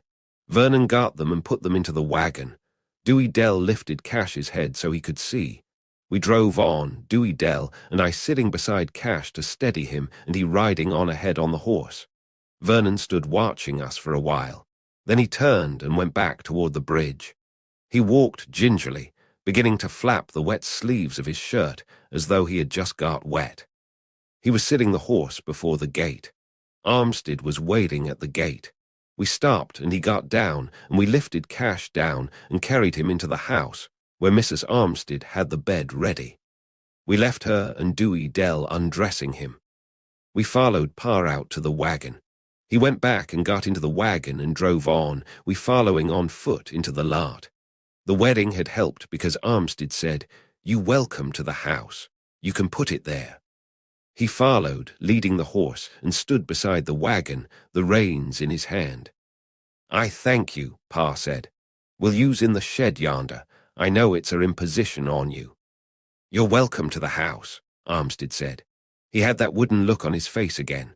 That bold, surly, high-coloured, rigid look like his face and eyes were two colours of wood, the wrong one pale and the wrong one dark. His shirt was beginning to dry, but it still clung close upon him when he moved. "She would appreciate it," Pa said. We took the team out and rolled the wagon back under the shed. One side of the shed was open. "It won't rain under," Armstid said, "but if you'd rather." Back of the barn were some rusted sheets of tin roofing. We took two of them and propped them against the open side. "You're welcome to the house," Armstid said. "I thank you," Pa said. "I'd take it right kind if you'd give them a little snack." "Sho," Armstid said. "Lula'll have supper ready soon as she gets Cash comfortable." He had gone back to the horse, and he was taking the saddle off, his damp shirt lapping flat to him when he moved. Pa wouldn't come in the house. "Come in and eat," Armstid said. "It's nigh ready." "I wouldn't crave nothing," Pa said. "I thank you." "You come in and dry and eat," Armstid said. "It'll be all right here." "It's for her," Pa said. "It's for her sake I am taking the food. I got no team, no nothing, but she will be grateful to e'er a one of you." "Sho," Armstid said. "You folks come in and dry." But after Armstid gave Pa a drink, he felt better, and when we went in to see about Cash he hadn't come in with us. When I looked back, he was leading the horse into the barn. He was already talking about getting another team, and by supper time he had good as bought it. He is down there in the barn, sliding fluidly past the gaudy lunging swirl, into the stall with it. He climbs on to the manger and drags the hay down and leaves the stall and seeks and finds the curricomb. Then he returns and slips quickly past the single crashing thump and up against the horse, where it cannot overreach. He applies the curricomb, holding himself within the horse's striking radius with the agility of an acrobat, cursing the horse in a whisper of obscene caress. Its head flashes back, tooth-cropped. Its eyes roll in the dusk like marbles on a gaudy velvet cloth as he strikes it upon the face with the back of the curricomb. Armstid. But time I give him another sup of whiskey and supper was about ready. He had already bought a team from somebody, on a credit. Picking and choosing he were by then, saying how he didn't like this span and wouldn't put his money in nothing so-and-so owned, not even a hen coop. "You might try Snopes," I said. "He's got 3-4 span. Maybe one of them would suit you." Then he begun to mumble his mouth, looking at me like it was me that owned the only span of mules in the country and wouldn't sell them to him, when I knew that like as not it would be my team that would ever get them out of the lot at all. Only I don't know what they would do with them if they had a team.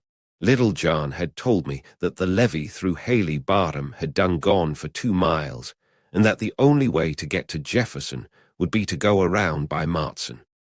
But that was Anse's business. He's a close man to trade with, he says, mumbling his mouth. But when I give him another sup after supper, he cheered up some. He was aiming to go back to the barn and set up with her.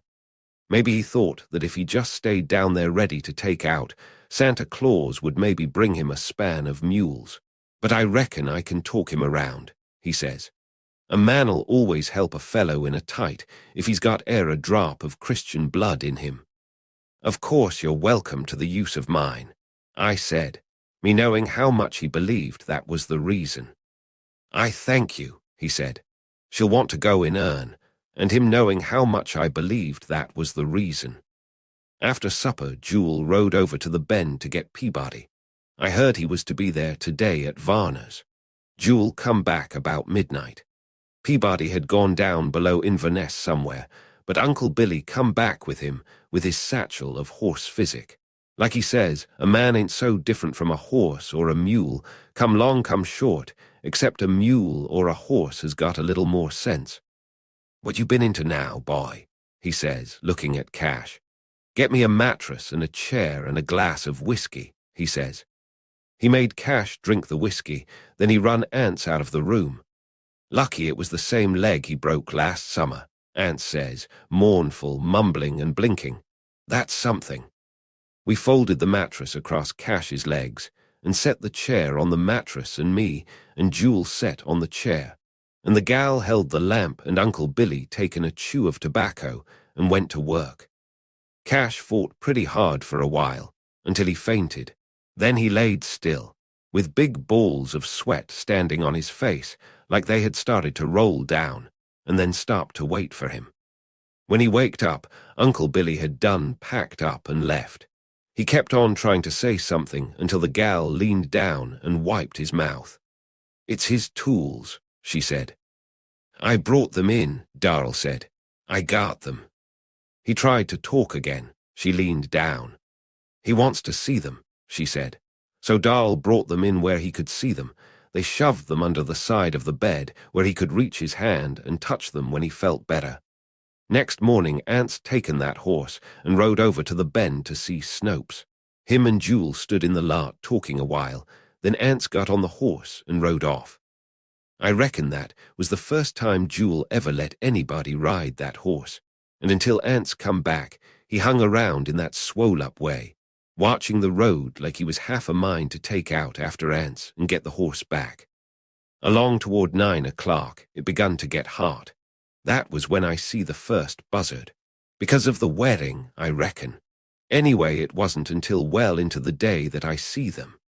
Lucky the breeze was setting away from the house, so it wasn't until well into the morning.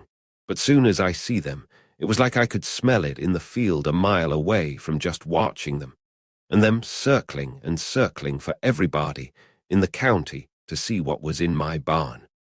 I was still a good half a mile from the house when I heard that boy yelling.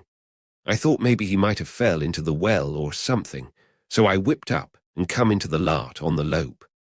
There must have been a dozen of them setting along the ridgepole of the barn, and that boy was chasing another one around the lot like it was a turkey, and it just lifting enough to dodge him and go flopping back to the roof of the shed again, where he had found it setting on the coffin.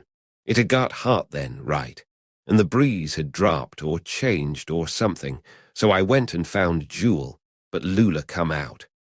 You got to do something, she said. It's a outrage. That's what I aim to do, I said. It's a outrage, she said. He should be lord for treating her so.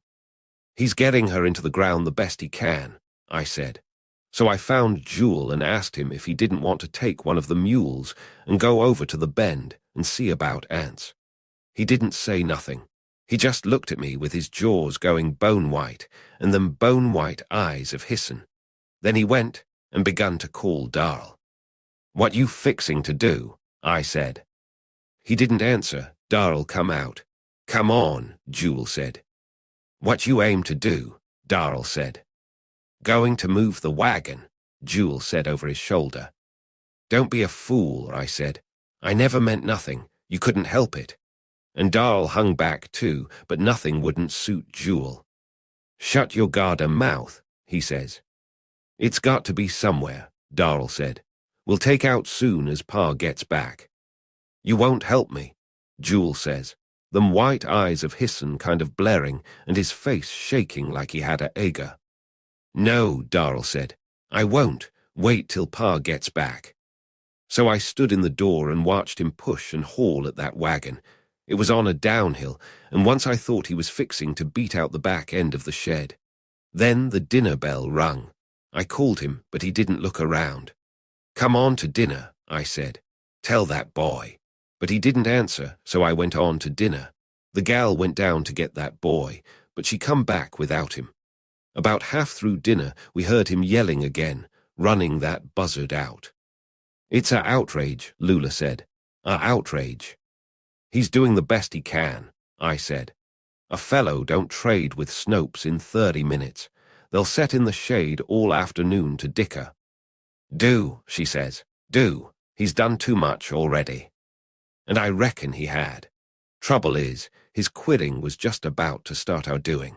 He couldn't buy no team from nobody, let alone Snopes, withouten he had something to mortgage he didn't know would mortgage yet.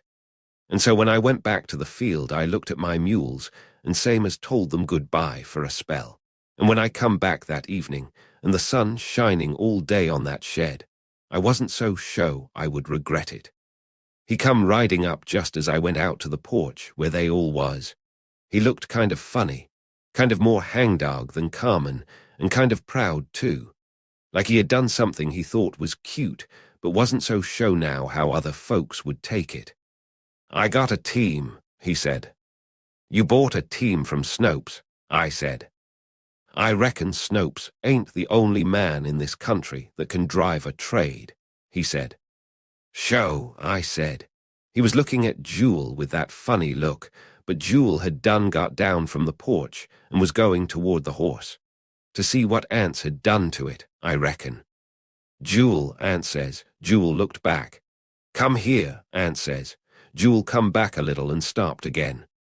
"What you want?" he said. "So you got a team from Snopes," I said. "He'll send them over tonight, I reckon. You'll want a early start tomorrow, long as you'll have to go by Martson." Then he quit looking like he had been for a while. He got that badgered look like he used to have, mumbling his mouth. "I do the best I can," he said. "'Fore God, if there were e'er a man in the living world suffered the trials and floutings I have suffered. A fellow that just beat Snopes in a trade ought to feel pretty good," I said.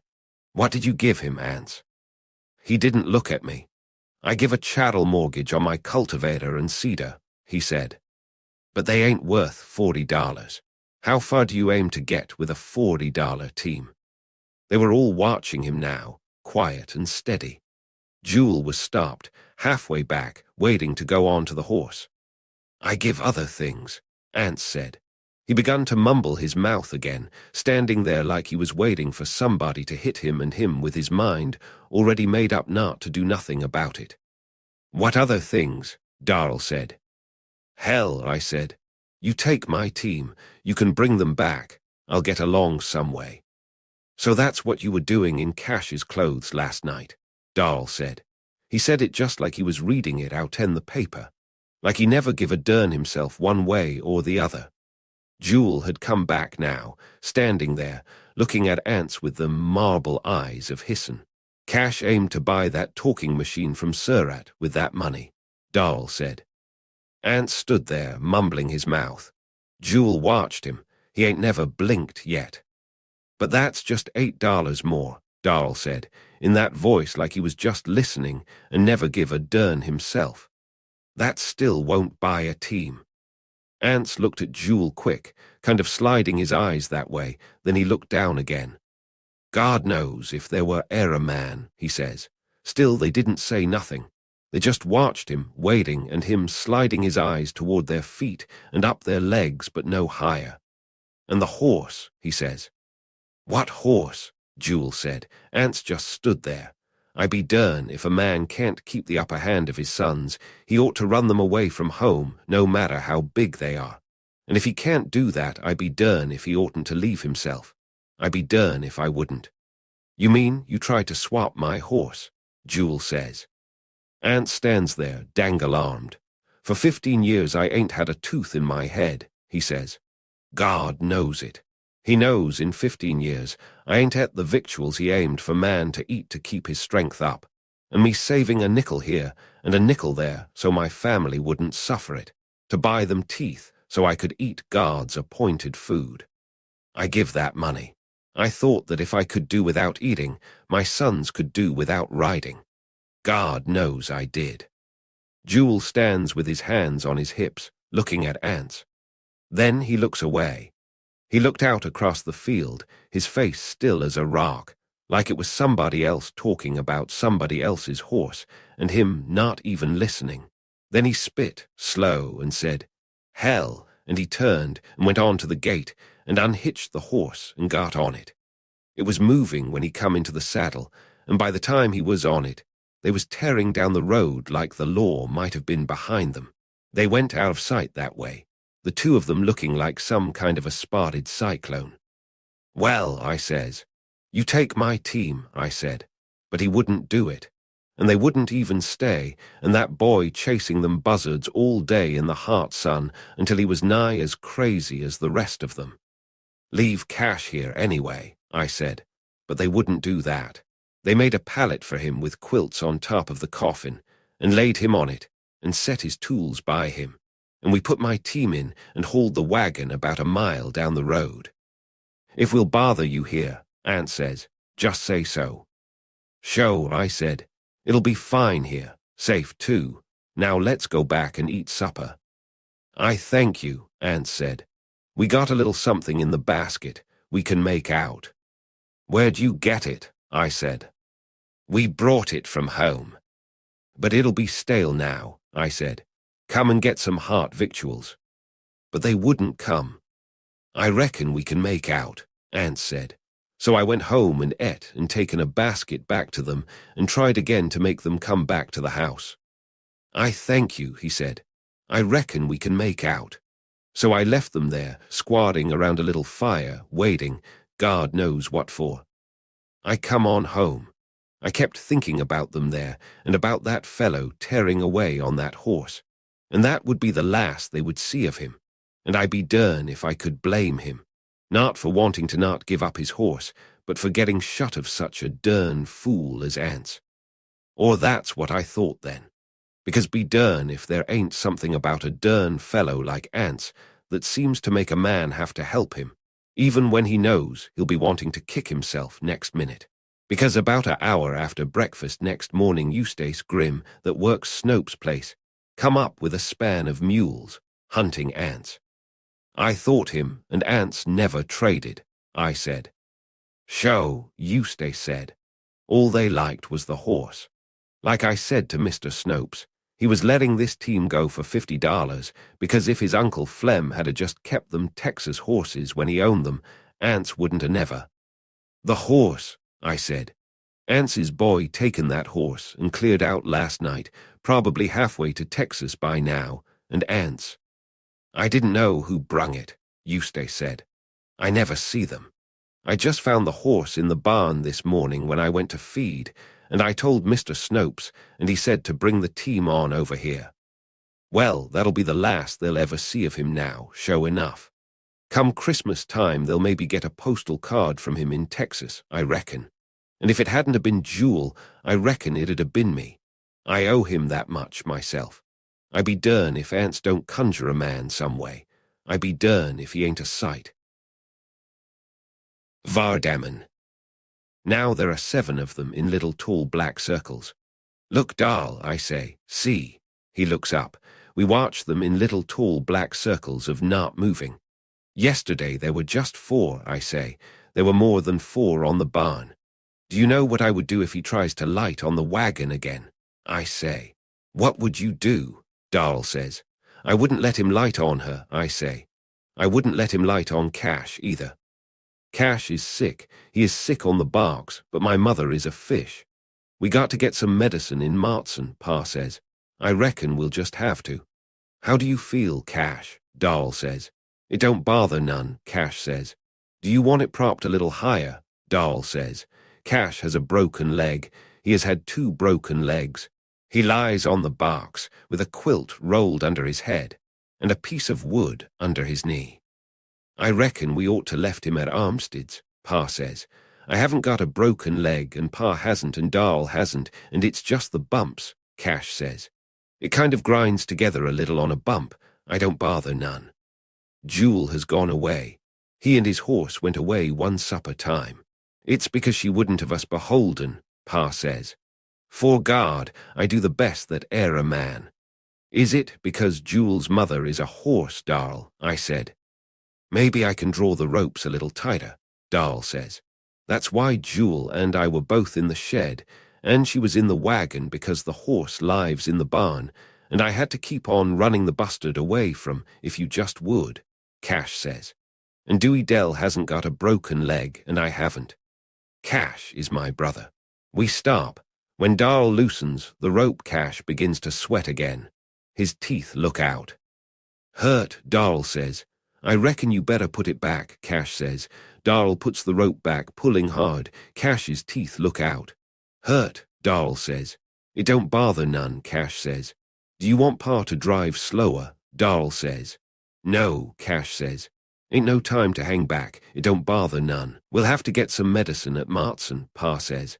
I reckon we'll have to. Tell him to go on, Cash says. We go on. Dewey Dell leans back and wipes Cash's face. Cash is my brother, but Jewel's mother is a horse. My mother is a fish.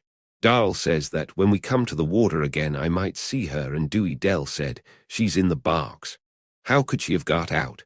She got out through the holes I bored. Into the water, I said, and when we come to the water again I am going to see her. My mother is not in the barks. My mother does not smell like that. My mother is a fish. Those cakes will be in fine shape by the time we get to Jefferson, Darl says. Dewey Dell does not look around. You better try to sell them in Martson, Darl says. When will we get to Martson, Darl? I say. Tomorrow, Darl says. If this team don't tack to pieces, Snopes must have fed them on sawdust. Why did he feed them on sawdust, Darl? I say. Look, Darl says. See. Now there are 9 of them, tall in little tall black circles. When we come to the foot of the hill, Pa stops, and Darl and Dewey Dell and I get out. Cash can't walk because he has a broken leg. Come up, mules, Pa says. The mules walk hard. The wagon creaks. Darl and Dewey Dell and I walk behind the wagon up the hill. When we come to the top of the hill, Pa stops, and we get back into the wagon. Now there are 10 of them, tall in little tall black circles on the sky. Moseley. I happened to look up and saw her outside the window, looking in. Not close to the glass, and not looking at anything in particular. Just standing there with her head turned this way and her eyes full on me, and kind of blank too, like she was waiting for a sign. When I looked up again, she was moving toward the door. She kind of bumbled at the screen door a minute, like they do, and came in. She had on a stiff-brimmed straw hat setting on the top of her head, and she was carrying a package wrapped in newspaper. I thought that she had a quarter or $1 at the most, and that after she stood around a while, she would maybe buy a cheap comb or a bottle of nigger toilet water. So I never disturbed her for a minute or so, except to notice that she was pretty in a kind of sullen, awkward way, and that she looked a sight better in her gingham dress and her own complexion than she would after she bought whatever she would finally decide on, or tell that she wanted. I knew that she had already decided before she came in, but you have to let them take their time. So I went on with what I was doing, figuring to let Albert wait on her when he caught up at the fountain when he came back to me. That woman, he said, you better see what she wants. What does she want? I said. I don't know. I can't get anything out of her. You better wait on her. So I went around the counter. I saw that she was barefooted, standing with her feet flat and easy on the floor like she was used to it. She was looking at me, hard, holding the package. I saw she had about as black a pair of eyes as ever I saw, and she was a stranger. I never remembered seeing her in Martson before. "What can I do for you?" I said. Still, she didn't say anything. She stared at me without winking. Then she looked back at the folks at the fountain. Then she looked past me toward the back of the store. "Do you want to look at some toilet things?" I said. "Or is it medicine you want?" "That's it," she said. She looked quick back at the fountain again. So I thought maybe her ma or somebody had sent her in for some of this female dope, and she was ashamed to ask for it. I knew she couldn't have a complexion like hers and use it herself, let alone not being much more than old enough to barely know what it was for. It's a shame, the way they poison themselves with it. But a man's got to stock it or go out of business in this country. "Oh," I said. "What do you use?" "We have." She looked at me again, almost like she had said hush, and looked toward the back of the store again. "I'd liefer go back there," she said. "All right," I said. "You have to humor them. You save time by it." I followed her to the back. She put her hand on the gate. "There's nothing back there but the prescription case," I said. "What do you want?" She stopped and looked at me. It was like she had taken some kind of a lid off her face, her eyes. It was her eyes, kind of dumb and hopeful and sullenly willing to be disappointed all at the same time. But she was in trouble of some sort. I could see that. "What's your trouble?" I said. "Tell me what it is you want. I'm pretty busy." I wasn't meaning to hurry her, but a man just hasn't got the time they have out there. "It's the female trouble," she said. "Oh," I said. "Is that all?" I thought maybe she was younger than she looked, and her first one had scared her, or maybe one had been a little abnormal as it will in young women. "Where's your ma?" I said. "Haven't you got one?" "She's out yonder in the wagon," she said. "Why not talk to her about it before you take any medicine?" I said. "Any woman would have told you about it." She looked at me, and I looked at her again and said, "How old are you?" 17, she said.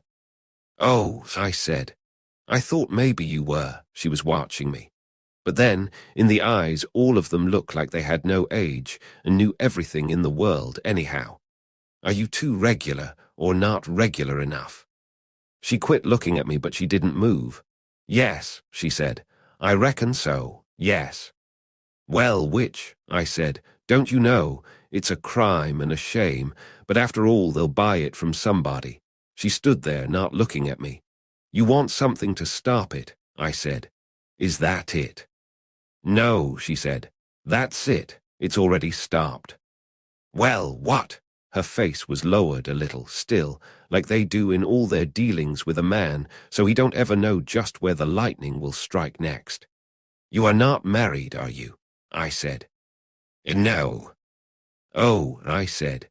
"And how long has it been since it stopped?" "About 5 months, maybe." "It ain't been but 2, she said. "Well, I haven't got anything in my store you want to buy," I said, "unless it's a nipple. And I'd advise you to buy that and go back home and tell your pa, if you have one, and let him make somebody buy you a wedding license." Was that all you wanted? But she just stood there, not looking at me. "I got the money to pay you," she said.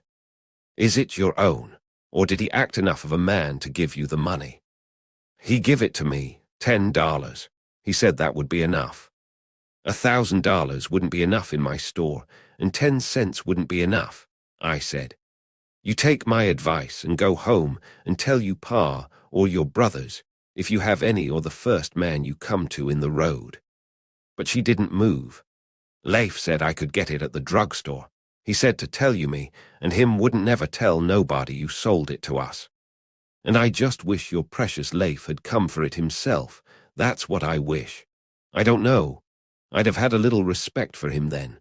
And you can go back and tell him I said so, if he ain't halfway to Texas by now, which I don't doubt. Me, a respectable druggist, that's kept store and raised a family and been a church member for 56 years in this town. I'm a good mind to tell your folks myself, if I can just find who they are." She looked at me now, her eyes and face kind of blank again like when I first saw her through the window. "I didn't know," she said. "He told me I could get something at the drugstore. He said they might not want to sell it to me, but if I had $10 and told them I wouldn't never tell nobody. He never said this drugstore, I said. If he did or mentioned my name, I defy him to prove it. I defy him to repeat it, or I'll prosecute him to the full extent of the law, and you can tell him so. But maybe another drugstore would, she said. Then I don't want to know it. Me, that's. Then I looked at her. But it's a hard life they have. Sometimes a man, if there can ever be any excuse for sin, which it can't be. And then life wasn't made to be easy on folks. They wouldn't ever have any reason to be good and die. Look here, I said. You get that notion out of your head. The Lord gave you what you have, even if he did use the devil to do it.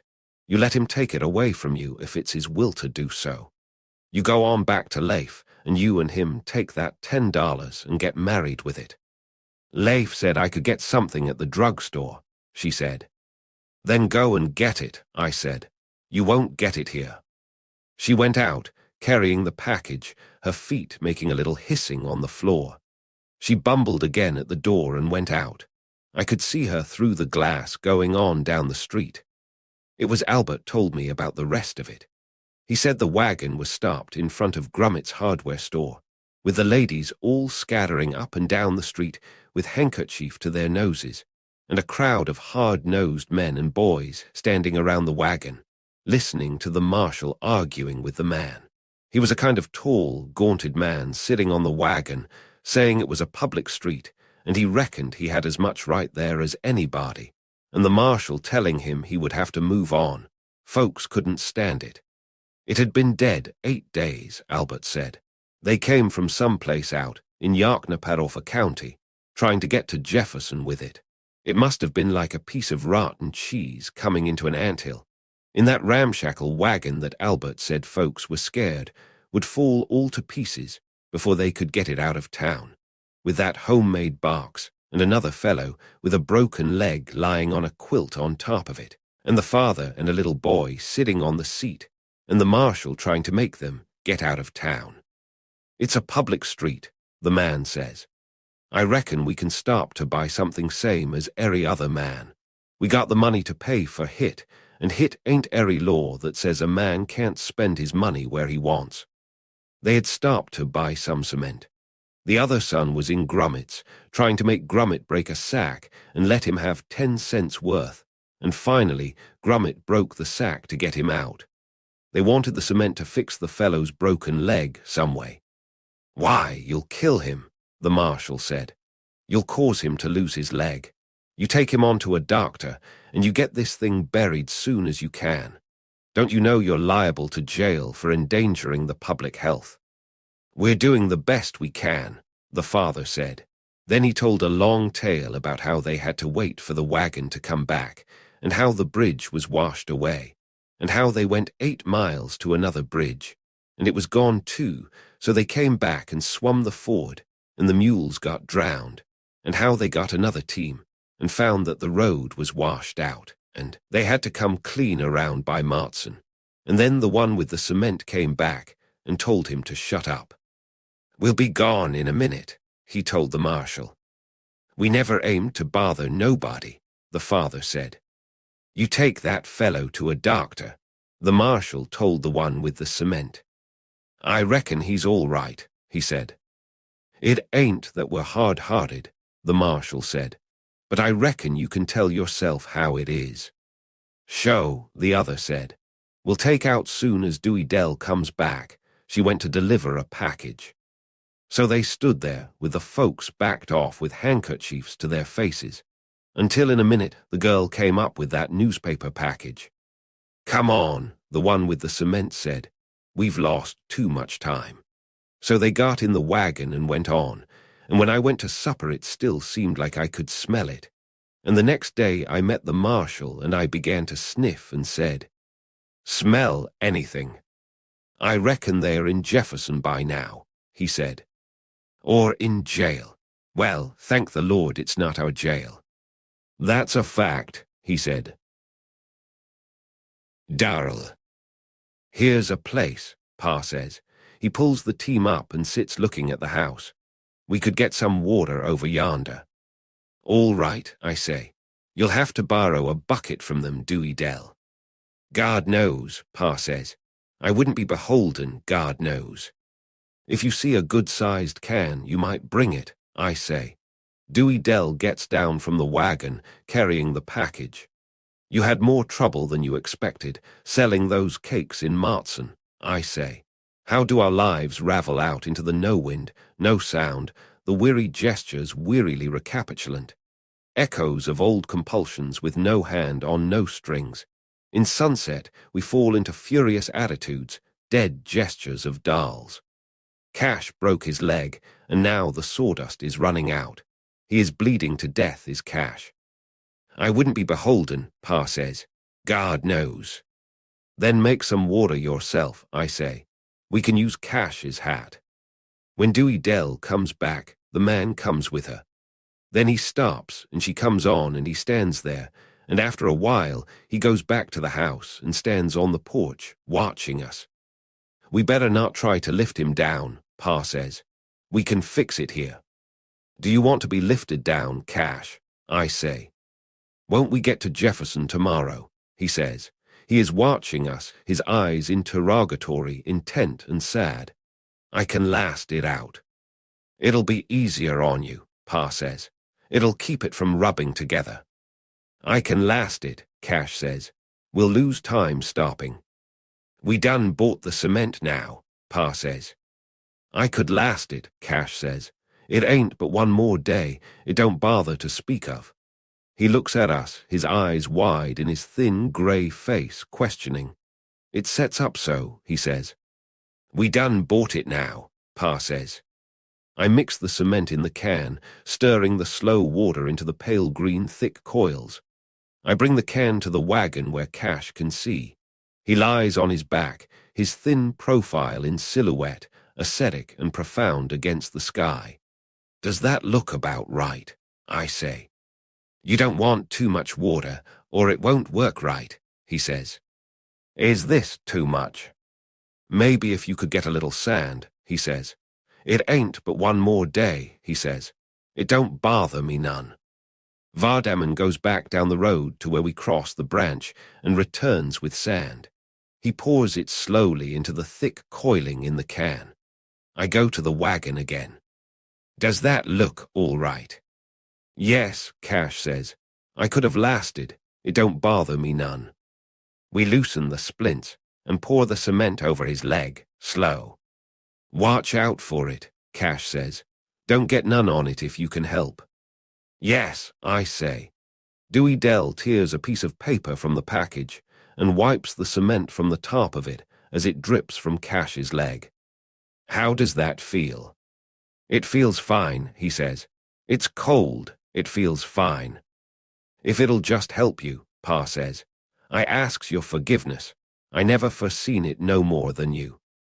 It feels fine, Cash says. If you could just ravel out into time, that would be nice. It would be nice if you could just ravel out into time. We replace the splints, the cords, drawing them tight. The cement in thick pale green slow surges among the cords, Cash watching us quietly with that profound, questioning look. That'll steady it, I say. Aye, Cash says. I'm obliged. Then we all turn on the wagon and watch him. He is coming up the road behind us, wooden-backed, wooden-faced, moving only from his hips down. He comes up without a word, with his pale, rigid eyes in his high, sullen face, and gets into the wagon.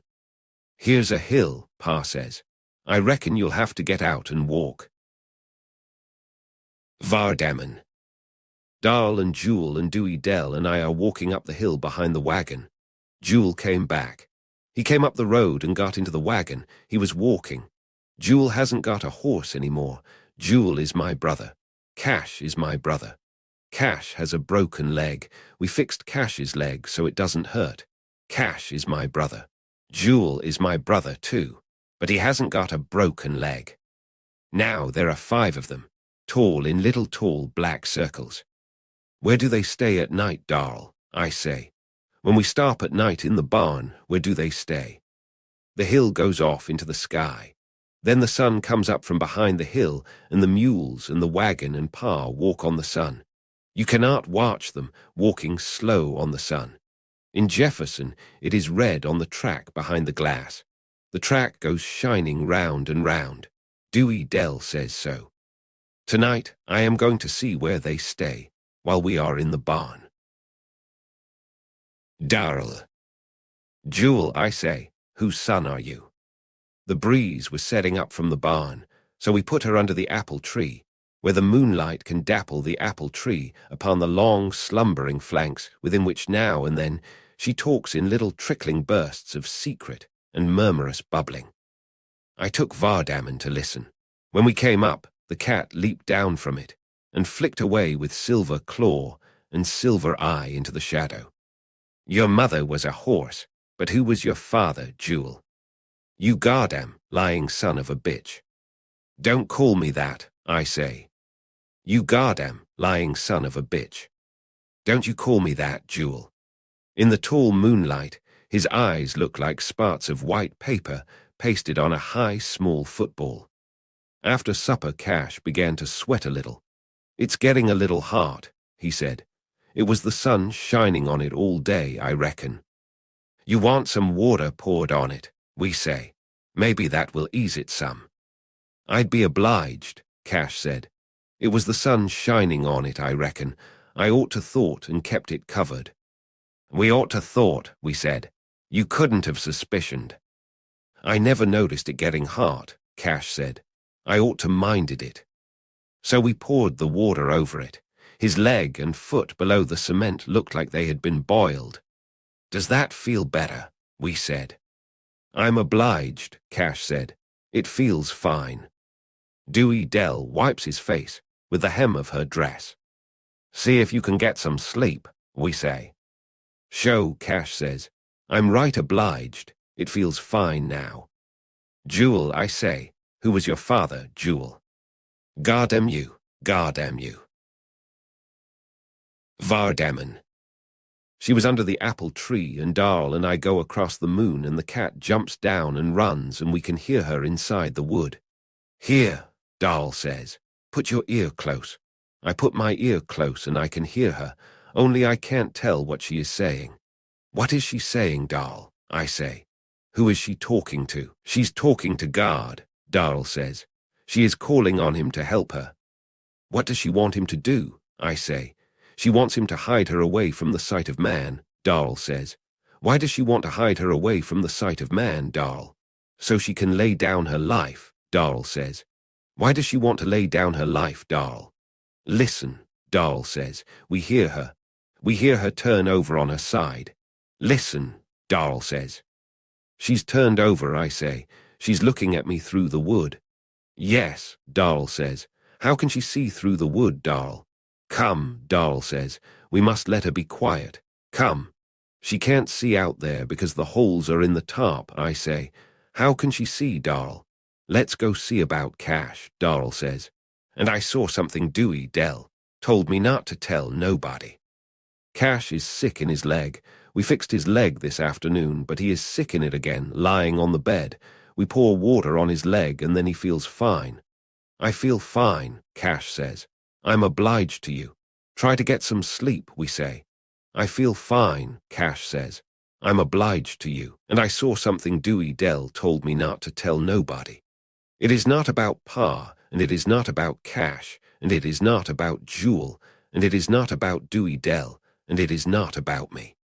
Dewey Dell and I are going to sleep on the pallet. It is on the back porch, where we can see the barn, and the moon shines on half of the pallet, and we will lie half in the white and half in the black, with the moonlight on our legs.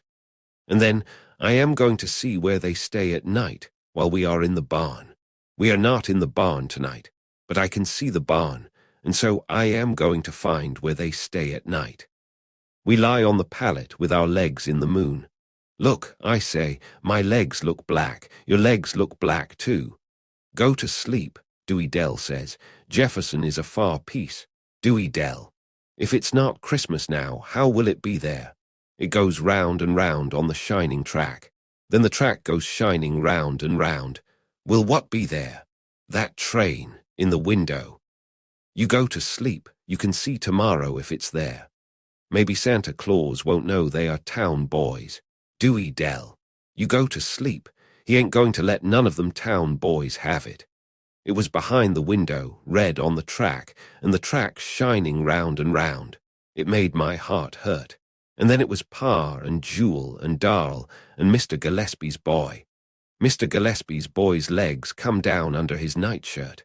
When he goes into the moon, his legs fuzz. They go on around the house toward the apple tree. What are they going to do, Dewey Dell? They went around the house toward the apple tree. I can smell her, I say. Can you smell her too? Hush, Dewey Dell says. The wind's changed. Go to sleep. And so I am going to know where they stay at night soon. They come around the house, going across the yard in the moon, carrying her on their shoulders.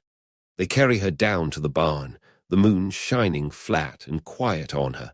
Then they come back and go into the house again. While they were in the moon, Mr. Gillespie's boy's legs fuzzed. And then I waited, and I said Dewey Dell. And then I waited, and then I went to find where they stay at night, and I saw something that Dewey Dell told me not to tell nobody. Darl. Against the dark doorway, he seems to materialize out of darkness, lean as a racehorse in his underclothes in the beginning of the glare. He leaps to the ground with on his face an expression of furious unbelief. He has seen me without even turning his head or his eyes, in which the glare swims like two small torches. Come on, he says, leaping down the slope toward the barn. For an instant longer he runs silver in the moonlight. Then he springs out like a flat figure cut cleanly from tin against an abrupt and soundless explosion, as the whole loft of the barn takes fire at once, as though it had been stuffed with powder. The front, the conical facade with the square orifice of doorway, broken only by the square squat shape of the coffin, on the sawhorses like a cubistic bug, comes into relief. Behind me, Pa and Gillespie and Mac and Dewey Dell and Vardaman emerge from the house.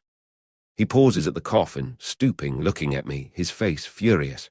Overhead the flames sound like thunder. Across us rushes a cool draught. There is no heat in it at all yet, and a handful of chaff lifts suddenly and sucks swiftly along the stalls where a horse is screaming. Quick, I say. The horses. He glares a moment longer at me, then at the roof overhead, then he leaps toward the stall where the horse screams. It plunges and kicks, the sound of the crashing blows sucking up into the sound of the flames. They sound like an interminable train crossing an endless trestle. Gillespie and Mac pass me, in knee-length nightshirts, shouting, their voices thin and high and meaningless, and at the same time profoundly wild and sad. Cow, stall. Gillespie's nightshirt rushes ahead of him on the draft, ballooning about his hairy thighs. The stall door has swung shut. Jewel thrusts it back with his buttocks, and he appears, his back arched, the muscles ridged through his garments as he drags the horse out by its head. In the glare its eyes roll with soft, fleet, wild, opaline fire. Its muscles bunch and run as it flings its head about, lifting Jewel clear of the ground. He drags it on, slowly, terrifically. Again he gives me across his shoulder a single glare furious and brief. Even when they are clear of the barn, the horse continues to fight and lash backward toward the doorway until Gillespie passes me, stark naked, his nightshirt wrapped about the mule's head, and beats the maddened horse on out of the door. Jewel returns, running. Again he looks down at the coffin, but he comes on. Where's Cow? He cries, passing me. I follow him. In the stall Mac is struggling with the other mule. When its head turns into the glare, I can see the wild rolling of its eye too, but it makes no sound. It just stands there, watching Mac over its shoulder, swinging its hindquarters toward him whenever he approaches. He looks back at us, his eyes and mouth 3 round holes in his face on which the freckles look like English peas on a plate. His voice is thin, high, far away. I can't do nothing. It is as though the sound had been swept from his lips and up and away, speaking back to us from an immense distance of exhaustion. Jewel slides past us. The mule whirls and lashes out, but he has already gained its head. I lean to Mac's ear. Nightshirt around his head. Mac stares at me. Then he rips the nightshirt off and flings it over the mule's head, and it becomes Darl at once. Jewel is yelling at him. Cow, cow. Back, Mac cries. Last stall. The cow watches us as we enter. She is backed into the corner, head lowered, still chewing though rapidly. But she makes no move. Jewel has paused, looking up, and suddenly we watch the entire floor to the loft dissolve. It just turns to fire. A faint litter of sparks rains down. He glances about. Back under the trough is a three-legged milking stool. He catches it up and swings it into the planking of the rear wall. He splinters a plank, then another, a third. We tear the fragments away. While we are stooping at the opening, something charges into us from behind. It is the cow. With a single whistling breath, she rushes between us and through the gap and into the outer glare, her tail erect and rigid as a broom, nailed upright to the end of her spine. Jewel turns back into the barn. Here, I say, Jewel. I grasp at him. He strikes my hand down. You fool, I say. Don't you see you can't make it back yonder? The hallway looks like a searchlight turned into rain. Come on, I say, around this way. When we are through the gap, he begins to run. Jewel, I say, running. He darts around the corner. When I reach it, he has almost reached the next one, running against the glare like that figure cut from tin. Pa and Gillespie and Mac are some distance away, watching the barn, pink against the darkness where for the time the moonlight has been vanquished. Catch him, I cry. Stop him. When I reach the front, he is struggling with Gillespie, the one lean in underclothes, the other stark naked. They are like two figures in a Greek frieze, isolated out of all reality by the red glare. Before I can reach them, he has struck Gillespie to the ground and turned and run back into the barn. The sound of it has become quite peaceful now, like the sound of the river did. We watch through the dissolving proscenium of the doorway as Jewel runs, crouching to the far end of the coffin, and stoops to it. For an instant, he looks up and out at us, through the rain of burning hay like a portiere of flaming beads, and I can see his mouth shape as he calls my name. Jewel, Dewey Dell cries. Jewel. It seems to me that I now hear the accumulation of her voice through the last 5 minutes, and I hear her scuffling and struggling as Pa and Mac hold her, screaming, Jewel, Jewel. But he is no longer looking at us. We see his shoulders strain as he upends the coffin and slides it single-handed from the sawhorses. It looms unbelievably tall, hiding him. I would not have believed that Addie Bundren would have needed that much room to lie comfortable in. For another instant, it stands upright while the sparks rain on it in scattering bursts, as though they engendered other sparks from the contact. Then it topples forward, gaining momentum, revealing Jewel and the sparks raining on him too in engendering gusts, so that he appears to be enclosed in a thin nimbus of fire. Without stopping, it overends and rears again, pauses, then crashes slowly forward and through the curtain. This time Jewel is riding upon it, clinging to it, until it crashes down and flings him forward and clear, and Mac leaps forward into a thin smell of scorching meat and slaps at the widening crimson-edged holes that bloom like flowers in his undershirt. Vardaman. When I went to find where they stay at night, I saw something. They said, "Where is Darl? Where did Darl go?" They carried her back, under the apple tree. The barn was still red, but it wasn't a barn now.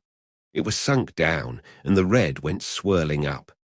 The barn went swirling up in little red pieces, against the sky and the stars, so that the stars moved backward. And then Cash was still awake. He turned his head from side to side, with sweat on his face. "Do you want some more water on it, Cash?" Dewey Dell said. Cash's leg and foot turned black. We held the lamp and looked at Cash's foot and leg where it was black. "Your foot looks like a nigger's foot, Cash," I said. "I reckon we'll have to bust it off," Pa said. What in the tarnation you put it on there for? Mr. Gillespie said. I thought it would steady it some, Pa said. I just aimed to help him. They got the flat iron and the hammer. Dewey Dell held the lamp. They had to hit it hard. And then Cash went to sleep. He's asleep now, I said. It can't hurt him while he's asleep. It just cracked. It wouldn't come off. It'll take the hide, too, Mr. Gillespie said. Why in the tarnation you put it on there? Didn't none of you think to grease his leg first? I just aimed to help him, Pa said. It was Darl put it on. Where is Darl? They said. Didn't none of you have more sense than that? Mr. Gillespie said. I'd a thought he would, anyway. Jewel was lying on his face. His back was red. Dewey Dell put the medicine on it. The medicine was made out of butter and soot to draw out the fire. Then his back was black. Does it hurt, Jewel? I said. Your back looks like a nigger's, Jewel, I said. Cash's foot and leg looked like a nigger's. Then they broke it off. Cash's leg bled. You go on back and lay down, Dewey Dell said. You ought to be asleep. Where is Darl? They said. He is out there under the apple tree with her, lying on her. He is there so the cat won't come back. I said, Are you going to keep the cat away, Darl? The moonlight dappled on him too. On her it was still, but on Darl it dappled up and down. You needn't to cry, I said. Jewel got her out. You needn't to cry, Darl. The barn is still red. It used to be redder than this.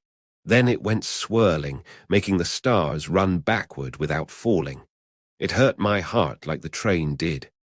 When I went to find where they stay at night, I saw something that Dewey Dell says I mustn't never tell nobody. Darl. We have been passing the signs for some time now. The drugstores, the clothing stores, the patent medicine and the garages and cafes, and the mile boards diminishing, becoming more starkly reaccrunt. 3 mi, 2 mi, from the crest of a hill. As we get into the wagon again, we can see the smoke low and flat, seemingly unmoving in the unwinded afternoon. Is that it, Darl? Vardaman says. Is that Jefferson? He too has lost flesh. Like ours, his face has an expression strained, dreamy, and gaunt. Yes, I say. He lifts his head and looks at the sky. High against it, they hang in narrowing circles like the smoke, with an outward semblance of form and purpose, but with no inference of motion, progress, or retrograde. We mount the wagon again, where Cash lies on the barks, the jagged shards of cement cracked about his leg. The shabby mules droop rattling and clanking down the hill. We'll have to take him to the doctor, Pa says. I reckon it ain't no way around it. The back of Jewel's shirt, where it touches him, stains slow and black with grease. Life was created in the valleys. It blew up onto the hills on the old terrors, the old lusts, the old despairs. That's why you must walk up the hills, so you can ride down. Dewey Dell sits on the seat, the newspaper package on her lap. When we reach the foot of the hill, where the road flattens between close walls of trees, she begins to look about quietly from one side of the road to the other. At last she says, I got to stop. Pa looks at her, his shabby profile that of anticipant and disgruntled annoyance. He does not check the team. What for? I got to go to the bushes, Dewey Dell says. Pa does not check the team. Can't you wait till we get to town? It ain't over a mile now. Stop, Dewey Dell says. I got to go to the bushes. Pa stops in the middle of the road, and we watch Dewey Dell descend, carrying the package. She does not look back. Why not leave your cakes here, I say. We'll watch them. She descends steadily, not looking at us. How would she know where to go to if she waited till we get to town? Vardaman says. Where would you go to do it in town, Dewey Dell? She lifts the package down and turns, and disappears among the trees and undergrowth. Don't be no longer than you can help, Pa says.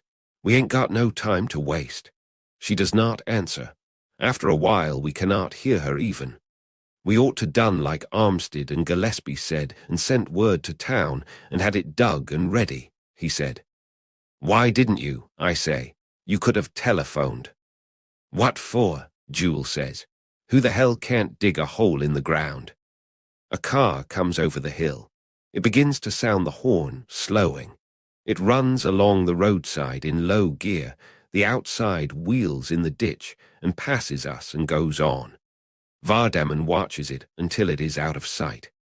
How far is it now, Darl? He says. Not far, I say. We ought to done it, Pa says. I just never wanted to be beholden to none except her flesh and blood. Who the hell can't dig a damn hole in the ground? Jewel says. It ain't respectful talking that way about her grave, Pa says. You all don't know what it is. You never pure loved her, none of you. Jewel does not answer.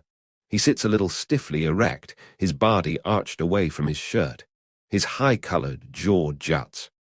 Dewey Dell returns. We watch her emerge from the bushes, carrying the package, and climb into the wagon. She now wears her Sunday dress, her beads, her shoes and stockings. I thought I told you to leave them clothes to home, Pa says. She does not answer, does not look at us. She sits the package in the wagon and gets in. The wagon moves on. How many more hills now, Darl? Vardaman says. Just one, I say. The next one goes right up into town. This hill is red sand, bordered on either hand by Negro cabins. Against the sky ahead the massed telephone lines run, and the clock on the courthouse lifts among the trees. In the sand, the wheels whisper, as though the very earth would hush our entry. We descend as the hill commences to rise. We follow the wagon, the whispering wheels, passing the cabins where faces come suddenly to the doors, white-eyed. We hear sudden voices, ejaculant. Jewel has been looking from side to side. Now his head turns forward, and I can see his ears taking on a still deeper tone of furious red. 3 Negroes walk beside the road ahead of us. 10 feet ahead of them, a white man walks. When we pass the Negroes, their heads turn suddenly with that expression of shock and instinctive outrage. Great God, one says. What they got in that wagon? Jewel whirls. Son of a bitches, he says. As he does so, he is abreast of the white man, who has paused. It is as though Jewel had gone blind for the moment, for it is the white man toward whom he whirls. Darl, Cash says from the wagon. I grasp at Jewel. The white man has fallen back a pace, his face still slack-jawed. Then his jaw tightens, claps to. Jewel leans above him, his jaw muscles gone white. What did you say? He says. Here, I say. He don't mean anything, mister. Jewel, I say. When I touch him, he swings at the man. I grasp his arm, we struggle. Jewel has never looked at me. He is trying to free his arm. When I see the man again, he has an open knife in his hand. Hold up, mister, I say. I've got him. Jewel, I say. Thinks because he's a goddamn town fellow, Jewel says, panting, wrenching at me. Son of a bitch, he says. The man moves. He begins to edge around me, watching Jewel, the knife low against his flank. Can't no man call me that, he says. Pa has got down, and Dewey Dell is holding Jewel, pushing at him. I release him and face the man. Wait, I say. He don't mean nothing. He's sick, got burned in a fire last night, and he ain't himself. Fire or no fire, the man says. Can't no man call me that. He thought you said something to him, I say. I never said nothing to him. I never see him before. Fore God, Pa says. Fore God. I know, I say. He never meant anything. He'll take it back. Let him take it back, then. Put up your knife, and he will. The man looks at me. He looks at Jewel. Jewel is quiet now. Put up your knife, I say. The man shuts the knife. Fore God, Pa says. Fore God. Tell him you didn't mean anything, Jewel, I say. I thought he said something, Jewel says. Just because he's. Hush, I say. Tell him you didn't mean it. I didn't mean it, Jewel says. He better not, the man says, calling me a. Do you think he's afraid to call you that? I say. The man looks at me. I never said that, he said. Don't think it neither, Jewel says. Shut up, I say. Come on, drive on, Pa. The wagon moves. The man stands watching us. Jewel does not look back. Jewel would have whipped him, Vardaman says. We approach the crest, where the street runs, where cars go back and forth. The mules haul the wagon up and on to the crest and the street. Pa stops them. The street runs on ahead, where the square opens, and the monument stands before the courthouse. We mount again while the heads turn with that expression which we know, save Jewel. He does not get on, even though the wagon has started again. Get in, Jewel, I say. Come on, let's get away from here. But he does not get in. Instead, he sets his foot on the turning hub of the rear wheel, one hand grasping the stanchion, and with the hub turning smoothly under his sole, he lifts the other foot and squats there, staring straight ahead, motionless, lean, wooden-backed, as though carved squatting out of the lean wood. Cash. It wasn't nothing else to do. It was either send him to Jackson or have Gillespie sue us, because he knowed some way that Darl set fire to it. I don't know how he knowed, but he did. Vardaman see him do it, but he swore he never told nobody but Dewey Dell, and that she told him not to tell nobody. But Gillespie knowed it, but he would have suspicioned it sooner or later. He could have done it that night, just watching the way Darl acted. And so Pa said, I reckon there ain't nothing else to do, and Jewel said, You want to fix him now. Fix him, Pa said. Catch him and tie him up, Jewel said. Goddamn it, do you want to wait until he sets fire to the goddamn team and wagon? But there wasn't no use in that. There ain't no use in that, I said. We can wait till she is underground. A fellow that's going to spend the rest of his life locked up, he ought to be let to have what pleasure he can have before he goes. I reckon he ought to be there, Pa says. God knows, it's a trial on me. Seems like it ain't no end to bad luck when once it starts. Sometimes I ain't so sure who's got e'er a right to say when a man is crazy and when he ain't. Sometimes I think it ain't none of us pure crazy and ain't none of us pure sane until the balance of us talks him that away. It's like it ain't so much what a fellow does, but it's the way the majority of folks is looking at him when he does it. Because Jewel is too hard on him. Of course it was. Jewel's horse was traded to get her that nigh to town, and in a sense it was the value of his horse Darl tried to burn up. But I thought more than once before we crossed the river, and after, how it would be God's blessing if he did take her out in our hands and get shut of her in some clean way. And it seemed to me that when Jewel worked so to get her out in the river, he was going against God in a way. And then, when Darl seen that it looked like one of us would have to do something, I can almost believe he done right in a way. But I don't reckon nothing excuses setting fire to a man's barn and endangering his stock and destroying his property. That's how I reckon a man is crazy. That's how he can't see eye to eye with other folks. And I reckon they ain't nothing else to do with him but what the most folks says is right. But it's a shame, in a way. Folks seems to get away from the old and right teaching that says to drive the nails down and trim the edges well always like it was for your own use and comfort you were making it. It's like some folks has the smooth, pretty boards to build a courthouse with, and others don't have no more than rough lumber fittin' to build a chicken coop. But it's better to build a tight chicken coop than a shardy courthouse. And when they both build shardy or build well, neither because it's one or t'other is going to make a man feel the better nor the worse. So we went up the street toward the square, and he said, We better take Cash to the doctor first. We can leave him there and come back for him. That's it. It's because me and him was born close together, and it nigh 10 years before Jewel and Dewey Dell and Vardaman begun to come along. I feel kin to them all right, but I don't know. And me being the oldest and thinking already the very thing that he done, I don't know. Pa was looking at me, then at him, mumbling his mouth. "Go on," I said. "We'll get it done first." "She would want us all there," Pa says. "Let's take Cash to the doctor first," Darl said. "She'll wait. She's already waited 9 days." "You all don't know," Pa says. "The somebody you was young with, and you growed old in her, and she growed old in you, seeing the old coming on, and it was the one somebody you could hear say it don't matter, and know it was the truth out in the hard world, and all a man's grief and trials. You all don't know. We got the digging to do, too," I said. "Armstid and Gillespie both told you to send word ahead," Darl said. "Don't you want to go to Peabody's now, Cash?" "Go on," I said. "It feels right easy now. It's best to get things done in the right place." "If it was just dug," Pa says. "We forgot our spade, too." "Yes," Darl said.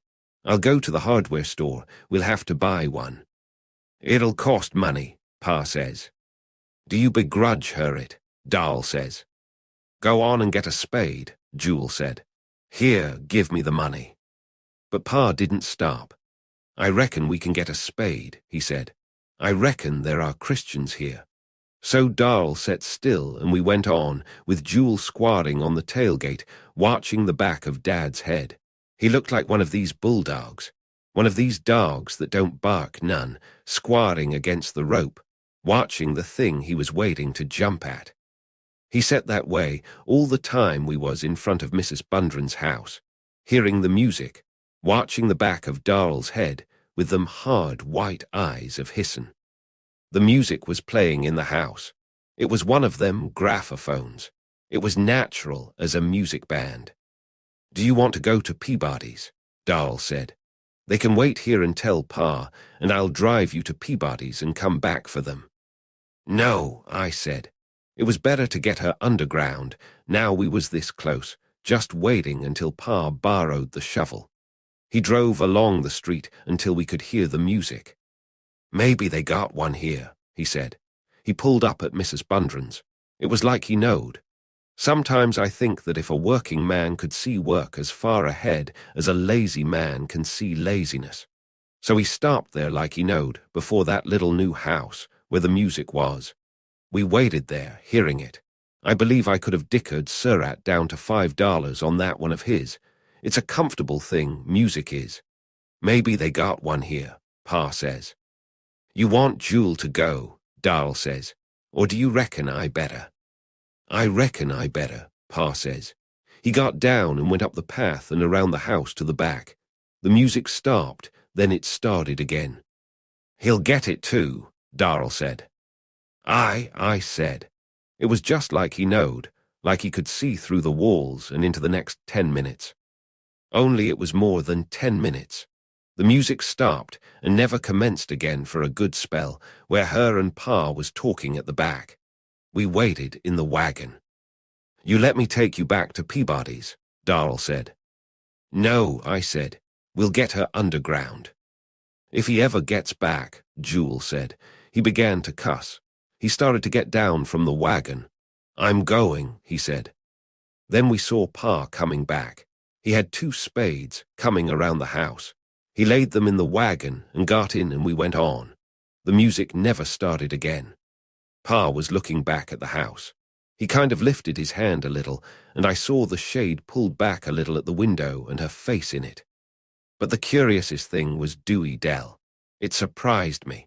I see all the while how folks could say he was queer, but that was the very reason couldn't nobody hold it personal. It was like he was outside of it too, same as you. And getting mad as it would be kind of like getting mad at a mud puddle that splashed you when you stepped in it. And then I always kind of had an idea that him and Dewey Dell kind of knowed things betwixt them. If I'd a said it was e'er one of us she liked better than e'er other, I'd a said it was Darl. But when we got it filled and covered and drove out the gate and turned into the lane where them fellows was waiting, when they come out and come on him and he jerked back, it was Dewey Dell that was on him before even Jewel could get at him. And then I believed I knowed how Gillespie knowed about how his barn taken fire. She hadn't said a word, hadn't even looked at him, But when them fellows told him what they wanted and that they had come to get him, and he throwed back, she jumped on him like a wild cat, so that one of the fellows had to quit and hold her and her scratching and clawing at him like a wild cat, while the other one and Pa and Jewel throwed Darl down and held him lying on his back, looking up at me. "I thought you would have told me," he said. "I never thought you wouldn't have." "Darl," I said. But he fought again, him and Jewel and the fellow, and the other one holding Dewey Dell and Vardaman yelling, and Jewel saying, "Kill him, kill the son of a bitch." It was bad so, it was bad. A fellow can't get away from a shardy job, he can't do it. I tried to tell him, but he just said, "I thought you'd have told me." "It's not that he said, then he began to laugh. The other fellow pulled Jewel off of him, and he sat there on the ground laughing. I tried to tell him, if I could have just moved, even set up. But I tried to tell him, and he quit laughing, looking up at me. "Do you want me to go?" he said. "It'll be better for you," I said. "Down there it'll be quiet, with none of the bothering and such. It'll be better for you, Darl," I said. "Better," he said. He began to laugh again. "Better," he said. He couldn't hardly say it for laughing. He sat on the ground and us watching him, laughing and laughing. It was bad so. I'd be dern if I could see anything to laugh at, because there just ain't nothing justifies the deliberate destruction of what a man has built with his own sweat and stored the fruit of his sweat into. But I ain't so show that e'er a man has the right to say what is crazy and what ain't. It's like there was a fellow in every man that's done past the sanity or the insanity, that watches the sane and the insane doings of that man with the same horror and the same astonishment. Peabody. I said, I reckon a man in a tight might let Bill Varner patch him up like a damn mule, but I be damned if the man that'd let Anse Bundren treat him with raw cement ain't got more spare legs than I have. "They just aimed to hit some," he said. "Aimed hell," I said. "What in hell did Armstid mean by even letting them put you on that wagon again?" "Hit was gittin' right noticeable," he said. "We never had time to wait." I just looked at him. "Hit never bothered me none," he said. "Don't you lie there and try to tell me you rode 6 days on a wagon without springs, with a broken leg, and it never bothered you." "I never bothered me much," he said. "You mean it never bothered Anse much?" I said. "No more than it bothered him to throw that poor devil down in the public street and handcuff him like a damn murderer. Don't tell me. And don't tell me it ain't going to bother you to lose 60-odd square inches of skin to get that concrete off. And don't tell me it ain't going to bother you to have to limp around on one short leg for the balance of your life, if you walk at all again." "Concrete," I said. "God Amidy, why didn't Anse carry you to the nearest sawmill and stick your leg in the saw? That would have cured it. Then you all could have stuck his head into the saw and cured a whole family. Where is Anse, anyway? What's he up to now?" "He's tacking back them spades he borrowed," he said. "That's right," I said. "Of course he'd have to borrow a spade to bury his wife with, unless he could borrow a hole in the ground. Too bad you all didn't put him in it too. Does that hurt?" "Not to speak of," he said, and the sweat big as marbles running down his face, and his face about the color of blotting paper. "Course not," I said. "About next summer you can hobble around fine on this leg. Then it won't bother you, not to speak of, if you had anything you could call luck. You might say it was lucky this is the same leg you broke before," I said. "Hit's what Paw says," he said. Macgowan. It happened I am back of the prescription case, pouring up some chocolate sauce, when Jody comes back and says, "Say, Skeet, there's a woman up front that wants to see the doctor, and when I said what doctor you want to see, she said she want to see the doctor that works here, and when I said there ain't any doctor works here, she just stood there, looking back this way. 'What kind of a woman is it?' I says. 'Tell her to go upstairs to Will Ford's office.' 'Country woman,' he says. Send her to the courthouse, I says. Tell her all the doctors have gone to Memphis to a barbers' convention. All right, he says, going away. She looks pretty good for a country girl, he says. Wait, I says. He waited, and I went and peeped through the crack. But I couldn't tell nothing except she had a good leg against the light. Is she young, you say? I says. She looks like a pretty hot mamma for a country girl, he says. Take this, I says, giving him the chocolate. I took off my apron and went up there. She looked pretty good. One of them black-eyed ones that looked like she'd as soon put a knife in you as not if you two-timed her. She looked pretty good. There wasn't nobody else in the store. It was dinner time. What can I do for you? I says. Are you the doctor? She says. Sure, I says. She quit looking at me and was kind of looking around. Can we go back yonder? She says. It was just 12:15, but I went and told Jody to kind of watch out and whistle if the old man come in sight, because he never got back before one.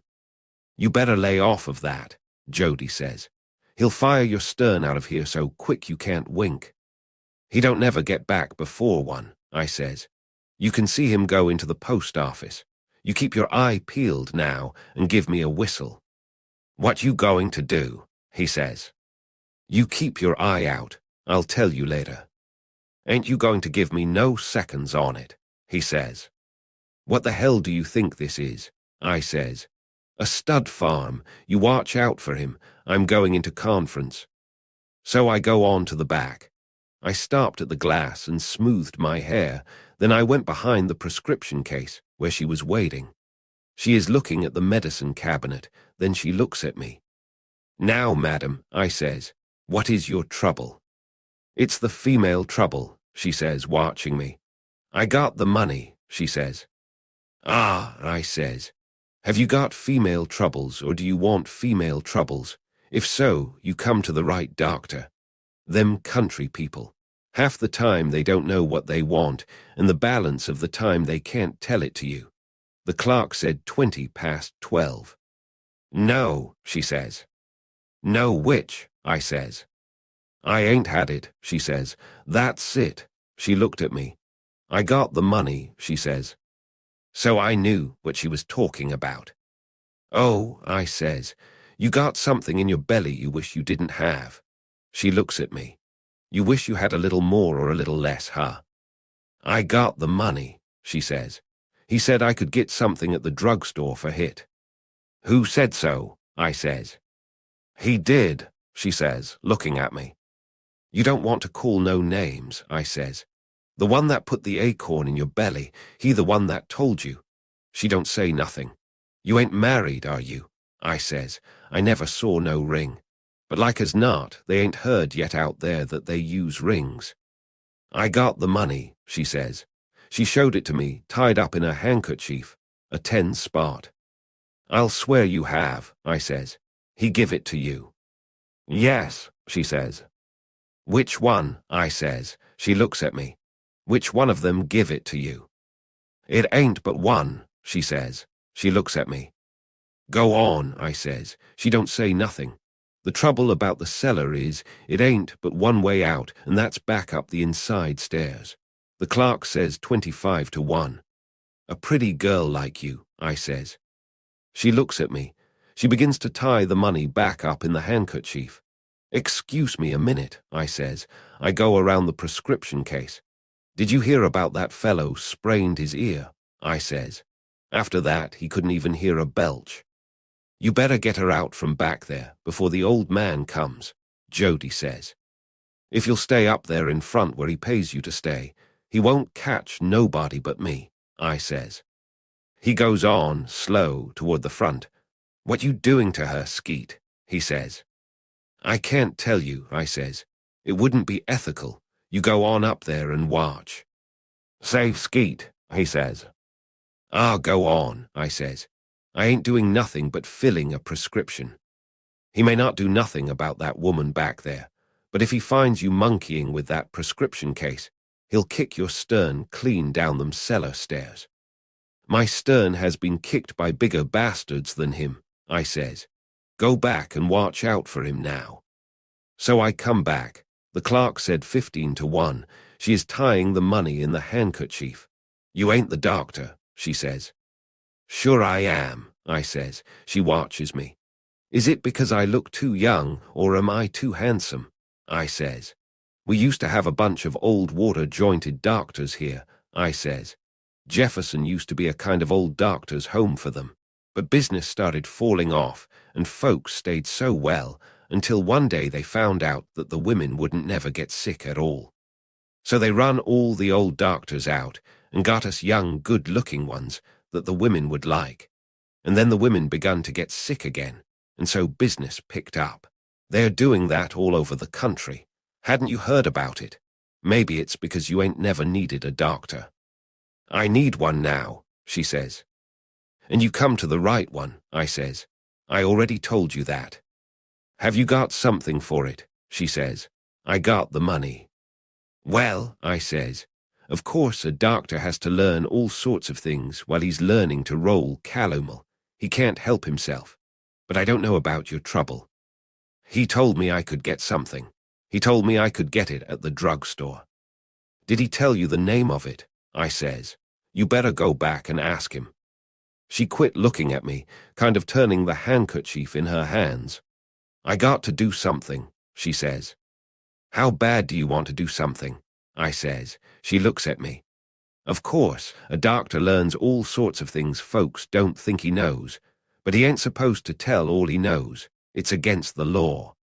Up front, Jody says. Skeet. Excuse me a minute, I says. I went up front. Do you see him? I says. Ain't you done yet? He says. Maybe you better come up here and watch and let me do that consulting. Maybe you'll lay her egg, I says. I come back. She is looking at me. Of course you realize that I could be put in the penitentiary for doing what you want, I says. I would lose my license and then I'd have to go to work. You realize that? I ain't got but $10, she says. I could bring the rest next month, maybe. Pooh, I says. $10. You see, I can't put no price on my knowledge and skill. Certainly not for no little paltry sawbuck. She looks at me. She don't even blink. What you want, then? The clerk said 4-1, so I decided I better get her out. You guess 3 times, and then I'll show you, I says. She don't even blink her eyes. I got to do something, she says. She looks behind her and around, then she looks toward the front. Gimme the medicine first, she says. You mean you're ready to write now, I says. Here. Gimme the medicine first, she says. So I took a graduated glass and kind of turned my back to her and picked out a bottle that looked all right. Because a man that would keep poison setting around in an unlabeled bottle ought to be in jail anyway. It smelled like turpentine. I poured some into the glass and give it to her. She smelled it, looking at me across the glass. It smells like turpentine, she says. Sure, I says. That's just the beginning of the treatment. You come back at 10 o'clock tonight, and I'll give you the rest of it and perform the operation. Operation, she says. It won't hurt you. You've had the same operation before. Ever hear about the hair of the dog? She looks at me. Will it work? She says. Sure it'll work, if you come back and get it. So she drunk whatever it was without batting her eye and went out. I went up front. Didn't you get it? Jody says. Get what? I says. Ah, come on, he says. I ain't going to try to beat your time. Oh, her, I says. She just wanted a little medicine. She's got a bad case of dysentery, and she's a little ashamed about mentioning it with a stranger there. It was my night, anyway, so I helped the old bastard check up, and I got his hat on him and got him out of the store by 8:30. I went as far as the corner with him and watched him until he passed under 2 street lamps and went on out of sight. Then I come back to the store and waited until 9:30 and turned out the front lights and locked the door and left just one light burning at the back. And I went back and put some talcum powder into 6 capsules and kind of cleared up the cellar, and then I was all ready. She come in just at 10, before the clock had done striking. I let her in and she come in, walking fast. I looked out the door, but there wasn't nobody but a boy in overalls sitting on the curb. "You want something," I says. He never said nothing, just looking at me. I locked the door and turned off the light and went on back. She was waiting. She didn't look at me now. "Where is it?" she said. I gave her the box of capsules. She held the box in her hand, looking at the capsules. "Are you sure it'll work?" she says. "Sure," I says, "when you take the rest of the treatment." "Where do I take it?" she says. "Down in the cellar," I says. Vardaman. Now it is wider and lighter, but the stores are dark because they have all gone home. The stores are dark, but the lights pass on the windows when we pass. The lights are in the trees around the courthouse. They roost in the trees, but the courthouse is dark. The clock on it looks 4 ways because it is not dark. The moon is not dark too, not very dark. Darl, he went to Jackson, is my brother. Darl is my brother. Only it was over that way, shining on the track. "Let's go that way, Dewey Dell," I say. "What for?" Dewey Dell says. "The track went shining around the window. It read on the track, but she said he would not sell it to the town boys." "But it will be their Christmas," Dewey Dell says. "You'll have to wait till then when he brings it back." Darl went to Jackson. Lots of people didn't go to Jackson. Darl is my brother. My brother is going to Jackson while we walk. The lights go around, roosting in the trees. On all sides it is the same. They go around the courthouse, and then you cannot see them. But you can see them in the black windows beyond. They have all gone home to bed, except me and Dewey Dell. Going on the train to Jackson. My brother, there is a light in the store far back. In the window are 2 big glasses of soda water, red and green. 2 men could not drink them. 2 mules could not. 2 cows could not. Darl, a man comes to the door. He looks at Dewey Dell. "You wait out here," Dewey Dell says. "Why can't I come in?" I say. "I want to come in too." "You wait out here," she says. "All right," I say. Dewey Dell goes in. Darl is my brother. Darl went crazy. The walk is harder than sitting on the ground. He is in the open door. He looks at me. "You want something?" he says. His head is slick. Jewel's head is slick sometimes. Cash's head is not slick. Darl, he went to Jackson, my brother. Darl, in the street he ate a banana. "Wouldn't you rather have bananas?" Dewey Dell said. "You wait till Christmas. It'll be there then. Then you can see it. So we are going to have some bananas. We are going to have a bag full, me and Dewey Dell." He locks the door. Dewey Dell is inside. Then the light winks out. He went to Jackson. He went crazy and went to Jackson both. Lots of people didn't go crazy.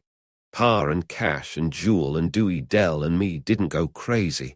We never did go crazy. We didn't go to Jackson either. Darl, I hear the cow a long time, clopping on the street. Then she comes into the square. She goes across the square, her head down, clopping. She lows. There was nothing in the square before she lowed, but it wasn't empty. Now it is empty after she lowed. She goes on, clopping. She lows. My brother is Darl. He went to Jackson on the train. He didn't go on the train to go crazy. He went crazy in our wagon. Darl, she had been in there a long time, and the cow is gone too, a long time. She has been in there longer than the cow was, but not as long as empty. Darl is my brother. My brother Darl, Dewey Dell, comes out. She looks at me. "Let's go around that way now," I say. She looks at me. "It ain't going to work," she says. "That son of a bitch." "What ain't going to work, Dewey Dell?" "I just know it won't," she says. She is not looking at anything. "I just know it." "Let's go that way," I say. "We got to go back to the hotel. It's late. We got to slip back in. Can't we go by and see anyway? Hadn't you rather have bananas? Hadn't you rather?" "All right." My brother, he went crazy and he went to Jackson too. Jackson is further away than crazy. It won't work, Dewey Dell says. "I just know it won't." "What won't work?" I say. "He had to get on the train to go to Jackson." "I have not been on the train, but Darl has been on the train." Darl is my brother. Darl, Darl. Darl. Darl has gone to Jackson. They put him on the train, laughing down the long car, laughing, the heads turning like the heads of owls when he passed. "What are you laughing at?" I said.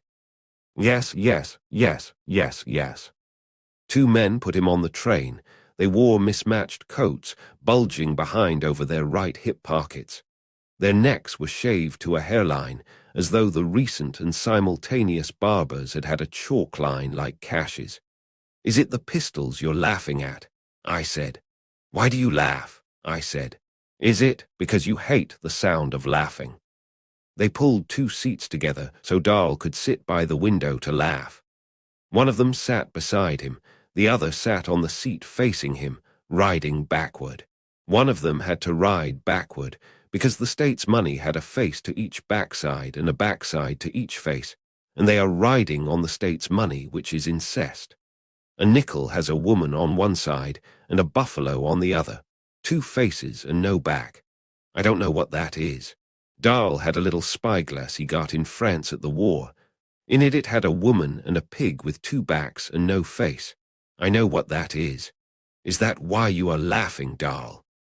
Yes, yes, yes, yes, yes, yes. The wagon stands on the square, hitched, the mules motionless, the reins wrapped about the seat spring, the back of the wagon toward the courthouse. It looks no different from 100 other wagons there. Jewel standing beside it and looking up the street like any other man in town that day. Yet there is something different, distinctive. There is about it that unmistakable air of definite and imminent departure that trains have. Perhaps due to the fact that Dewey Dell and Vardaman on the seat and Cash on a pallet in the wagon bed are eating bananas from a paper bag. Is that why you are laughing, Darl? Darl is our brother Darl. Our brother Darl in a cage in Jackson where, his grimed hands lying light in the quiet interstices, looking out he foams. Yes, yes, yes, yes, yes, yes, yes, yes. Dewey Dell. When he saw the money, I said, "It's not my money, it doesn't belong to me." "Whose is it then?" "It's Cora Tull's money, it's Mrs. Tull's. I sold the cakes for it. $10 for 2 cakes. Don't you touch it, it's not mine. You never had them cakes, it's a lie. It was them Sunday clothes you had in that package. Don't you touch it. If you take it, you are a thief." My own daughter accuses me of being a thief. My own daughter. Pa. I have fed you and sheltered you. I give you love and care, yet my own daughter, the daughter of my dead wife, calls me a thief over her mother's grave. It's not mine, I tell you. If it was, God knows you could have it. Where did you get $10? Pa. You won't tell me. Did you come by it so shameful you dare not? It's not mine, I tell you. Can't you understand it's not mine? It's not like I wouldn't pay it back, but she calls her own father a thief. I can't, I tell you. I tell you it's not my money. God knows you could have it. I wouldn't take it. My own born daughter that has ate my food for 17 years begrudges me the loan of $10. It's not mine. I can't. Whose is it then? It was give to me to buy something with. To buy what with? Pa. It's just a loan. God knows I hate for my blood and children to reproach me, but I give them what was mine without stint. Cheerful I give them without stint, and now they deny me. Addie. It was lucky for you you died, Addie. Pa. God knows it is. He took the money and went out. Cash. So when we stopped there to borrow the shovels, we heard the graphophone playing in the house. And so when we got done with the shovels, Pa says, "I reckon I better take them back." So we went back to the house. "We better take Cash on to Peabody's," Jewel said. "It won't take but a minute," Pa said. He got down from the wagon. The music was not playing now. "Let Vardaman do it," Jewel said. "He can do it in half the time you can, or here you let me."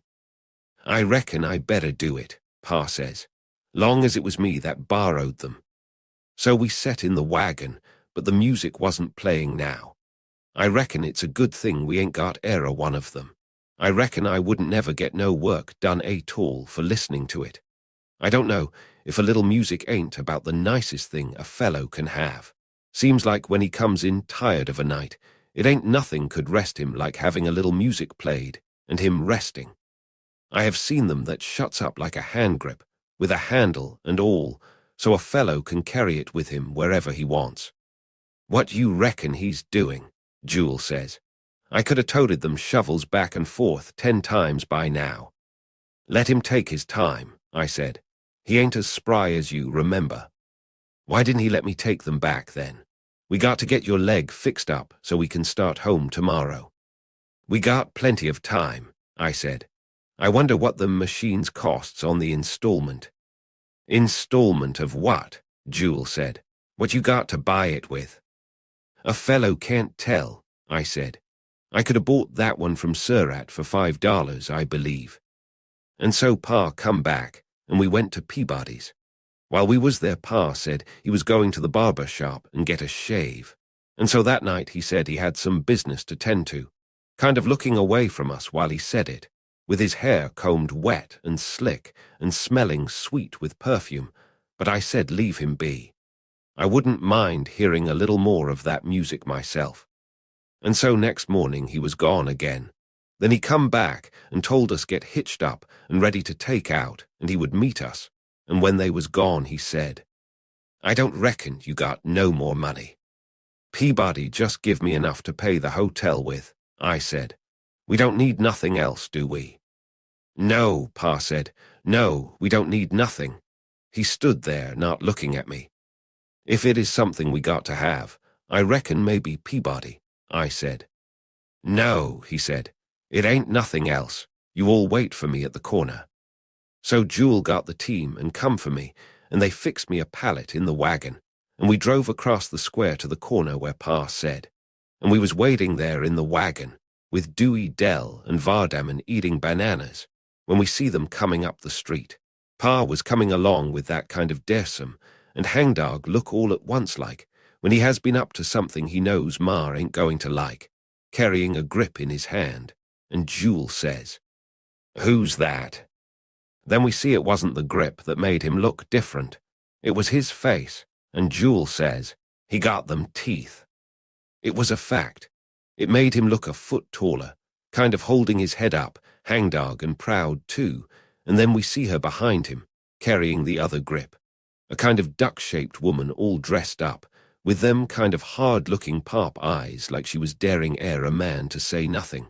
And there we sat watching them, with Dewey Dell's and Vardaman's mouth half open and half at bananas in their hands, and her coming around from behind Pa, looking at us like she dared a man. And then I see that the grip she was carrying was one of them little graphophones. It was for a fact, all shut up as pretty as a picture, and every time a new record would come from the mail order and us sitting in the house in the winter listening to it, I would think what a shame Darl couldn't be to enjoy it too. But it is better so for him. This world is not his world, this life his life. It's Cash and Jewel and Vardaman and Dewey Dell, Pa says, kind of hangdog and proud too, with his teeth and all, even if he wouldn't look at us. Meet Mrs. Bundren, he says.